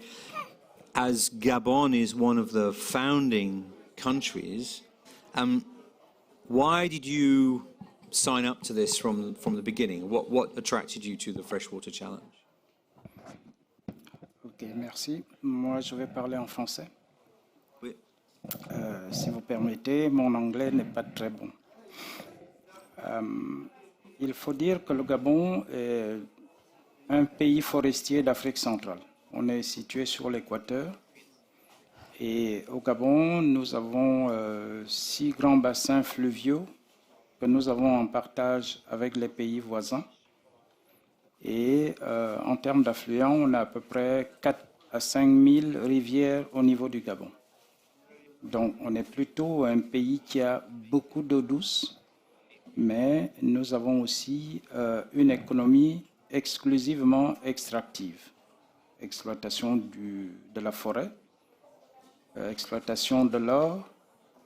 On est premier producteur mondial de manganèse et on a aussi de l'exploitation du fer. Donc beaucoup de mines, ce qui fait qu'on a une problématique de conflit entre les eaux douces qui servent à toutes ces activités et l'économie de développement, qui est notre modèle économie. J'ai presque oublié le pétrole parce qu'on en a aussi. Alors, pourquoi nous on a soutenu le Freshwater Challenge? C'est simplement parce que 2014 est un tournant dans l'histoire des eaux douces au Gabon. Si vous venez dans mon pays, on a une rivière qui s'appelle la Moulili. Et il y a encore 10 ans, les 7 premiers kilomètres de cette rivière, vous pouviez rouler avec votre voiture dessus. Parce que l'exploitation de manganèse avait comblé une grande partie du lit de cette rivière. Ça a donc emmené l'État à prendre conscience de ce qu'il ne fallait pas exactement faire. Et depuis plus de 10 ans, on essaye juste d'enlever tous ces déchets de l'exploitation de manganèse dans cette rivière. Et depuis, on a aussi ouvert énormément de l'or artisanal. Et donc, on se retrouve avec énormément de sites orphelins des petites rivières parce qu'on n'a pas de mine primaire, mais on a plutôt de l'or alluvionnaire. Et donc, on a énormément de dégâts sur les rivières dans mon pays. C'est pour ça que très tôt, on a une loi qui date de 2014 qui fait obligation de restauration pour tout ce qui est activité minière et forestière. On a aussi les principes de compensation qui ont été introduits. Restait maintenant toute la partie, comme ça a été signalé un tout petit peu ici, d'avoir des méthodologies adaptées. Mais dans un pays qui a une économie extractive où la population est à peine de 3 millions d'habitants, là, on manque beaucoup de données en termes de connaissances et on manque aussi beaucoup d'expertise en termes de restauration. Voilà pourquoi nous, dès le départ, on s'est vraiment aligné sur cette initiative pour pouvoir bénéficier de ceux qui ont, avant nous, de l'expérience en la matière et qui auraient donc des leçons à partager. Voilà ce que je peux dire de prime abord.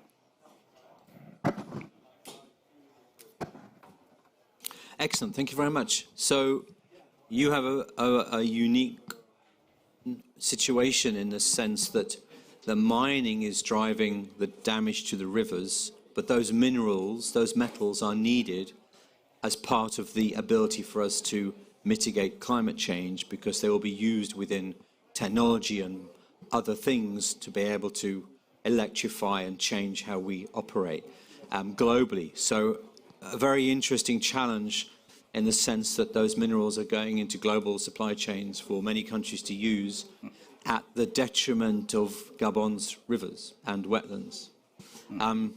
So we have some big challenges to deal with there. But maybe let's think through and come to you then, Femke, based on what you've heard from Gabon and Tanzania, what are the main challenges that you see in terms of being able to allow our wetlands and our rivers to flow and operate naturally? And what do they bring to the table in terms of a mitigation adaptation perspective? Yes, thank you, James. And it's a real honor to be on this panel with you from Tanzania and from Gabon as a founding member. So I'm representing Wetlands International, also one of the organizations that was initiating the Freshwater Challenge, which is greatly needed. And the question of why are specifically freshwater systems and wetlands suffering so much, wetlands are right there where water and land meet. And that is also where biodiversity thrives, where the food is, where the fish are. So that's where people come together to benefit from all these services. And that's then also where conflicts and pressure arises. And it's these ecosystems that fall in between everything. It's not land, it's not precisely water, it's not ocean. And those are also the connector ecosystems. And I think that's exactly what the Freshwater Challenge is doing as well, and organizations like ours. We are connecting the dots, trying to make the connection from local level to the global level, which is absolutely needed, and also have the national, the country level as a gateway in between that, to make the link between local impact with communities and making use of their knowledge and experiences, connecting that to the science that is maybe available globally, and then try to make things to scale. So as an organization, what we are doing is, Wetlands International is also a connector, a convener. I think it's really necessary to do the mapping, knowledge, but we can also really get sidetracked by it. I think we have more than enough, know that already, and it's maybe more time to start learning by doing. Start to experiment. Seeing is believing, especially if you do that together with communities. We are bringing innovations like polludiculture, that's agriculture that is able to thrive on wet lands that you don't have to drain, but also building with nature or combining nature into infrastructure and trying to go from minimizing negative impacts to maximizing positive impacts. So that's maybe a good starting point. Great, thanks very much, Femke. So I'd like to just come back now to the Deputy PS. So there are many challenges when it comes to managing these systems. One question I'd like to ask is what are the mechanisms to integrate freshwater into the climate conversations that you have in your environment at your level in terms of the role of freshwater within NDCs and with the other mechanisms that Tanzania is committed to when it deals with climate change? Thank you very much, James. For Tanzania, as I saying, these things is done by basin water bodies. And the challenge is there. We have a pollution, we have desiltation, we have deforestation problem. So all these things, if it's going to be addressed, it will help us to combat drought.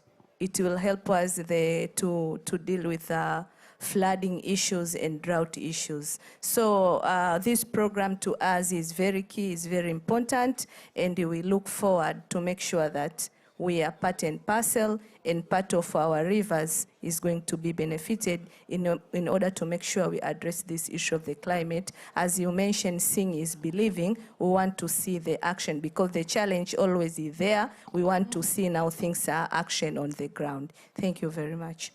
Thank you. So action on the ground. So, Monsieur Mvebe, your role in terms of Director General for Aquatic Resources is as much about managing the resource as it is the habitat and the ecosystem. How do you reconcile that? You talked earlier on about trade-offs. You know that people use the freshwater system for economic gain, but at the same time, there needs to be mechanisms to put resources back into the system so that river systems can help with adaptation, but also in terms of mitigation. And how do you go about that in a small country like Gabon when people need the resources? You got any experience from that? Alors, on peut dire on a trois enjeux. Il faut se dire que quand vous avez beaucoup de ressources, parfois vous ne voyez pas l'importance de conserver cette ressource.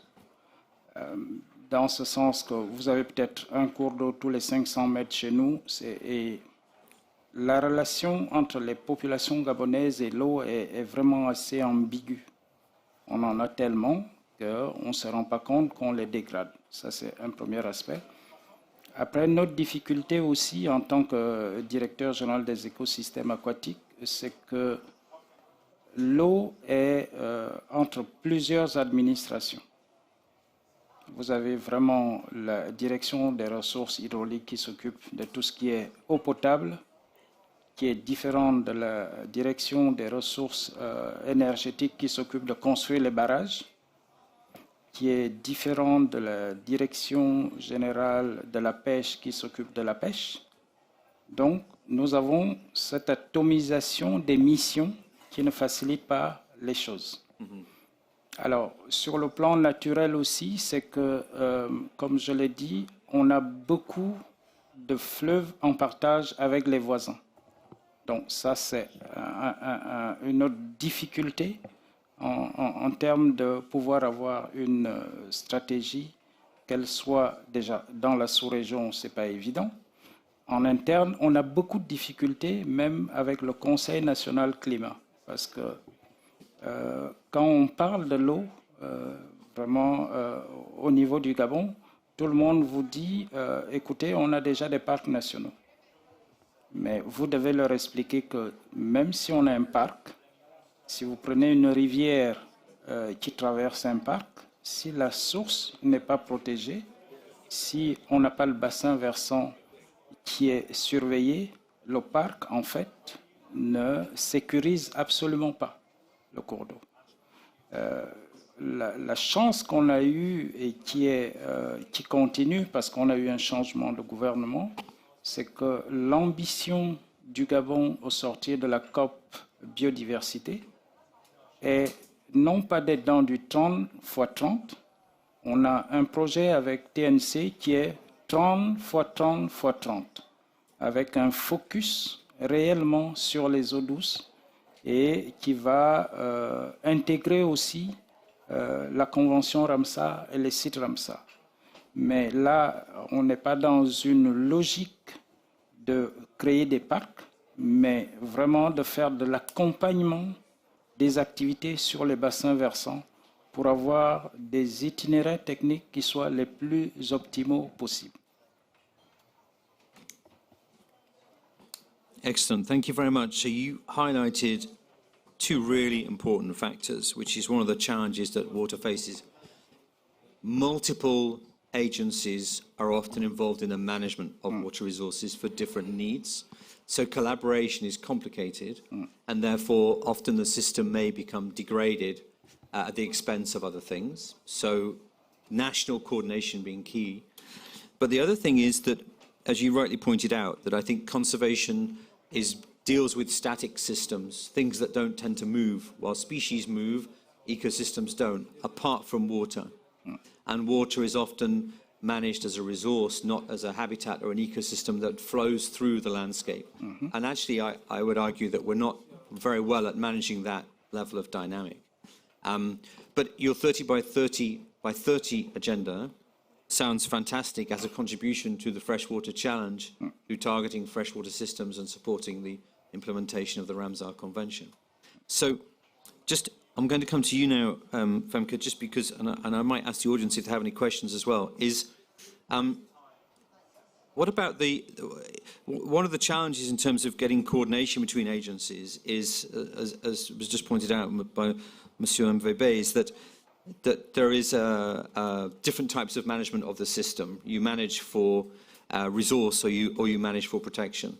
When you throw in adaptation and mitigation into that, you're looking at managing the system to respond to challenges, but you're also managing the system to store carbon. And when it comes to wetlands and peatlands, that means keeping them wet so they can actually function. As soon as they dry, you get oxidization and the gases are released. What's your experience of dealing with that from Wetlands International's perspective? How often do you see these systems put centrally into climate change strategies? Okay, thank you. That's a complicated question. So I think first of all, it's really important to bring together all the stakeholders and actors in any given area. That's why we more and more start working on this landscape approach, or better even watershed approach.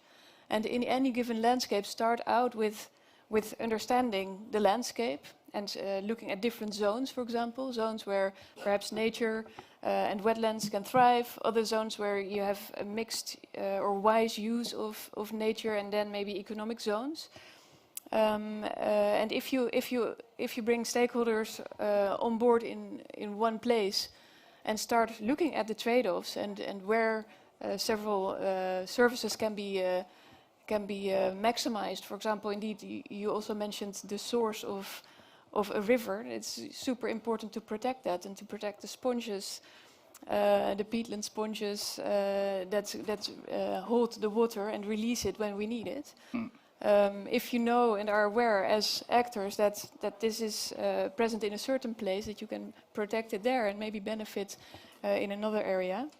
So convening actors in a landscape and start talking together, but not only talking, also really experimenting. We have very good experience, both in the Netherlands, Indonesia, but also elsewhere, where we really try to do learning by doing in any given place. For example, by creating room for the river and experimenting, and also getting the benefits from that. We used to, of course, rely on dikes. Now we either have to heighten our dikes to withstand flooding and coastal and secure coastal protection, but we are more and more literally breaking them up to create more space for rivers to then really generate all these additional benefits, biodiversity, fish, etc. Yeah, and if you start experimenting together, that's when values start emerging, and when you get cross-fertilization across stakeholders and also across different ministries. Great, thanks very much, Femke. So does anybody have any questions or clarifications on the Freshwater Challenge? Yeah, please. Do we have you need that mic.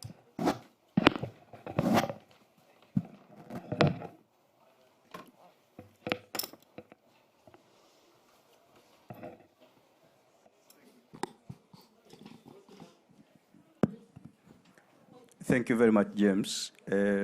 Actually, I don't have a question, but through my head of delegation, I just wanted to comment on this initiative. If I would be drawing this initiative, it is like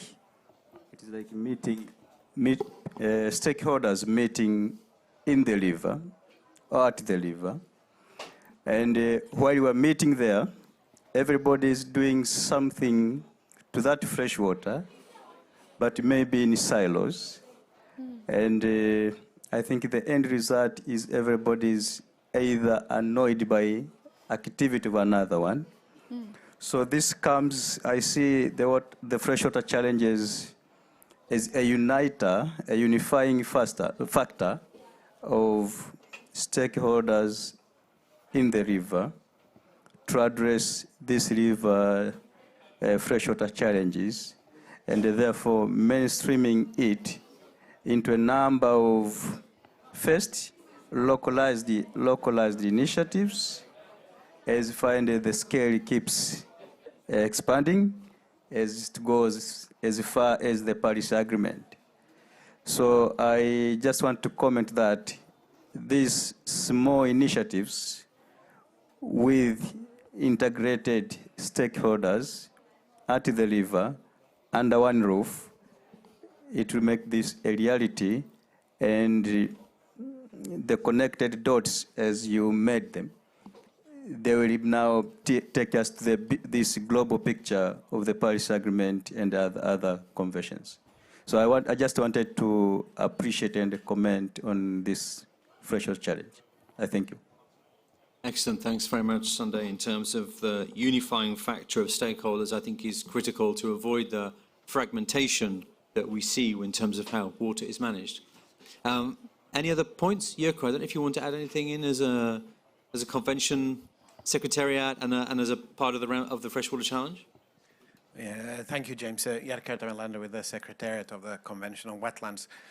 I think, as many have pointed out, it provides really an initiative that can bring together a degree of like-mindedness to catalyze something good and showcase something good, and something distinctly tangible.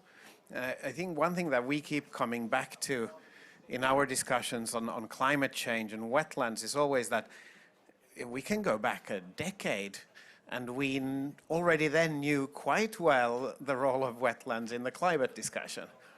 And in one of the favorite things I like to quote is the resolution from the Convention on Wetlands COP in 2018, where parties recognized the need to improve wetland inventory for the explicit purpose of integrating wetlands actions into NDCs and other climate plans. Mm-hmm.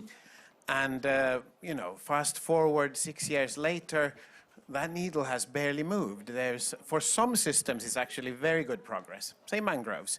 For other systems, we are lagging way behind. Only a fraction of countries have included the kinds of targets and actions that would be required to have an impact. And so there's work to be done. And I think an initiative like this also will help catalyze that action that is not only achieving something concrete on the ground, but also really locking it into the policy frameworks at global and national levels. And my second point, very closely connected to that, is striving for this great alignment across the different convention frameworks, because to some extent they do remain slightly separate or slightly different. You know, parties are at the moment in the process of integrating or updating targets for their NBSAPs under the Convention on Biological Diversity. Parties have taken upon themselves the duty to develop successively more ambitious NDCs. Under the Climate Convention, parties have taken upon themselves a large area of wetland-specific work in the Convention of Wetlands. And so unifying this, having this coherence across the different processes and frameworks will actually lead to a lot of good results and probably an acceleration of the kind that we need for biodiversity and for people and for climate. Thank you. Yeah, no, great point, Jyrko. Thanks very much, because I think that's a very important point, that connection between the conventions, so that the same activities and the same targets can drive action for multiple conventions. That not only makes it easier and streamlines reporting, makes things easier for countries because it simplifies some of the complexity as well, but hopefully it delivers triple impact in terms of being able to deliver the results we want. But you raise an important point in terms of why is progress so slow. So I think I'll just come back to the panel as well. Can I get the roving mic back? Yeah. Okay, thank you. Can I maybe have one? Yeah. Do you want to come back on the points that Jyrko said? Because I was going to ask you, all three of you, just why is action slow? Is it a matter of resources? Is it a matter of capacity? Is it a matter of knowledge and data? Is it a matter of just the difficulty of coordination and collaboration at the national level? Why is it so difficult to move on these issues? Do you want to start, Femke? I'm going to end with that one, but first I want to link to what Jurka was saying and the linkages between the conventions. Because in the global stocktake we have seen ecosystems and biodiversity mentioned, which was really good. But freshwater and water-related ecosystems were previously in last year, and then they were out again. So we've been really working with delegations, country delegations, to try to get water and water-related systems mentioned again in the global stocktake, because that will then later really help translate and link this back into national policies, the NDCs and the adaptation plans. So that's really one thing that we need to keep an eye on. I think it's now back in the global stocktake text, but it may disappear again. So let's all try to safeguard that. And then why do we see so little change? I think we also need to really look at the cultural aspects, because we really face a paradigm shift. We are going through a big transition, and we will need to make trade-offs. All of us will lose something, either because we need to change our dietary systems, or what we eat, which is also in many cultures really important. How you eat, what you eat, how we transport ourselves. So it's a deep change that we are going through, and we are often talking about everything that is that we need to prevent, everything the threats that we are facing. But we also need to start to paint a picture of hope, the things that we want to create together, and really the future that we want to see. Because people, if you can create a dream, what is in your mind is almost being created. And if we are only thinking about devastating things, we will not be creating the future that we dream of. So let's talk also about the dreams that we have. Thank you. On Tanzanian side, I think it is progressing slow because of several issues. To start with, because this is, you cannot start in high level. You are supposed to start in the lowest level. Mm-hmm. Knowledge to the community, because community, individuals, they are the starting point area. Then you can come up to the global level. So knowledge sharing, awareness to the local community, it's supposed to be very key, and is among the things which make the thing progressing slow. But second also is a resource. Sometimes the resource, which is financial resources, also is a challenge. Sometimes you see the problem, but you don't have a financing capacity to make sure that you can do wherever catchment conservation and other issues. You can't do it because of lack of financial resources. But also capacity. We know this world we are moving in a different technology has been advanced and so on. But in various areas, the capacity to our people is also still lagging behind. So we need capacity building, we need resource mobilization, and also involvement of local community. Thank you.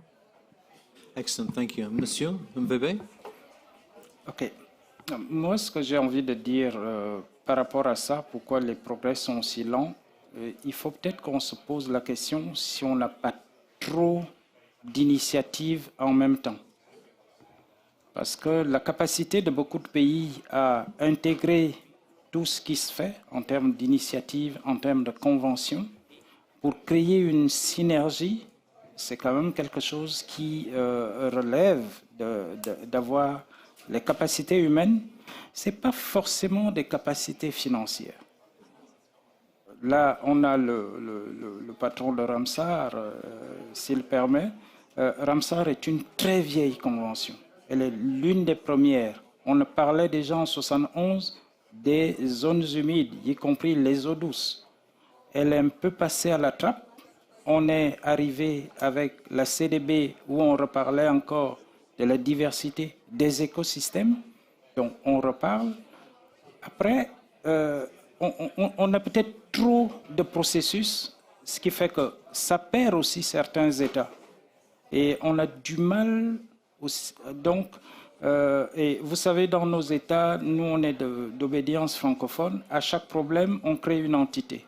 Ce qui veut dire que vous avez presque dans un pays comme le mien, chaque convention a un groupe qui travaille dessus. Et souvent, les gens travaillent à côté les uns les autres sans avoir une vision holistique des choses.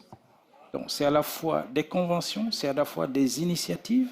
Et il ne faut pas oublier que c'est au niveau mondial, mais au niveau africain aussi, on essaye de recréer des initiatives qui sont à la fois à l'échelle du continent, mais à l'échelle de chaque sous-région. Ce n'est pas une mauvaise chose, mais c'est difficile après de mettre tout ça ensemble pour pouvoir avancer. C'est là aussi où on doit se poser des questions. Est-ce qu'on n'est pas presque dans une espèce de situation de gavage? Je pense que c'est le mot. Chaque année, vous avez 2 ou 3 COP, c'est les mêmes personnes, on discute presque des mêmes choses. Et après, on demande aux États d'intégrer ça dans leur quotidien. Ça, c'est quelque chose qui relève pour beaucoup de pays, c'est quelque chose de difficile à faire. I think that's a critically important point, actually. One of the things the challenge is designed to do is to really align with your ongoing work and understand it better than create additional processes, because that's just very draining on everybody, and also we can't keep asking for more resources if we keep adding more and more challenges to the topic. However, I want to end on a good note before I introduce our final closing speaker. So,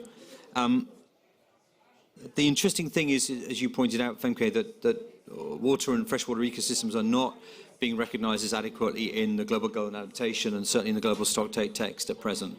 And so the opportunity is to really put them more centrally into that, both for the adaptation benefits, but critically important for their mitigation benefits as well. These systems are very important for storing carbon. They are part of the natural flux of the Earth's ecosystems. River basins themselves naturally are carbon sinks and flush that very much from a source-to-sea perspective into the ocean. So the ocean's reliance on the freshwater systems is also very clear and often misunderstood in those conversations. So I think on an upbeat perspective, these systems are critically important for mitigation as well as adaptation, and should be part of the assets that countries have to try and solve the mitigation challenges that we all have globally. So thank you very much, you as the panel. I really appreciate you staying there and being questioned quite harshly on some points. So thank you very much. Please join me in thanking them. And now I'd like to just introduce Stuart Orr, who's the head of the freshwater practice for WWF International, one of the key partners for the Freshwater Challenge, who's going to give us some closing points. Stu. Thank you, James, and thank you, everybody, for your attention and interest today. It's great to see all of this, of course. The need for stronger prioritization of freshwater ecosystems by countries is absolutely key, and we've heard that in some of the discussions today. It's evident to all of us in this room. We know that there will be no meaningful action on climate until freshwater is at the heart of those discussions, whether it's on the adaptation or the mitigation side. And to do this across, so I think the interest in the Freshwater Challenge, which I think is extremely important for all of us, is the uniting of the Rio Conventions. Here we have an opportunity to take our targets that we have set in NDCs, MBSAPs, in our SDGs, et cetera, and join them around this idea of setting targets around restoration. And in doing so, I think also the huge opportunity here is the linking to the national climate plans, but also bringing in the role of non-state actors. That's a really important part of this. So this is not just government setting targets. This is a set of organizations, companies, and others who see it in their best interests to invest in and protect the ecosystems that provide them with the water that sustains their businesses and protects them against the lean times and droughts and floods. Obviously, today we're going to move from this session here and we're going to move into the ministerial. We now have 37 countries that have signed up to this, and today you're going to hear from them briefly, but we're going to hear from them. And we're also going to hear from non-state actors as well. And I think as one of the many partners on this effort, it's very satisfying to see the progress, to see the interest from the COP28 team, the fact that they've made it a freshwater outcome of this COP and hopefully will feed into the final decisions is extremely exciting for all of us. But I would hope that through today's efforts and how we take this forward into next year's water conferences in Bali and beyond, into the UNCCD, I think there's great momentum for this. and a great interest to bring adaptation of freshwater ecosystems right to the heart of what we're trying to do. So thank you, everybody. Hopefully see some of you in the next meeting, and appreciate your attention.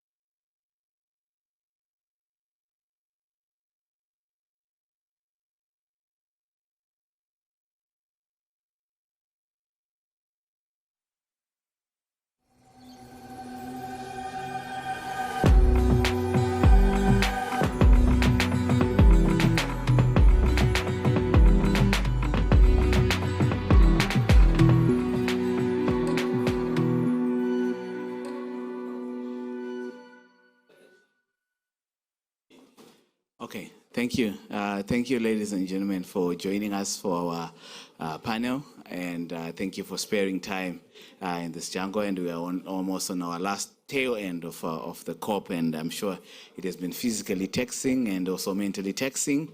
But thank you for making some time. So my name is Collins Shava. I work for the African Wildlife Foundation. And I work in Zimbabwe, in the Zimbabwe office. The African Wildlife Foundation is Kenyan, is headquartered in Kenya, and it started in Kenya, where it expanded from 1963 until now, where we are working in more than 10 countries and landscapes across Africa. So welcoming you to this IBSG Informal Biodiversity Support Group organized side event during this COP28, and the event is Nature as the Backbone for Climate and Biodiversity Solution. And we are going to be discussing the role of nature and also where we see ourselves with young people, with the private sector, with finance people, to also see how we can be able to raise awareness and build momentum on the core implementation of the Paris Agreement and the Kunming-Montreal Global Biodiversity Framework as a requisite approach to addressing planetary crisis on biodiversity and climate change. So we're going to hear some inspiring stories and also some inspiring ideas from the people that we have on the panel. But without further ado, I'm going to invite the Vice President of the African Wildlife Foundation, Mr. Charlie Fashuks. He's the Senior Vice President in the AWF, and he's going to give his keynote address, and from then on, we are going to have our panel. Mr. Charlie, thank you. Can you clap hands as it comes?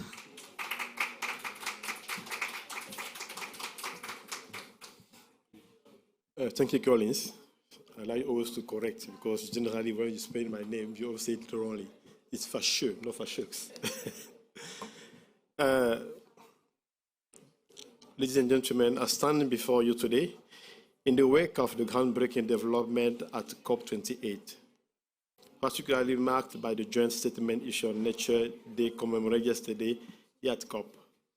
The statement, a collaboration between the COP28 presidency, COP15 chairs, and of the undersigned partnership, initiative, and coalition, along with endorsing member countries, reflect a paradigm shift in our collective commitment to urgently address climate change, biodiversity loss, and land degradation in a coherent, synergetic, and holistic manner, borrowing heavily from the newly adopted Kunming-Montreal Global Biodiversity Framework.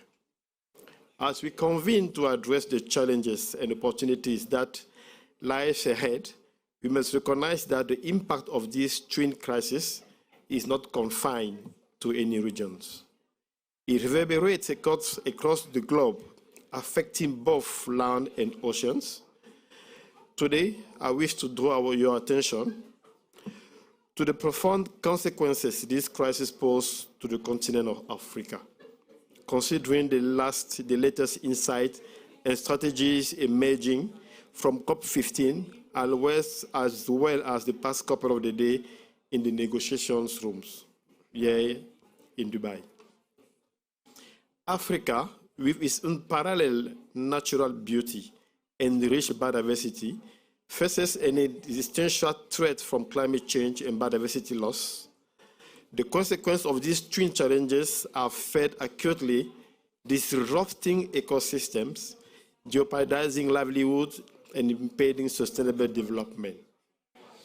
The joint statement stresses that the need for an integrated approach, recognizing the inseparable connection between biodiversity and climate change, which, as we gather here, with like-minded individuals, can be scaled up beyond the scope for us to witness any meaningful impact. The Kunming-Montreal GBF, in which African Wildlife Foundation was actively involved in the drafting consultation, underscore a critical truth in the delicate weight of life in our planet. Every action resonates across ecosystem. influencing our environment and humanity. Target 8 visions, for example, come into place striving to minimize the impact of climate change on biodiversity and enhance its resilience through nature-based solution and ecosystem-based approach. Yes, the word is there, nature-based solution. Africa, hosting over a third of the world ecosystem, is key to our collective well-being. Africa Wildlife Foundation acknowledges the continent's unique challenges and highlight the commitment to strengthening effort, including through voluntary partnership, initiative, and coalition. The statement released yesterday recognized the need to overcome challenges such as lacking foundational skill, data, regulatory framework, and policies to maximize the co-benefit of conservation and climate actions.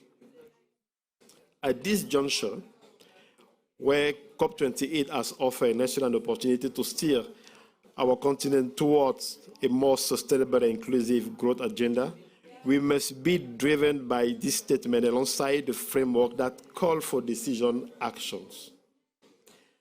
Africa's role in climate and biodiversity discussion must be active and influential, recognizing that the continent is not only experience, but the branch of climate impact, but also hold the key to transformative solution. As we deliberate on the way forward, we must be part of the process of breaking down the barriers that have compartmentalized response to climate change and biodiversity loss. A holistic and integrated approach in the need of the hour, one that recognizes the inextricable link between the health of our ecosystem and the well-being of our communities. We continue to urge government, civil society, businesses, and international organizations to work collaboratively to develop and implement policies that address both climate change and biodiversity loss simultaneously. Investing in nature-based solutions is no longer a question. It is a necessity to promote sustainable land and ocean management practices, and with local communities leading the way. In conclusion, as we navigate the complexities of climate change, let us seize this moment to forge a path toward a more sustainable and resilient future for Africa and the world. The interconnectedness of climate change and biodiversity loss demands a united and coordinated response, one that recognizes that our fate and intertwine with the health of our planet. Let this be the turning point, where we transcend isolated approach and embrace a holistic vision for a thriving and harmonious coexistence with nature. Today's side events resonate with this imperative, building upon the key development for COP28. I hope today's discussion cultivate awareness and catalyze action, propelling the co-implementation of the Paris Agreement and the coming Montreal Global Biodiversity Framework. Looking at the panelists, we can clearly see it embrace diverse perspectives, highlighting examples of nature-based solutions from the youth, private sector, and civil society, shaped by the latest insight and commitment. Let's go into action. Allons sérieusement vers des actions et non plus vers des paroles. Merci.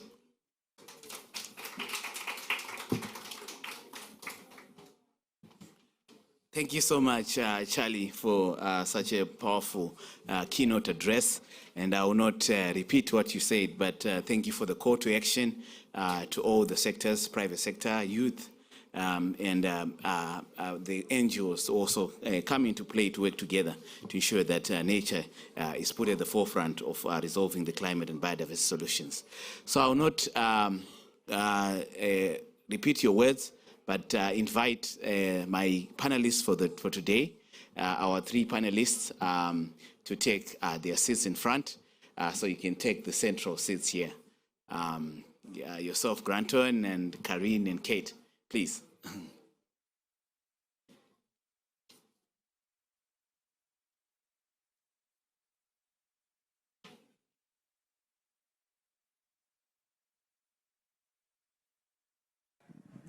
Thank you to our panelists for accepting this call and to have this discussion here.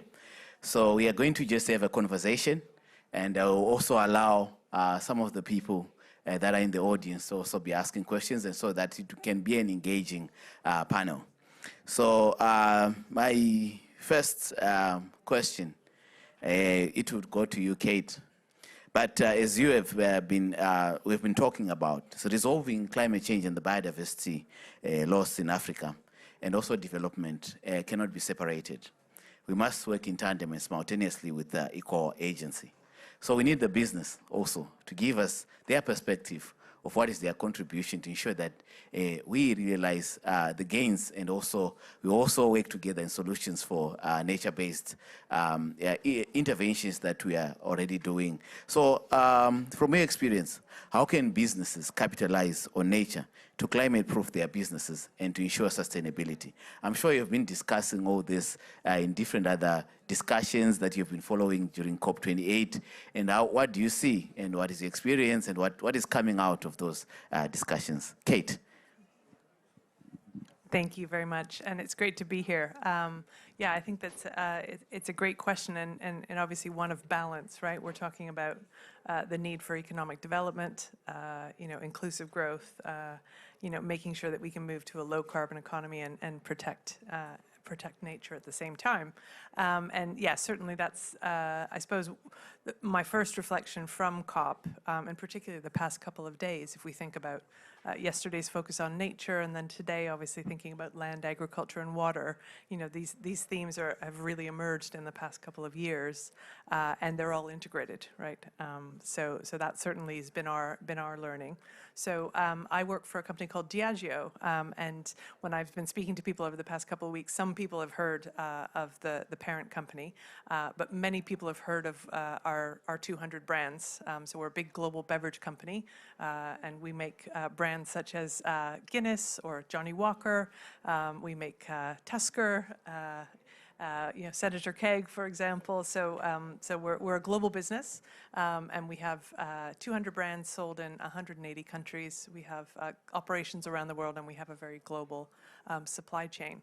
And we've been, if we think about, and I was struck by your remarks in terms of both the Paris Agreement and the Global Biodiversity Framework, which need to be, implemented at the same time. It's something that at Diageo we've been thinking about. How do we mitigate our impact in terms of the environment, and then also how do we adapt to the realities of climate change? And it's something that we've been thinking about for a long time. And that was why we set our first targets around carbon reduction on an absolute basis across Scope 1, 2, and 3 back in 2008. And delivered our first cycle up to 2020. And we also set our first corporate water targets in 2008 as well. And that's really down to the fact that our business is fundamentally dependent upon nature. We take agricultural inputs, we take water, we add some yeast, we add some heat, and we heat it up and we create liquid magic. So that's, we're fundamentally dependent upon it. And it's also, a very long-term business. So as we think about, the moment that we're in now, and particularly in an Africa context, East Africa Brewers Limited is one of the divisions of Diageo. It turned 100 years old last year, and we're really trying to bring this integrated approach to life in that business. So we're working to decarbonize our breweries. We've shifted to biomass and have invested over $30 million US over a number of years, and those biomass facilities were commissioned last year. and in a Kenya context in both Nairobi and also Kisumu. And the benefit of that is it's allowing us to deliver immediate carbon reductions.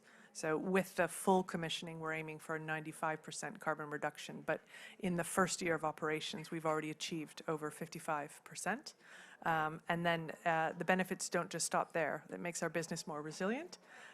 We're not reliant upon fossil fuels with the foreign exchange challenge. And through the biomass, which is using waste products from the agricultural supply chain, we're supporting directly and indirectly 900 jobs, and we're providing an additional source of income for those working in the agricultural sector. So I suppose that's just one example of what we're doing to mitigate and decarbonize. And then on the water efficiency side, water is absolutely critical. So we've, again, over that same time period, invested in, industry-leading water use efficiency in our facilities. But again, it doesn't stop there because we have to take action in our own backyard, so to speak.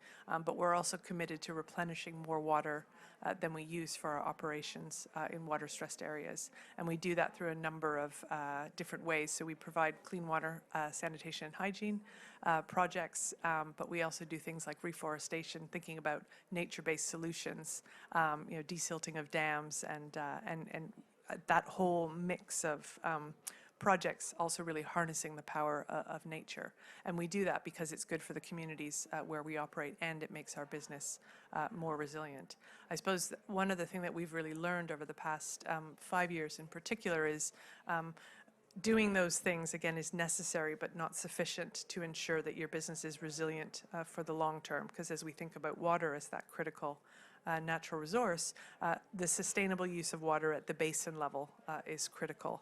And our brewery in Nairobi is one of our largest that we have around the world. And the Upper Tana is really critical for, again, for that basin and for our business, that that water is used sustainably. So we're taking part in collective action. And it's the Upper Tana Nairobi Water Fund, which was founded by the Nature Conservancy, and we're collaborating with other businesses, including Coca-Cola and UPS and KenGen, but also with farmers. So I think that's, I suppose, one of the other learnings is that if you want to protect the basin and if you want to ensure that the resource is used sustainably, then again, using the power of nature and engaging with farmers is absolutely critical. And then the final thing we do, which is one of the reasons why we're at COP, is we advocate for action on nature and on water, because it's very critical to our business. And we know that climate change and water stress are intimately linked, and also that it impacts the most vulnerable in society. So I suppose that's just a bit of an example of why it matters to us, what we're doing, and I suppose what we've learned over the past 15 plus years and how we're trying to embed that learning. Great. Can you clap hands for her?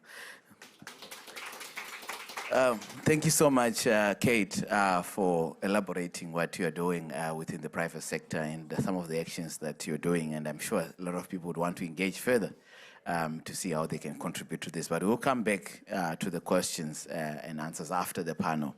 So AWF, African Wildlife Foundation, is a program that it runs where it promotes youth leadership across Africa. One of that program is called the Charles War Leadership Management Fellowship. The other one is the Charles War Policy Fellowship. And today we have two of the young people that are a part of that program. The program started last year, the Charles War Policy Fellowship Program. And we have an alumni on the panel, which is Karin Matikalu from Tanzania. And the new one was in the stream is Granton. Both, they work in different capacities, and Granton is working with the county government in Taita Taveta. And I'm going to come straight to Granton for his intervention in his work in the Taita Taveta government. And I'll ask him, what are the policy barriers to innovative solutions to address both climate change and biodiversity loss in an inclusive manner? And I'll put it in the context of where you're working in Taita Taveta, and also in the context of the fact that issues of nature have not been more pronounced in the climate change debates until now, and what you've been experiencing with the communities in Taita Taveta. I'll give you this mic. Thank you, Collins. As Collins has put it, my name is Granton Mundaviro. I'm the CCM member or County Minister in charge of water, sanitation, environment, climate change, and natural resources. I always say a big title, but small money. And I'm also part of the Charles R. Wall Young Policy Fellows, Cohort 2, which is a training program for African youth under the age of 35 who are interested in policy and decision making. And this is our 9-month program that began way back in April, and it's training us on negotiations and also making policy briefs and the likes. So in line with your question, Collins, one of the governments that are way much closer to the local communities, the local government.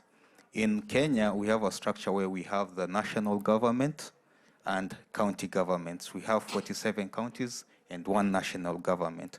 And there are functions that are devolved to the local governments and functions that are handled with the national government, kind of like the US where we have the states and the federal government.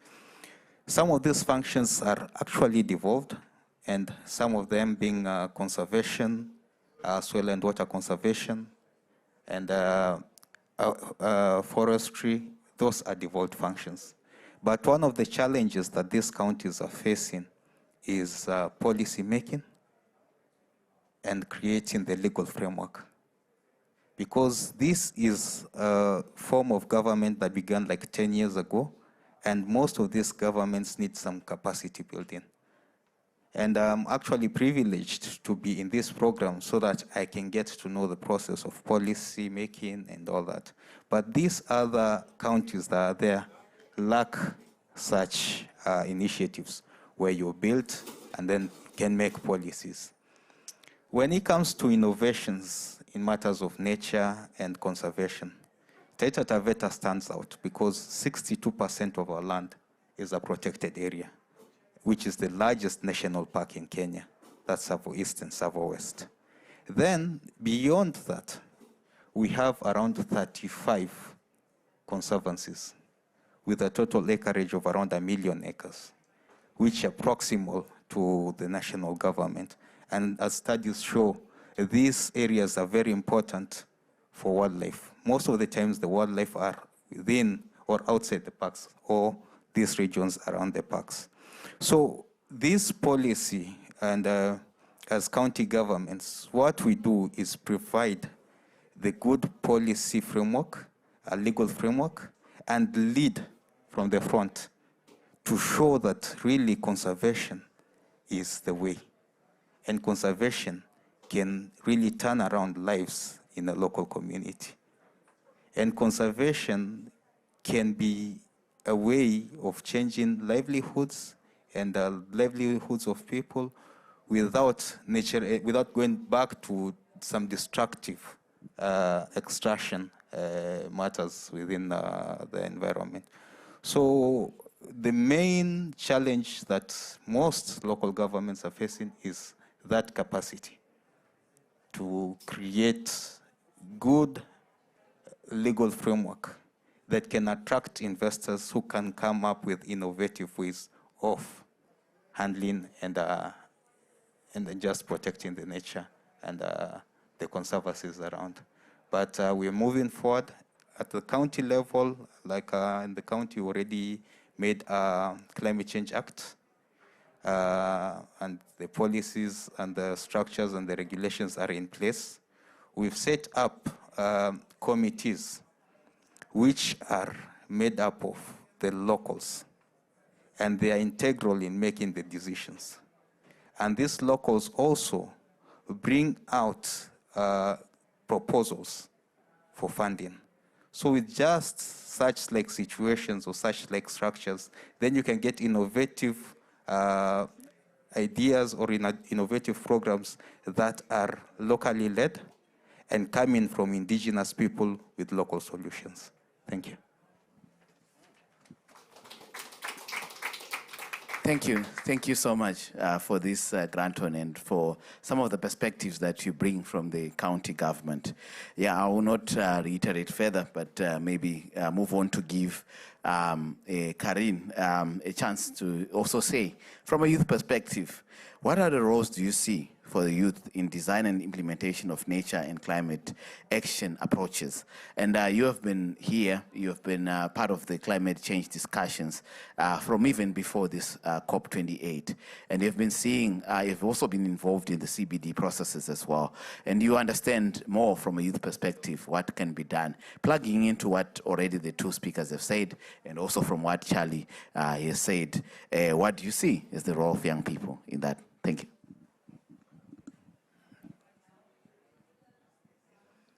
Thank you so much, Collins. So as Collins already introduced me, my name is Karen Joel.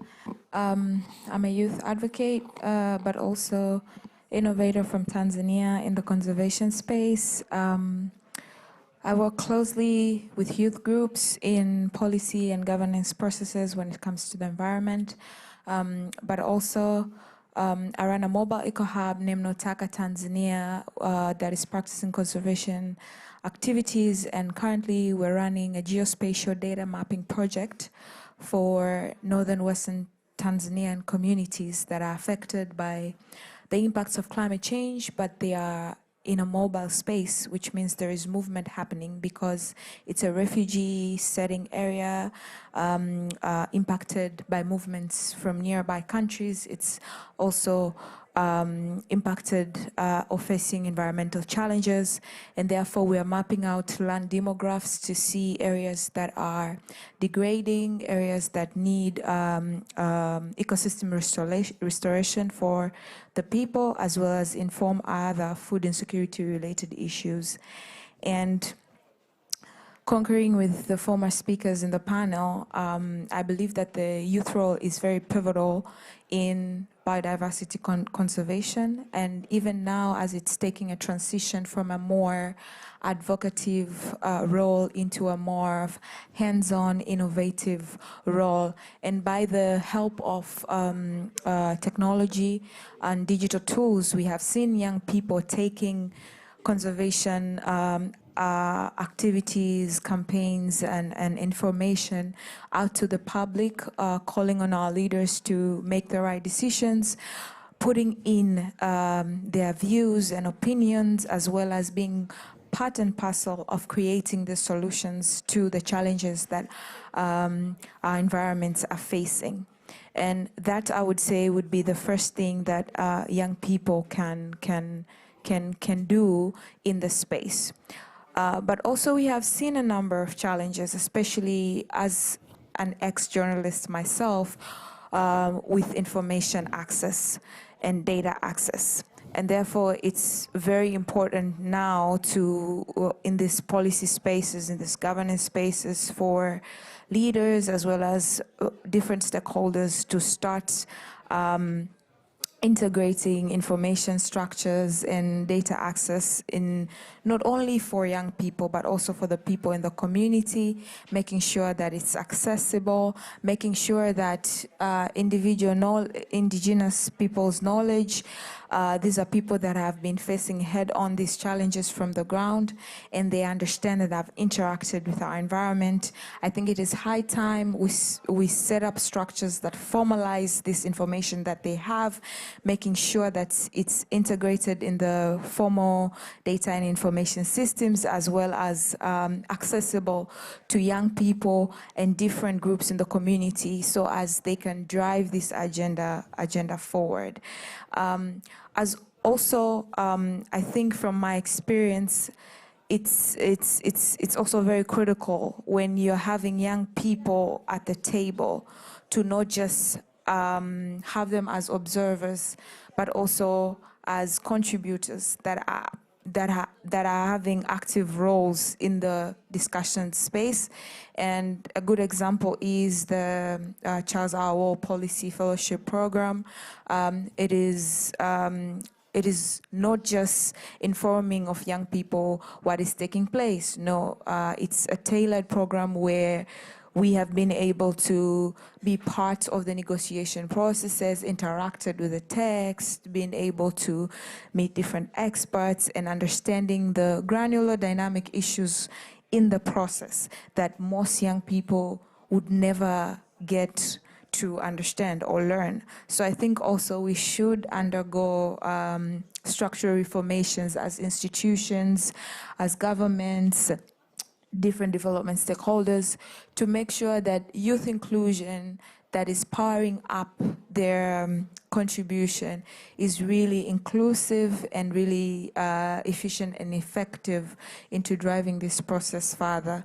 And I think just to conclude, I would say that the youth play a very, very pivotal role when it comes to creating solutions for biodiversity challenges, but also they play a pivotal role in educating and affecting other groups in the communities, meaning maybe women, the elderly. The youth play a pivotal role to bring them into the space and making them understand what is going on and how they can navigate their own roles into creating the solutions to the challenges that we are facing. Thank you. Thank you, Lord. Let's clap hands for Karim. Thank you to the wonderful panel that we've had and the wonderful contributions that each one of you are bringing from different perspectives, the youth, the private sector, and also from policy making and county government. So I'm going to open it up for discussions, contributions, comments, and questions to our panel. You can pose them to the panel, and also Shali will give a keynote address. If you want to ask him as well, feel free to. So we do have that one roving mic, so I'll need some help. Yeah, you can. Okay. So yeah, you can raise your hand if you, yeah. Okay. Yes, thank you. I think I'm always excited and passionate when I'm hearing the youth and I'm seeing the youth in front. I'm frustrated because we are asking them to demonstrate, we destroy the environment that they are going to live tomorrow. And when we are negotiating solutions, we don't want them to be in the table or that they want going to live with those solutions. I want to ask a very practical question because now I'm happy to have Jadio. And by the way, I'm not going to say loudly better. I'm a consumer. Yesterday, we have a panel where the governor of Taveta was there. And we have Granton, who was presenting a very great project. I was surprised he not talk about it, where they have water. And I was asking, what will be, and I have two questions, and that's the two. What are the type of policy, enabling policy that will attract your company to invest in Taveta? That is one. The second, again, is about the youth. And I will see how you were appreciating when you're talking about the child fellow. What is stopping your company to come and add up on AWF Child World Program so that we can have not just 30 in Africa per year, we can have more? Thank you. Thank you. Thank you. That's a powerful question. Maybe I can take another one if there's another contribution. No? Okay. So you can bring it to Kate. Thank you. Yeah, no, it was we were smiling there because we were chatting before this event started about the challenges in terms of high biodiversity, very large amount of land under conservation, but not a huge population, and how do we address that? So I think that your first question, I think one of the things that I've heard a lot over the past few days, and that's top of mind for me, is really how do we begin to value nature, and to actually put, if you're asking the questions around what would it take for more investment, to come into parts of the world where, like what you've just described, which are incredibly vital for the world in terms of conservation of biodiversity, but by their very nature of them being, including what they have, are not adjacent to business or, so I think a lot of it comes down to actually valuing nature and finding ways to actually, finding policies, that will, I suppose, enable business to also, invest in conservation, slightly more distant to where they're operating. And I think also just really ensuring that there's actually metrics that allow us to value nature. And I'm encouraged by, if I think back to, we're not even a year since COP15, right? So we're just coming up on it. And I think the conversation in terms of from that moment to, to things that are going on in terms of, nature-related disclosures, and this conversation around ecosystem services is advanced very, very quickly. So I'm encouraged by it, but I think it's that type of policies because of the nature of where you're located. You don't necessarily, you have this incredible role that you're playing, but you're not immediately adjacent to where certain types of economic activity are happening, I think. And then with regards to your second question, I think I would, I'd definitely love to hear more and to learn more about the program. So let's follow up after this session, if that's okay. Thank you. I'll give it to Granton. You might want to respond and also share about the project a bit. Yeah, thank you. Let me just expand this in a way that can be understood, or just try and bring the geographical map of Taita Taveta to the panelists and the group that's here. Taita Taveta is a county of around 17,000 kilometers squared. That's in the southern part of Kenya, just adjacent to, we border Tanzania, and we're closer towards the coastal region, and is categorized as a coastal county. It is 89% arsal. It's an arsal, it's an arid and semi-arid land. But a small section of the county is well endowed with water. And this is towards the southern western side where we border Tanzania at the foothills of Mount Kilimanjaro. We have a lot of natural spring water within the county. And the quality, as I was sharing yesterday in the panel group that I had, it's just top range. According to the standards that are set out by the World Health Organization, and what we have doesn't match. So the challenge has been, and this is what climate change has brought, we have a few highlands that have been water catchments for these animals in the Savo-Mkomanzi ecosystem and the conservation and ranching area. But due to climate change, these rivers are drying up. For the first time in the county, we saw animals, wild animals dying in their numbers, a huge number of elephants, zebras for the first time. If you see a zebra like dying, you know that drought is at its extreme. That's one of the animals that never dies. But we have a water source which can produce 100,000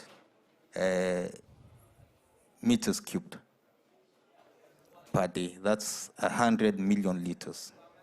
And this water, with the interventions that we've made within the county, is enough for both domestic, commercial, and biodiversity conservation. What we want is just to extract that safe water, which is very clean and doesn't need full treatment. It just needs partial treatment because the quality is made. You just need to chlorinate the water and distribute it from that source to the other areas. And along the way, provide water points for the nature and the biodiversity that we have. And that can be a huge solution and a huge impact. And I really want to thank this program for sponsoring me to come here. And that's one of the challenges that these counties that have a small population and huge conservation areas face. The policy in Kenya when it comes to funding is a 1 man, 1 shilling policy. Any politician will go to where the numbers are, finance so much so that he can get voted back. but they won't look at areas where people are conserving and taking care of nature. So with the funding that we get, even sponsoring a person to come to a platform like this, COP, and talk and meet and network is a challenge. And so through Charles Wall, get to meet around and try and share the story. And anywhere I've shared this story, people are amazed, like how you have this water and the challenge is just distributing. Then these are areas that we need to come in and help. And that can be of good impact to the biodiversity. Taita Taveta holds 40% of the elephant population in Kenya. And it's really, really, really one of the areas that we have rare endemic species. We have species like Taita thrush, Taita pallis. These are bird species that are only found in Taita Taveta. We have rare plants that are only found in Taita Taveta. And some of these species are actually in the IUCN red list, like the Taita pallis. So this is an area that needs to be conserved and need to be protected, but we need programs and fellowships like Charles Arwell, which can propel you to this world stage that you can send, where you can send this message and direct it to the right people who need to hear this message. Thank you. Thank you. Thank you for this wonderful interventions. I don't know if there are any contributions from the floor, questions?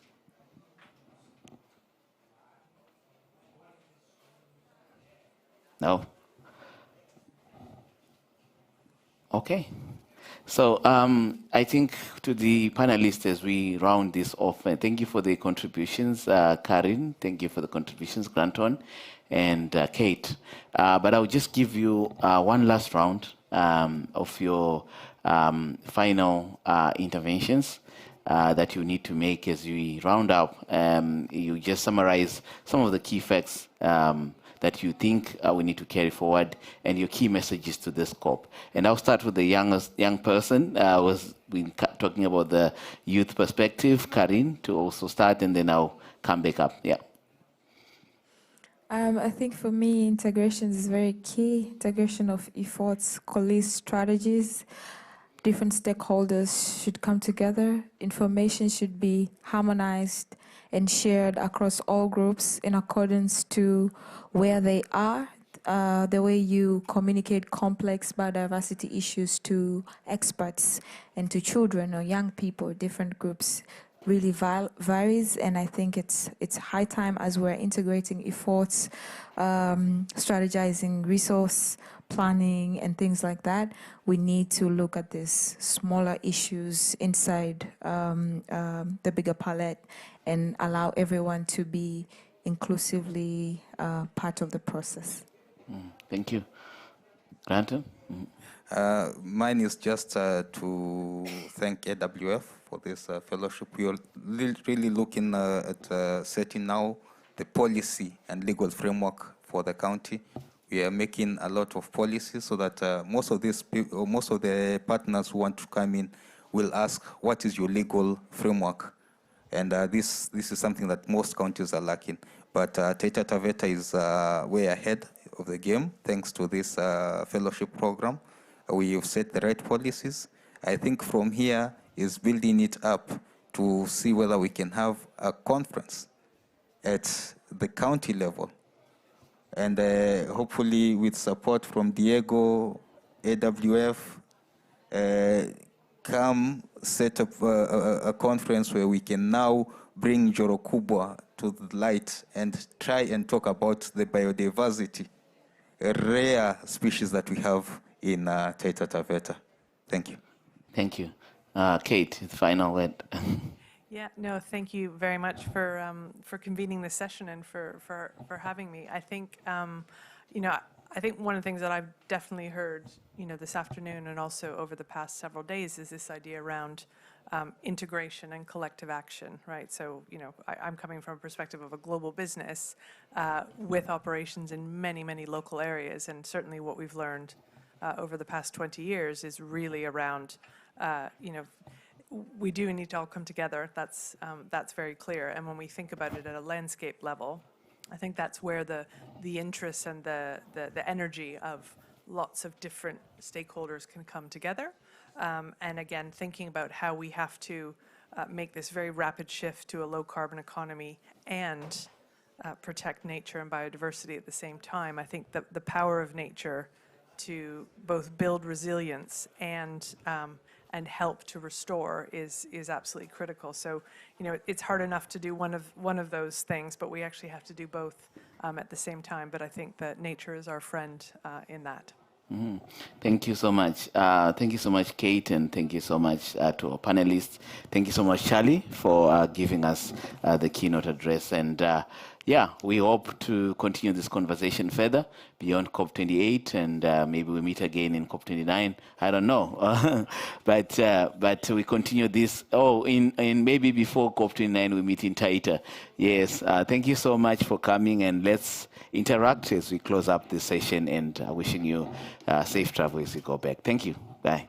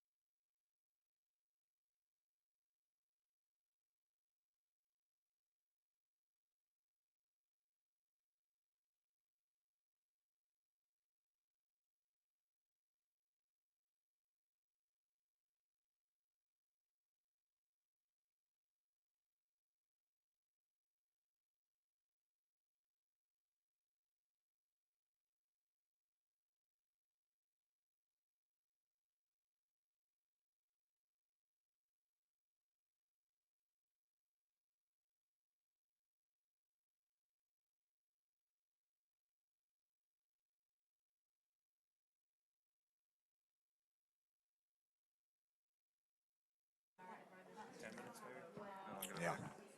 Hi, Madeline, can you hear us? Hi, yes, I can hear you.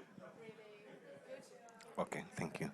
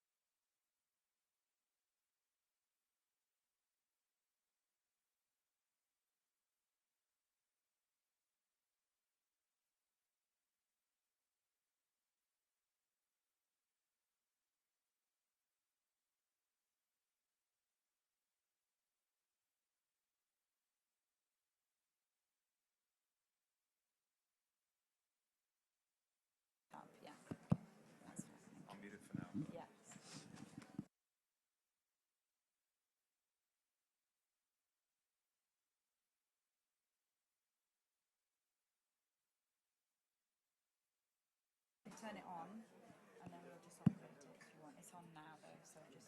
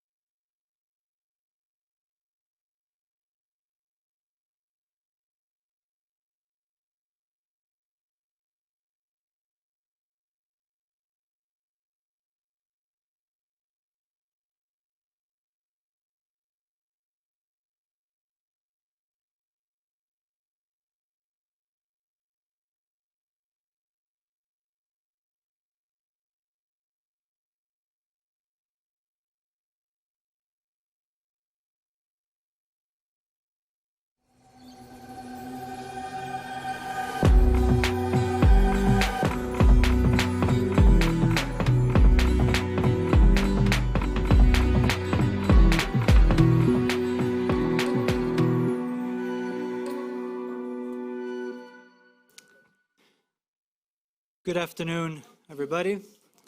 It's a real pleasure to be here to have a great discussion on an incredible topic. Islands driving forward ambition when it comes to climate change law. My name is Francesco Sindico. I am the co-chair of the IUCN WCL Climate Change Law Specialist Group. And a disclaimer, I'm not an islander myself. However, in my work, be it at the Scottish Government or with IUCN or in collaboration with the International Water Resources Association, I lead and work on island-related projects. But I do so always listening and putting the island communities at the heart of the discourse. And that's something I want to put out there from the start. A little bit of context before we jump into the discussion tonight. 2024 is a very important year for islands and for SIDS in particular. SIDS 4, that will happen in May in Antigua and Barbuda. And it will really shape the next 10 years of development, but also of climate law related to islands. And this event at this pavilion, at the great IUCN Pavilion that we have had all 2 weeks long, is part to IUCN's efforts and work to position itself towards SIDS-4. And to do so, I cannot think of a more distinguished and exciting list of speakers, which I will introduce in just a second. We will be discussing with them 4 key areas of law where islands, let's be honest, are punching way above their weight.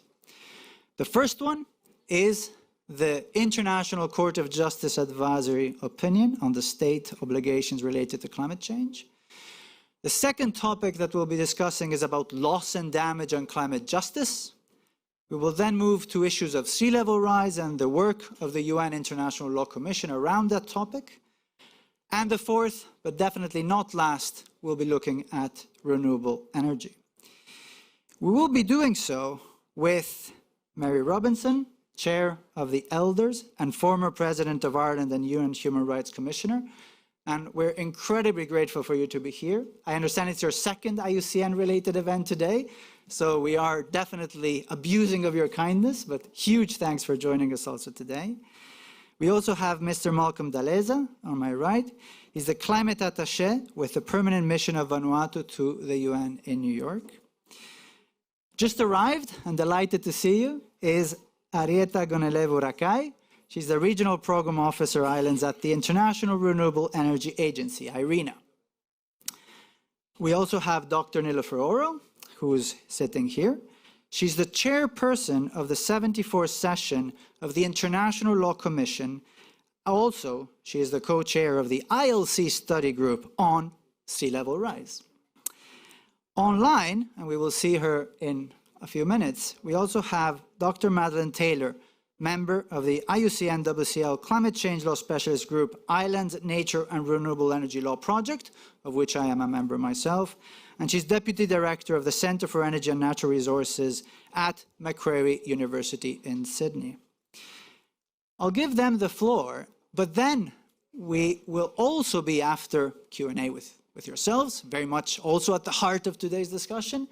We're incredibly privileged and have the pleasure of also having with us Professor Christina Voigt, Chair of the IUCN World Commission on Environmental Law.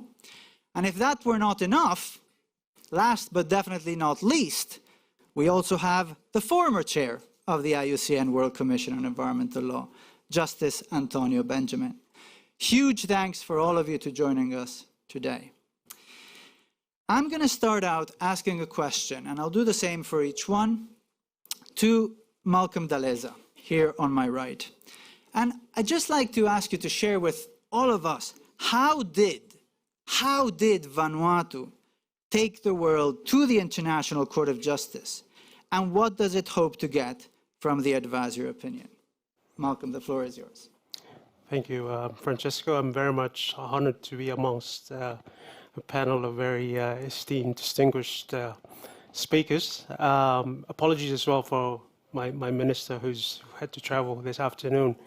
Vanuatu, how it took up that particular case was very much all to do with the youths from the Pacific, the University of the South Pacific, Pacific Island students fighting climate change, and this grew momentum, and we had the World Youth for Climate Justice as well, which approached the Vanuatu government to take this particular case through the General Assembly.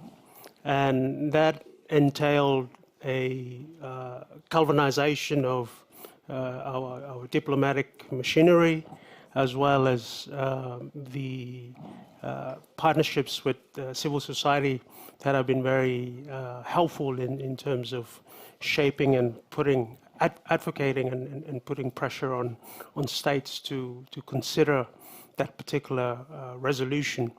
And within New York itself, the Vanuatu mission, with the help of 17 other core group of countries, helped to negotiate and frame and find balance for that particular resolution to make it through to through the General Assembly, which happened in end of March this year. So we've been very grateful that there's been a lot of support that has come around that particular initiative, and we're now at this stage where we're preparing the various regions as far as putting submissions through the form of write-shops. So we've had a series of workshops or write-shops within the Pacific, and we're looking to organize those particular write-shops in other regions, say Asia and the Caribbean and Africa. So it's been very much a journey in terms of the diplomatic effort, as well as our legal team, and in particular, I would like to make mention of the youths within the Pacific and globally in terms of putting pressure within their governments to take that particular issue, the issue of climate change, as far as its impact on their rights, not only present but in future, so that we can have accountability as far as obligations are concerned, and responsibility. Thank you very, very much, Malcolm. Now, obviously, this is almost a parallel trajectory to the negotiations. Does this work? Okay. This is almost like a parallel trajectory to the negotiations, this effort before the ICJ, but really it's about climate action, but also about climate justice in a way. And this takes me nicely to the question that we have for Mary Robinson. And I would like to ask you, how does the SID's call for increased loss and damage funds align with climate justice? And obviously we know this was on day one. Doesn't it seem like a month ago, day one of COP28? But there was a lot of celebration of this loss and damage achievement. So I'm very intrigued and interested to hear your thoughts about how does that align with climate justice. Thank you very much. But if I may, before I answer your question, I will stick to the time you gave me. I just want to refer back to the case, the Vanuatu reference, the role that young people in Vanuatu and globally played in it, because I think it's really very important. That advisory opinion, I think, might change the whole dynamic for us. And I'm aware that there's an urgency about countries putting in submissions. I think the 22nd of January, as I understand, is the cutoff date, and then there's time to respond to comments a little bit later. But we need good evidence, good comments from countries, and I'm glad you have some workshops, but I hope all progressive countries will put in strong observation, comments, and bring the evidence, because that's what the judges have to rely on, as we'll, I'm sure, hear from those with more expertise. Unfortunately, loss and damage is at the heart of climate justice. I say unfortunately, because it's because we have not mitigated properly and reduced and phased out what's harming us, fossil fuel, and because we have not supported adaptation sufficiently, helped communities to build resilience, and that costs money, and we are not seeing, even at this COP, enough attention to adaptation. We are unfortunately into loss and damage. But let's remember, I was at Sharm el-Sheikh, as I'm sure most of us were.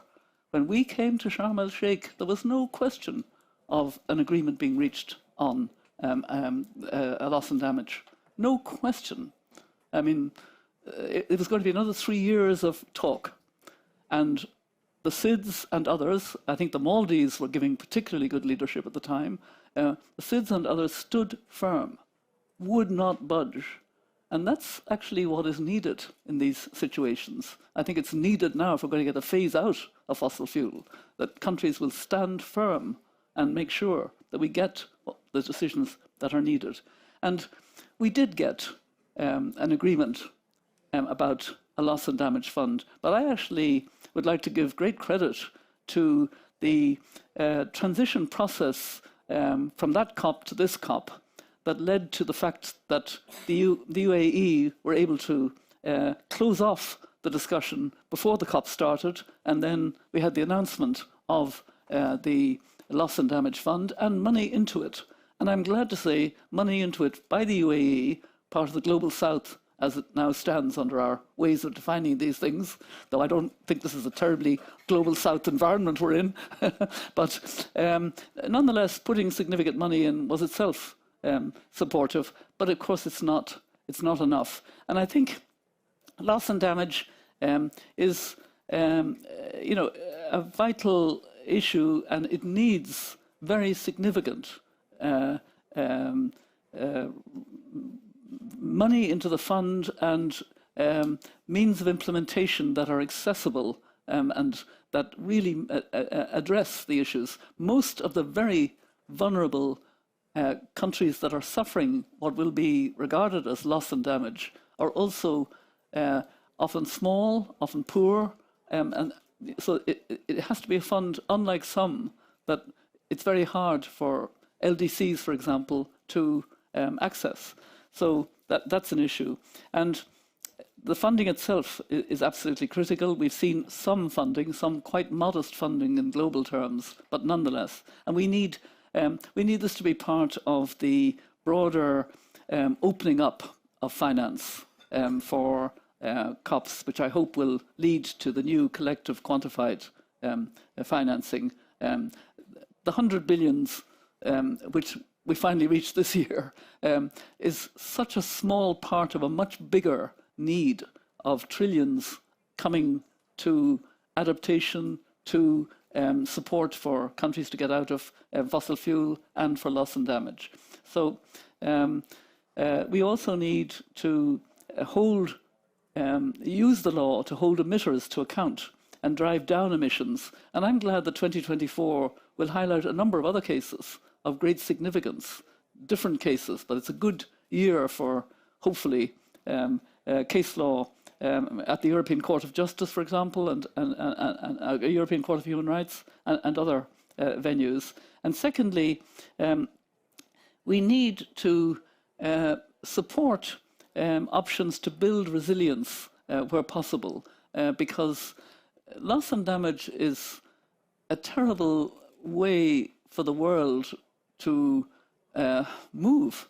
We should have avoided loss and damage. That's the truth of it. It's a sign that we've let countries look at Pakistan.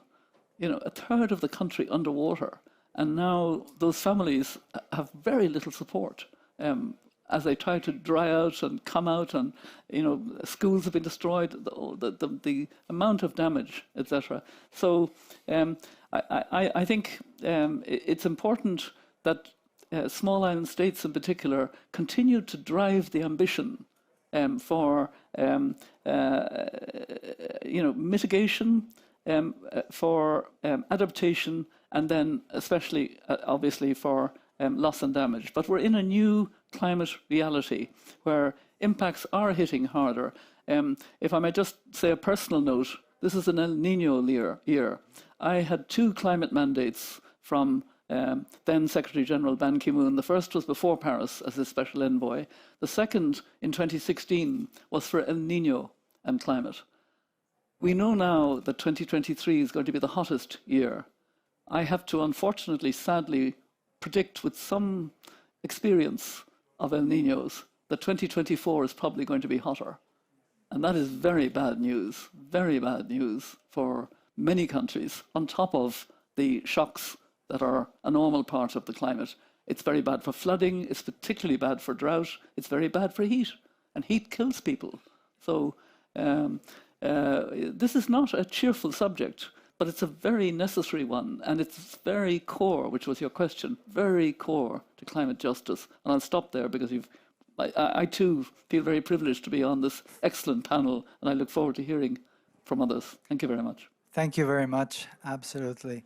And before I give the floor to our next speaker, both when it comes to loss and damage and to litigation, really, in a way, the devil lies in the detail. We now have the bigger picture. Now we have to go into the regulation of the Loss and Damage Fund and so forth. Let's move always in the same topic, context of islands and the role of law. But in one of the aspects that actually you were just touching on, these direst effects, one of which is, for example, sea level rise. And my question to Nilofer Oral is, what legal and policy strategies do island nations have to present their loss of sea area? And obviously very keen to hear your work at the ILC.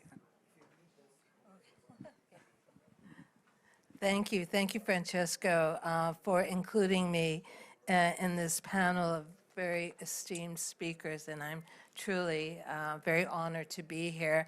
And also on a topic which really is of critical importance to so many, particularly those living in island nations and low-lying countries as well.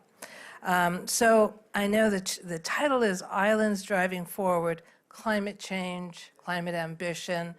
And may I say that the island states have been at the forefront, the vanguard, not just recently, but since 1989. 1989, the small island states gathered in Male and issued the Male Declaration, a warning about climate change and sea level rise. Here we are, 2023, and we're still making declarations.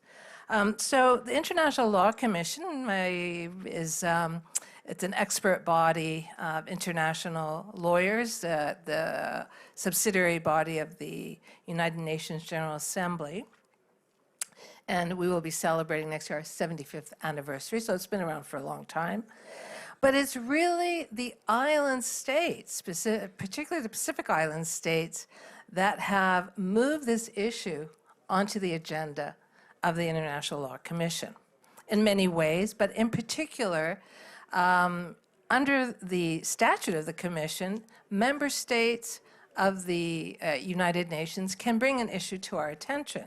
The first time this was done was in 2018, when the Federated States of Micronesia actually submitted a very detailed written statement to the Commission requesting that we place it on our agenda. We were also working on that because we knew that the island states, the small island states or large ocean states, wanted the Commission to take this topic up. And we acted very quickly, established a study group.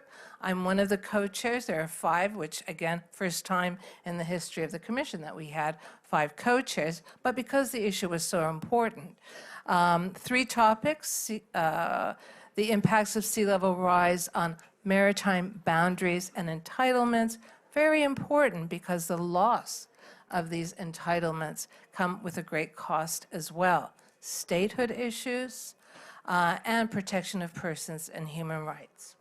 So I'm happy to say that within a relatively short time, great progress has been made on this issue. And if it weren't for the small island states raising this issue in the General Assembly and now in the 6th Committee, we would not have the awareness and the momentum we now have. From 2018 until now, I can tell you that the needle has moved significantly. And what we're seeing is a very strong movement towards accepting the importance of what I call, in short, preservation of existing rights, be that your maritime entitlements, be that your statehood rights, and in the interest, and this is something that all the states are echoing, in the interest of stability, predictability, and legal certainty. Critical for us. And I just wanted to highlight, because I know we have limited time, where again, particularly the Pacific Island states are at the forefront, and they have issued 2 declarations that have had great impact. In 2021, the Declaration on Preserving Maritime Zones in Face of Climate Change and Sea Level Rise, and the second was just this year, and I'm happy to say that I was able to go to Fiji and participate in that, was the Pacific Islands Forum Declaration on the Continuity of Statehood.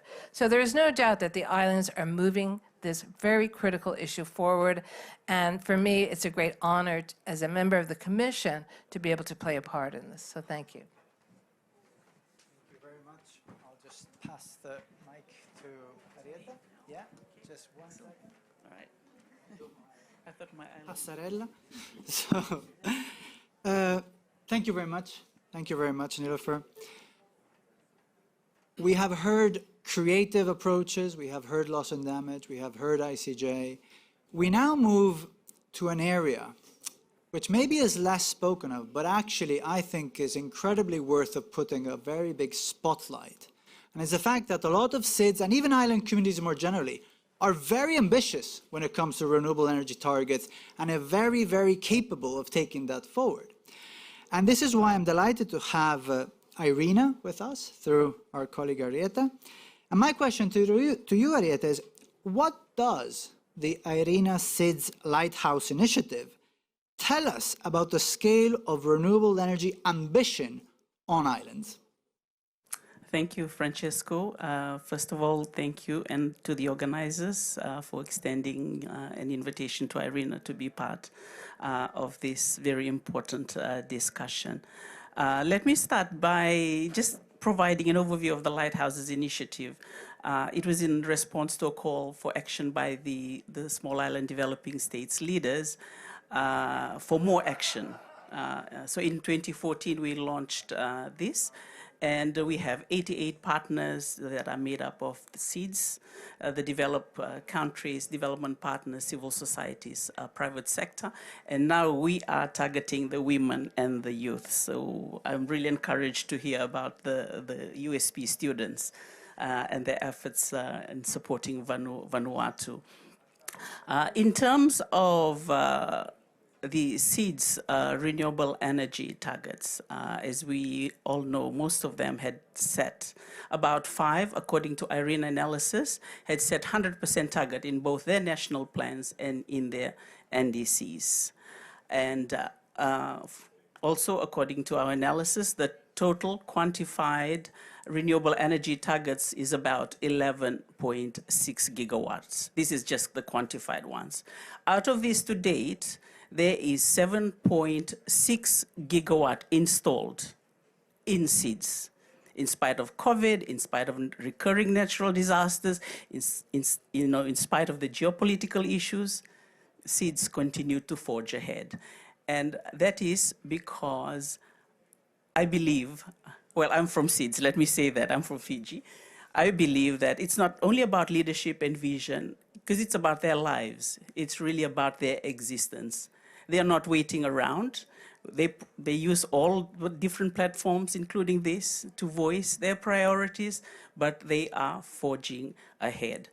And in our analysis, when we looked at the finances, the investment that is needed for the first round of NDCs, it was about 16 billion. But this second round, the Alliance of Small Island States have estimated that it is 10 times more. It is almost over 200 billion. And this is just for the quantified targets. And we have come to a point in the SIDS Lighthouses Initiative where we are hearing from the SIDS leaders. We need money, we need capacity, we need it now. And of course, the tailor-made technological solutions. It is there. It is proven, especially for solar, for hydro, for bioenergy applications. But it's just a matter of strengthening our cooperation, our partnerships. So this is something that we are doing through the SIDS Lighthouses Initiative. We are not in implementing agencies, but we are working with implementing agencies, regional organizations. We hope to work with IUCN and others, including youths and women, yes, to realize all these targets. We are taking investment forums to the regions. We have just concluded the Caribbean Investment Forum, where we bring investors, the project developers, and the governments together in the same room, matchmaking, and hoping that we will cut through the red tape and get some money, much needed investment by SIDS. We're having one in the Pacific next. We hope to have it in Vanuatu, but that is something that is still under discussion. But I think I'll stop there, and then we'll follow up with more discussions if there's any questions. Thank you. Thank you very much, Arieta. I can stick to this because now we're going to go online. But before I do give the floor, and maybe we can bring Dr. Madeline Taylor online if that's possible, just to highlight, one, the collaboration arena with IUCN and other like-minded organizations. And I think, again, as I said at the beginning, this 2024 for SIDS and for islands more generally is a crucial year. SIDS 4 happens every 10 years, not like COP every year. No, the SIDS conference that plans the strategy happens every 10 years, and I very much look forward to working with you on strengthening this positive story from SIDS. Not that the others aren't, but usually sometimes the others tend us, as Mary Robinson reminded us, it's not always a nice story. This is a nice story, and we need to shine the light. No pun intended with your, with your initiative. But I wonder whether our colleague Madeleine Taylor is online. Very well. Welcome to the panel, Madeleine. Before I give you the floor, I just want to express a huge thanks for Madeleine. You don't want to know what time it is where she is. We almost forgot that this Zoom world allowed people to come online at not beautiful hours. But really, thank you for joining us. I'll give you the floor by asking you the following questions, Madeleine. Many SIDS have high ambition in terms of domestic climate targets and promotion of renewable energy. We just saw that with the previous presentation. What could be specific regulatory challenges in delivering on such targets? The floor is yours, Madeleine. Thank you so much, Francesco, and apologies everybody if my voice is a little croaky. It is not a very beautiful hour, as Francesco said, in the very large island of Australia. Before I begin, I'd like to acknowledge I'm here on the land of the Wadamadagal clan of the Darug Nation, and I pay my respects to all First Nations people here in the audience today. The recommendations around regulatory reform for the incredible ambition and leadership that Pacific SIDS have in particular is actually not just a challenge, but really an opportunity. And the couple of remarks that I have for you today are really born out of Pacific leadership itself. Indeed, these 4 points that will be discussed were actually raised by the leaders, the energy regulators themselves of OPRA, that's the Office of the Pacific Energy Regulator Alliance. And this is an alliance of Pacific energy regulators that has been supported most recently by the Asian Development Bank in a workshop that we had in April here in Brisbane. So first and foremost, we've heard at COP constantly, and not just COP, but as our esteemed panel has already discussed, how Pacific SIDS themselves, through Talanoa, through community and inclusivity, by nature are dynamic, flexible and resilient. And their ambition itself needs to be underpinned by regulation. And what I hear constantly from my Pacific colleagues is the need for regulator capacity building in a big way. And what that means is not just from top down, where we have technical consultants coming and presenting reports, but it's true dialogues and communal leadership together for regulatory capacity building. And what that looks like, of course, is a range of different things. For example, data sharing, regionalisation plans together, and also really active workshops where we look at energy regulation, not just from a traditional economic energy security perspective, but really an ambitious perspective. And that's what regulators in the Pacific are constantly doing. They're pushing the boundaries on how to set grid codes, for example, grid formation codes, thinking 1 or 2 steps ahead constantly around rural electrification, some of the most complex energy regulation we can create around off-grid energy areas and how to make sure that we have reliable energy. But also regulatory capacity building in line with utilities and IPPs is also crucial. It is so very important that utilities that are operating, if they are not state-owned and vertically integrated in the Pacific, work alongside and empower regulators in setting energy plans rather than against regulators. It's so important when it comes to tariff setting, but also in producing future renewable energy zones and actually activating that ambition. The second key point in particular around regulation and how it's so crucial to underpin the ambition of Pacific SIDS is around recycling and decommissioning and the regulating of that. To date, we've seen wonderful projects from various different donors and also private investment companies, including from obviously DFAT in Australia, producing really incredible large-scale renewable energy and storage projects, as well as consumer household PV projects, for example, the VREP project in Vanuatu. But underpinning this needs to be really clear regulation for a life cycle analysis of renewable energy and storage technologies. And that means it's important that we have chain of responsibility laws, that we ensure that governments themselves are not stuck with servicing the costs of ongoing renewable energy projects, but that is shared by the financier in particular and the utility company. So, for example, when we look to the regulation itself, for example, Fiji, and we look at the Environmental Management Act there's already really strong regulatory provisions and obligations around the recycling for lead batteries, lead acid batteries, for example. That needs to be widened to be lithium-ion batteries as well, because in supporting a just transition, recycling lithium-ion batteries as part of the EV revolution that needs to happen, of course, in the Pacific and the electrification of other transportation modes is crucial to recycling precious minerals, copper, lithium, obviously, etc. So actually ensuring that we have a really strong decommissioning regime and also recycling regime for PV panels. Obviously, we've got aluminium, which is 100% recyclable, is so important that these projects don't fall into disarray, so that we actually take a really strong financial component to decommissioning itself. The third point is around community ownership, and this is something that is absolutely innate, I think we can say, for our Pacific brothers and sisters. Community ownership, community-led thinking around renewables is incredible. This is the first time that in many Pacific Islands we are delivering electricity first and foremost, but secondly in a decentralized way that allows consumers and households to take ownership in a really just transition and having a justice-based approach to energy. Community ownership to energy is not something that's new at all, particularly for Vanuatu and Fiji, where we've got cooperative ownership of mini-grids and microgrids in solar.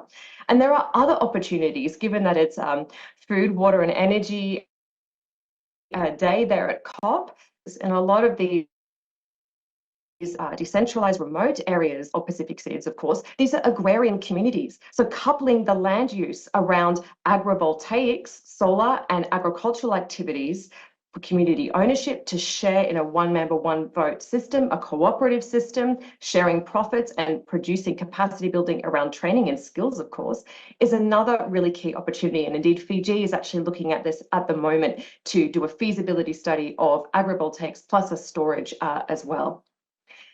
And then finally, spatial planning is something so very important. We've actually already discussed it a little bit on this panel already. But when it comes to spatial planning for renewable energy and ensuring that community is well informed and consulted upon properly, and their cultural knowledge is tapped into, is so important when it comes to connection to land onshore, but also offshore. Marine spatial planning is an excellent opportunity for those Pacific SIDS who have got great offshore renewable energy potential, particularly wind, for example, Fiji, to really engage in an MSP dialogue. There is a Pacific focused MSP policy framework already, and producing that into legislation to ensure that there is a shared space, particularly of custom sea tidal area, is so very crucial. And the same is to be said onshore, of course. The proper mapping and transparency around where the good potential for renewables are and storage, and producing that in a transparent way for regulators to encourage Madeline, investment. Can you hear me? For communities to understand. Can you hear me, Madeline? Yes. Okay, I'm extremely sorry, but if you have one last point, if you can just give it to the audience and then we start with the Q&A, please. Perfect, and that is it. Okay, so to great. end spatial planning, yes. See, you should have told me before. Thank you. Thank you very much, Madeline. And when there will be a question, I'm sure there will be a question, we will bring you back in. So I really want to open this to the audience before we give the floor to our final two distinguished speakers, because there's a big audience, and also there's an audience that I'm sure is really excited and full of ideas and questions. However, I will ask you to introduce you very briefly and to ask the question very briefly if you can. And tell us if it's specifically to somebody. Whilst you start thinking about it, let me just say one more thing. I think the last presentation actually brings us to the ground in a way, the actual island dimension of renewable energy. All of this is connected, obviously. And I like to think, and I'm really pleased to say that IUCN, both in its program and all its commissions, our climate change law specialist group is very much involved in all of these. And for example, we are also part of the exciting ICJ advisory opinion proceedings, and it's something that we are very much looking forward to, although the deadline is a bit too soon. So, anybody has a question? I have our Mr. there, and I will give you... Forgive me. Thanks very much. My name is Chidi Oti Obihara. I wear a number of hats, but I'm an ex-non-executive director of the Green Party of England and Wales, and I've served as an interim climate finance counsel to Vanuatu. I wanted to thank the panel for an incredible display of knowledge and a really informative session just now. But my question is to Mary Robinson, whose comments I particularly enjoyed. I wanted to find out, there's a debate going on here at COP about the nature of overseas development assistance, or ODA, and the nature of climate finance. At COP27, there was a long discussion about the definition of climate finance. You know, it could be climate specific, it could be green finance, it could be environmental finance, or even broader, it could be sustainable finance. Do you have any comments about how important it is to be clear about the differences between overseas development assistance and climate finance? Because I think there's a big difference in there. Thanks very much. Can I just get one more question and then I'll give you the floor? Yes? We have here. Thank you very much. My name is Samir Ben Ali. I'm part of the World for Climate Justice. I know that we talk about the ICGAO, but the ITLOS AO also is happening right now. So I wanted to ask to our panelists, this is an open question, but I know that Christina Voigt and Madame Nolifer Oral also have been part of this proceeding. So I would like to know if you could tell us how the ITLOS AO could influence maybe this ICGAO. I will first give you the floor and then maybe Nolifer. Thanks. Aware that there has been for a long time a concern, particularly of some of the more vulnerable countries, about not continuing to get development assistance because there's a lot of focus on climate finance. But I'm increasingly of the view that what we need to do is increase the pot enormously and somehow not be divided, but actually we need to accelerate out of fossil fuel. This means we need to accelerate into clean energy, clean, affordable, renewable energy. That costs, and we need to open up. Now, the profits made by the sovereign states and the oil and gas companies and coal companies are enormous. Absolutely enormous. And there are proposals to potentially tax, to have a levy. These are all now on the table. To have a maritime tax, aviation tax, etc. I'm more interested at this stage. I know that debate, and I respect that debate. And I respect that countries don't want to lose out on development because of the emphasis on climate finance. But actually, what we need to do is enlarge the whole. Really get from the millions to the trillions. And the gaps that are talked about, the adaptation gap, the gap, the fact that the money in the loss and damage fund, although it's welcome, is very small in comparison to the need already identified. And there's so much more need that hasn't yet been identified. So I'm not sure if you like my answer, but I quite honestly am much more concerned to enlarge hugely. And the next COP is the COP on finance. So the track on climate finance in this COP has to be very ambitious, leading to a COP that will really crunch on this and open up far more money for climate finance development together. Thank you very much. And not only do we know where the COP will be, we'll know what COP will be about. So that's great. Can I give you the floor, Nila? Thank you. Thank you so much for your question on the ITLOS advisory opinion. One of my other hats actually is I'm a member of the legal team of the Commission on Small Island States that brought the request for advisory opinion to ITLOS. And your question is, what influence might it have on the ICJ? First of all, of course, the ITLOS advisory opinion question is very focused, much narrower. It asks states about the obligations under the law of the Sea Convention for protection and preservation of the marine environment against climate change. The ICJ advisory opinion is much broader, but it does include that. Having said that, after listening and watching the hearings and the many statements, I'm actually quite optimistic on the outcome. And I think it will be influential. I really do. And I think it was good timing on the part of COSIS, and I think they took that into account. Because the opinion we hope will come out in March, and that will give the ICJ ample time to read and digest that. And so I think, and I just wanted to say also, I agree with Mary Robinson, it's so important that young people brought this request. Because in a time when we're really questioning international law, if the youth think that there's hope with the judiciary, this is something we can only really celebrate and hopefully live up to their expectations. And I think you're also young yourself, so I hope we will not disappoint. Thank you very much, Nifer. We still have time for questions. I saw a hand going up there, but if you can just put your hand up again. 1 and 2. Okay, I'll give you the floor, and then I'll kindly ask you to pass the microphone behind you. Hi, I'm Susan Samuel. I'm a second-year PhD student at the University of Leeds. Just a question to the extremely wonderful panel. It's like the youths are bringing soft power and solidarity onto the table. Does that bolster not just the judicial dialogue between the courts, or does it strengthen the political will altogether? So just that. Thank you very much. Rachel Asante-Owusu, Senior Program Coordinator, Climate Change, IUCN. And mine's not a question, it's more comment. And just to say that last week, IUCN launched what we're calling GINGER, which is the Global Initiative for Nature, Grids and Renewables. And we would be very happy to work with Irina about how we can make the expansion of renewable energy in island states and elsewhere nature positive. Thank you.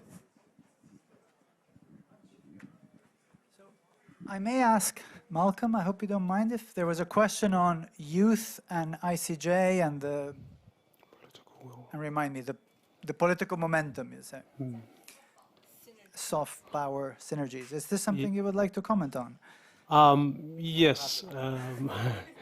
I think definitely it brings into the whole palette of tools to influence more urgency as far as climate ambition is concerned. So having those soft tools and then using the rule of law as well as say, you know, the cooperation by which those particular initiatives or the efforts being galvanized by the youths and other non-state actors is concerned is, you know, I guess adding a critical mass to ensure that there's a push, there's a more urgency in terms of addressing climate change. So I definitely think there's very much good synergistic efforts in this whole campaign. So yeah, thank you. Thank you very much. I have a quick question myself. We may have time for maybe just one other question, but before we do that, both to our colleague from IRENA, Arieta, and to our colleague online, Madeline. And I know there's not an answer here, but if there is one thing that you would do first or emphasize more, be it regulation, be it any other aspect, and this follows up on the Ginger, let's say, initiative at the IUCN. I mean, if there is one thing that energy-related stakeholders on SIDS have to very carefully consider in order for the promotion of renewables, which is obviously a great thing, not to undermine marine and land biodiversity, what would be the one thing? And I know there are more than one, but one thing that you think should be emphasized. And I'll give you the floor first, Arieta, and then I'll give the floor to Madeline. I'm not an environmentalist, I'm an engineer. So, my response would be the tailor-made solution. It's a fit for that specific seeds. And it differs from the atoll countries, whether it's Maldives or from the volcanic islands of Barbados.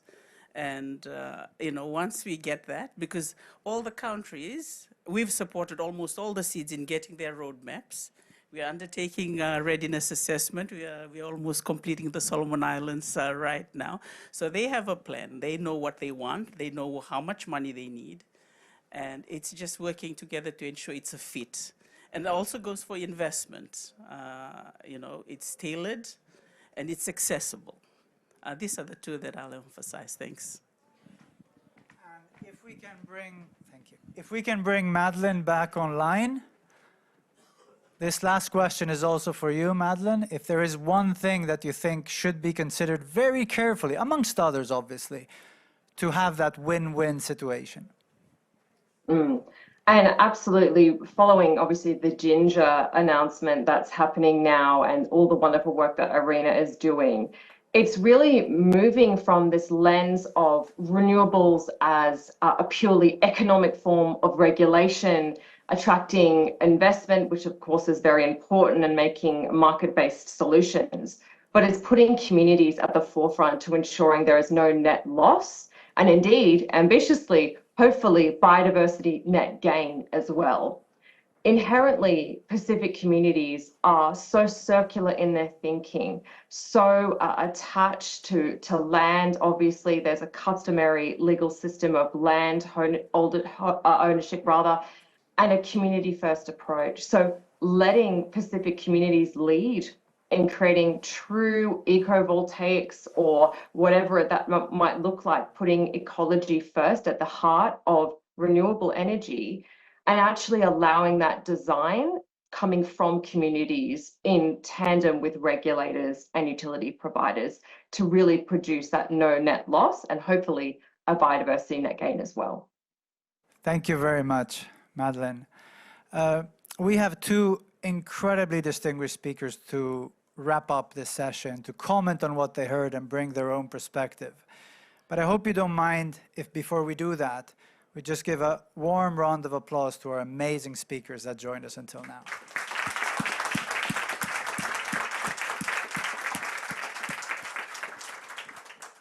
Thank you very much.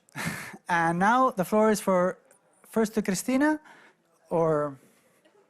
Oh, up there, yeah, sorry. I'll stay.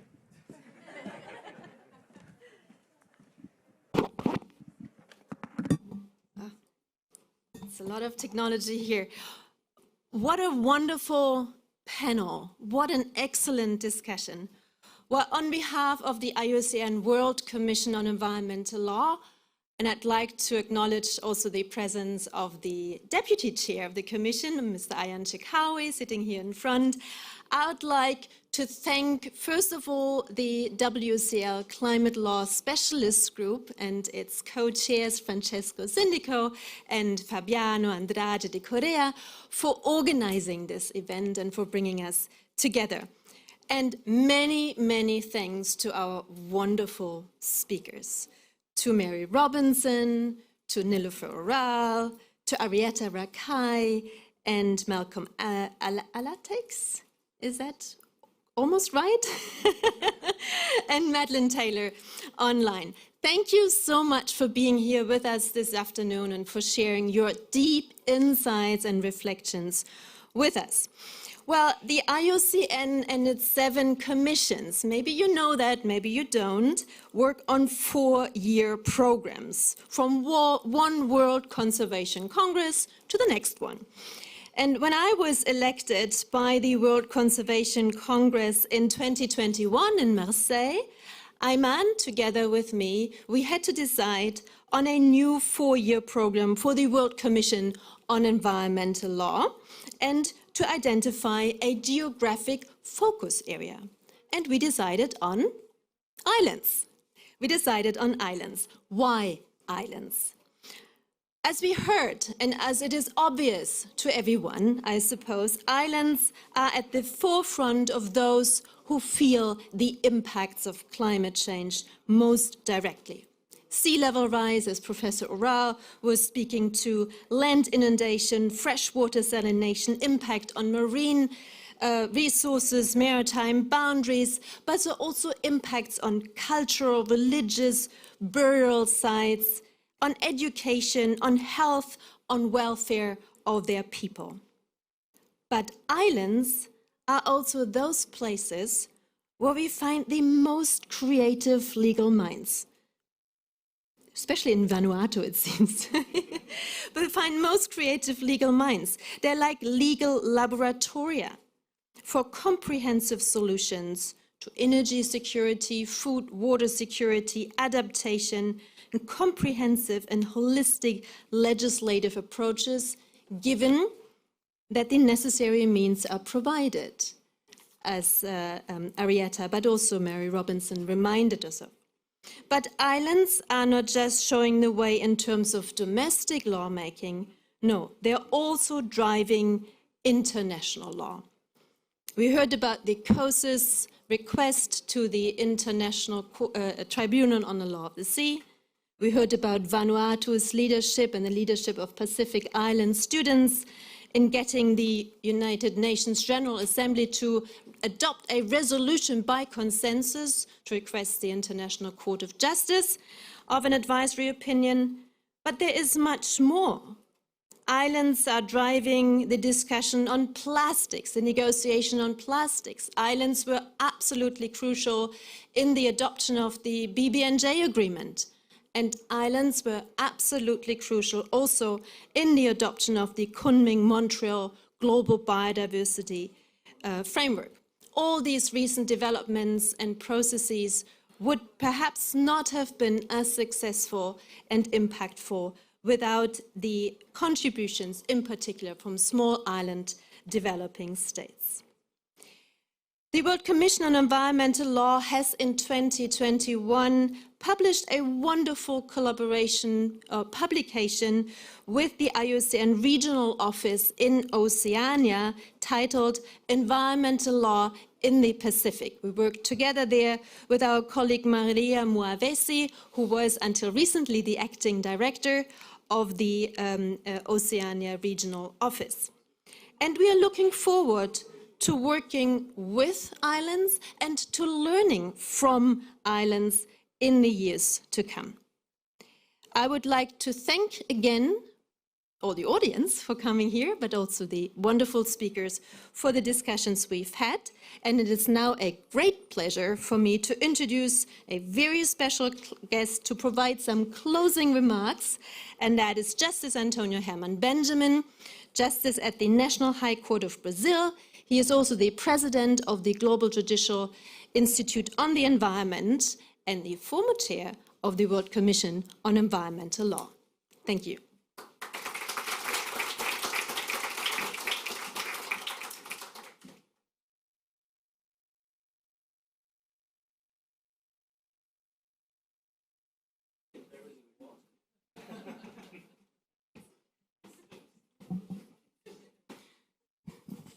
I see only one reason for inviting a judge, a very tired judge, to speak at the end of a fantastic panel like this. And the reason, Francesco, Cristina, Fabiano, and Eman, I think, is because you needed a judge in case you were expecting a riot, which didn't happen. Riot among the speakers, even better, the audience and the speakers fighting and the judge to adjudicate this and calm down things. The other reason, and this is more personal and applies to Cristina, is because you know that judges love getting confessions from people. But you are not going to see a judge confessing anything. Not even in front of the psychologists. It's very difficult to have psychologists working with trying to solve problems with judges. And the confession is that I was chair of WCL for 9 years, and Niloufer was in the steering committee, so she's sort of co-defendant here. And it's my fault, never put islands at the center stage of the work that we were doing. So that's the beauty of democracy. A new chair is elected, a new chair or co-chairs of the climate change specialist group, and then islands become the center. And I'm very happy to make this confession. Now moving to this wrap-up, so much was said in this panel. And I'd like to get just one or two things. And then in the work that we do as judges, there is something that we call dictum. So you solve the problem, or you think you solve the problem, and then you add something else that is not necessary, but you think it's necessary. So I have two dicta to add at the very end. And I will be brief. I begin with something that Mary Robinson mentioned, and we hear all the time, which is this word resilience. And it sounds nowadays so wonderful to be resilient, right, John Scanlon? It's fantastic. But in law, we were trained against resilience. Law is, in fact, about legitimizing destruction. Not destruction of humans, sometimes too, but the destruction of nature, and especially in the case of islands, the nature of islands. Resilience is also about keeping everything, because the small is as important as the big. The horizon is as important as the tiny thing that we can see. Those are the islands. But law is the opposite. What really matters is the big. And this applies not just to the environment, but applies to people too. The bigger we are in terms of power, money, and meanness, it's more important for law. And again, islands give us lessons here. From what Niloufer said, oh, I could go on and on about resilience, but I'll stop. Francisco is about to have a heart attack. Niloufer, in describing the fantastic work that she does and her colleagues, she mentioned, and I quote, the preservation of existing rights from an international law perspective, and of course addressing new situations that are happening and will be happening with islands. And now I come to my two dicta. The first is, in domestic law, we want to go exactly the other way around. We protect islands not just from an international perspective, but also using domestic laws. And in domestic laws, it's not just preserving existing rights, often, and that's, we hope, it's destroying existing rights. We want to make sure that the right to destroy every little piece of a little island is not in the law books. That's good destruction, and the good destruction of the legal system. My other dicta, or dictum in this case, is about this institution, IUCN. Climate change was absolutely alien to us 25 years ago, indigenous people too. And now I was looking at the program for IUCN. Of course, this is the climate change COP. But John, when you were director of the IUCN Environmental Law Center, if we were here, we would be discussing just the protection of nature. But still important not to forget, that's my final dictum, that we cannot discuss, legislate, and solve climate change problems without taking equal consideration to the protection of biodiversity. We will not survive in a world in which biodiversity has been eroded. We can even survive, it's correct, but we are not going to be allow me, I'm Brazilian, from a spiritual perspective. We are not going to survive in a state of happiness, losing the Garden of Eden that those small islands and larger islands, including Adelaide, incidentally, are. So, Christina, the speakers, and all of you, and of course the deputy chair and the two co-chairs, let's continue this conversation. One, putting resilience at the very center, making sure that the small, in the 70s, Mary Robinson will remember that from the 70s. I'm from the 70s. That little book, it's even from the late 60s. Small is beautiful. It applies perfectly to islands, although not all islands are small. It's small is beautiful. It's absolutely critical. And it requires us, through law, to rethink the role of the legal system in encouraging a more resilient system. And just reiterating my second dictum, thank you, Nilufa, for bringing the expression, the preservation of existing rights at the international level, and a little bit of a revolution at the national level, destroying some rights, creating new duties, and making sure that we protect islands from all perspectives. Congratulations to everyone. Thank you.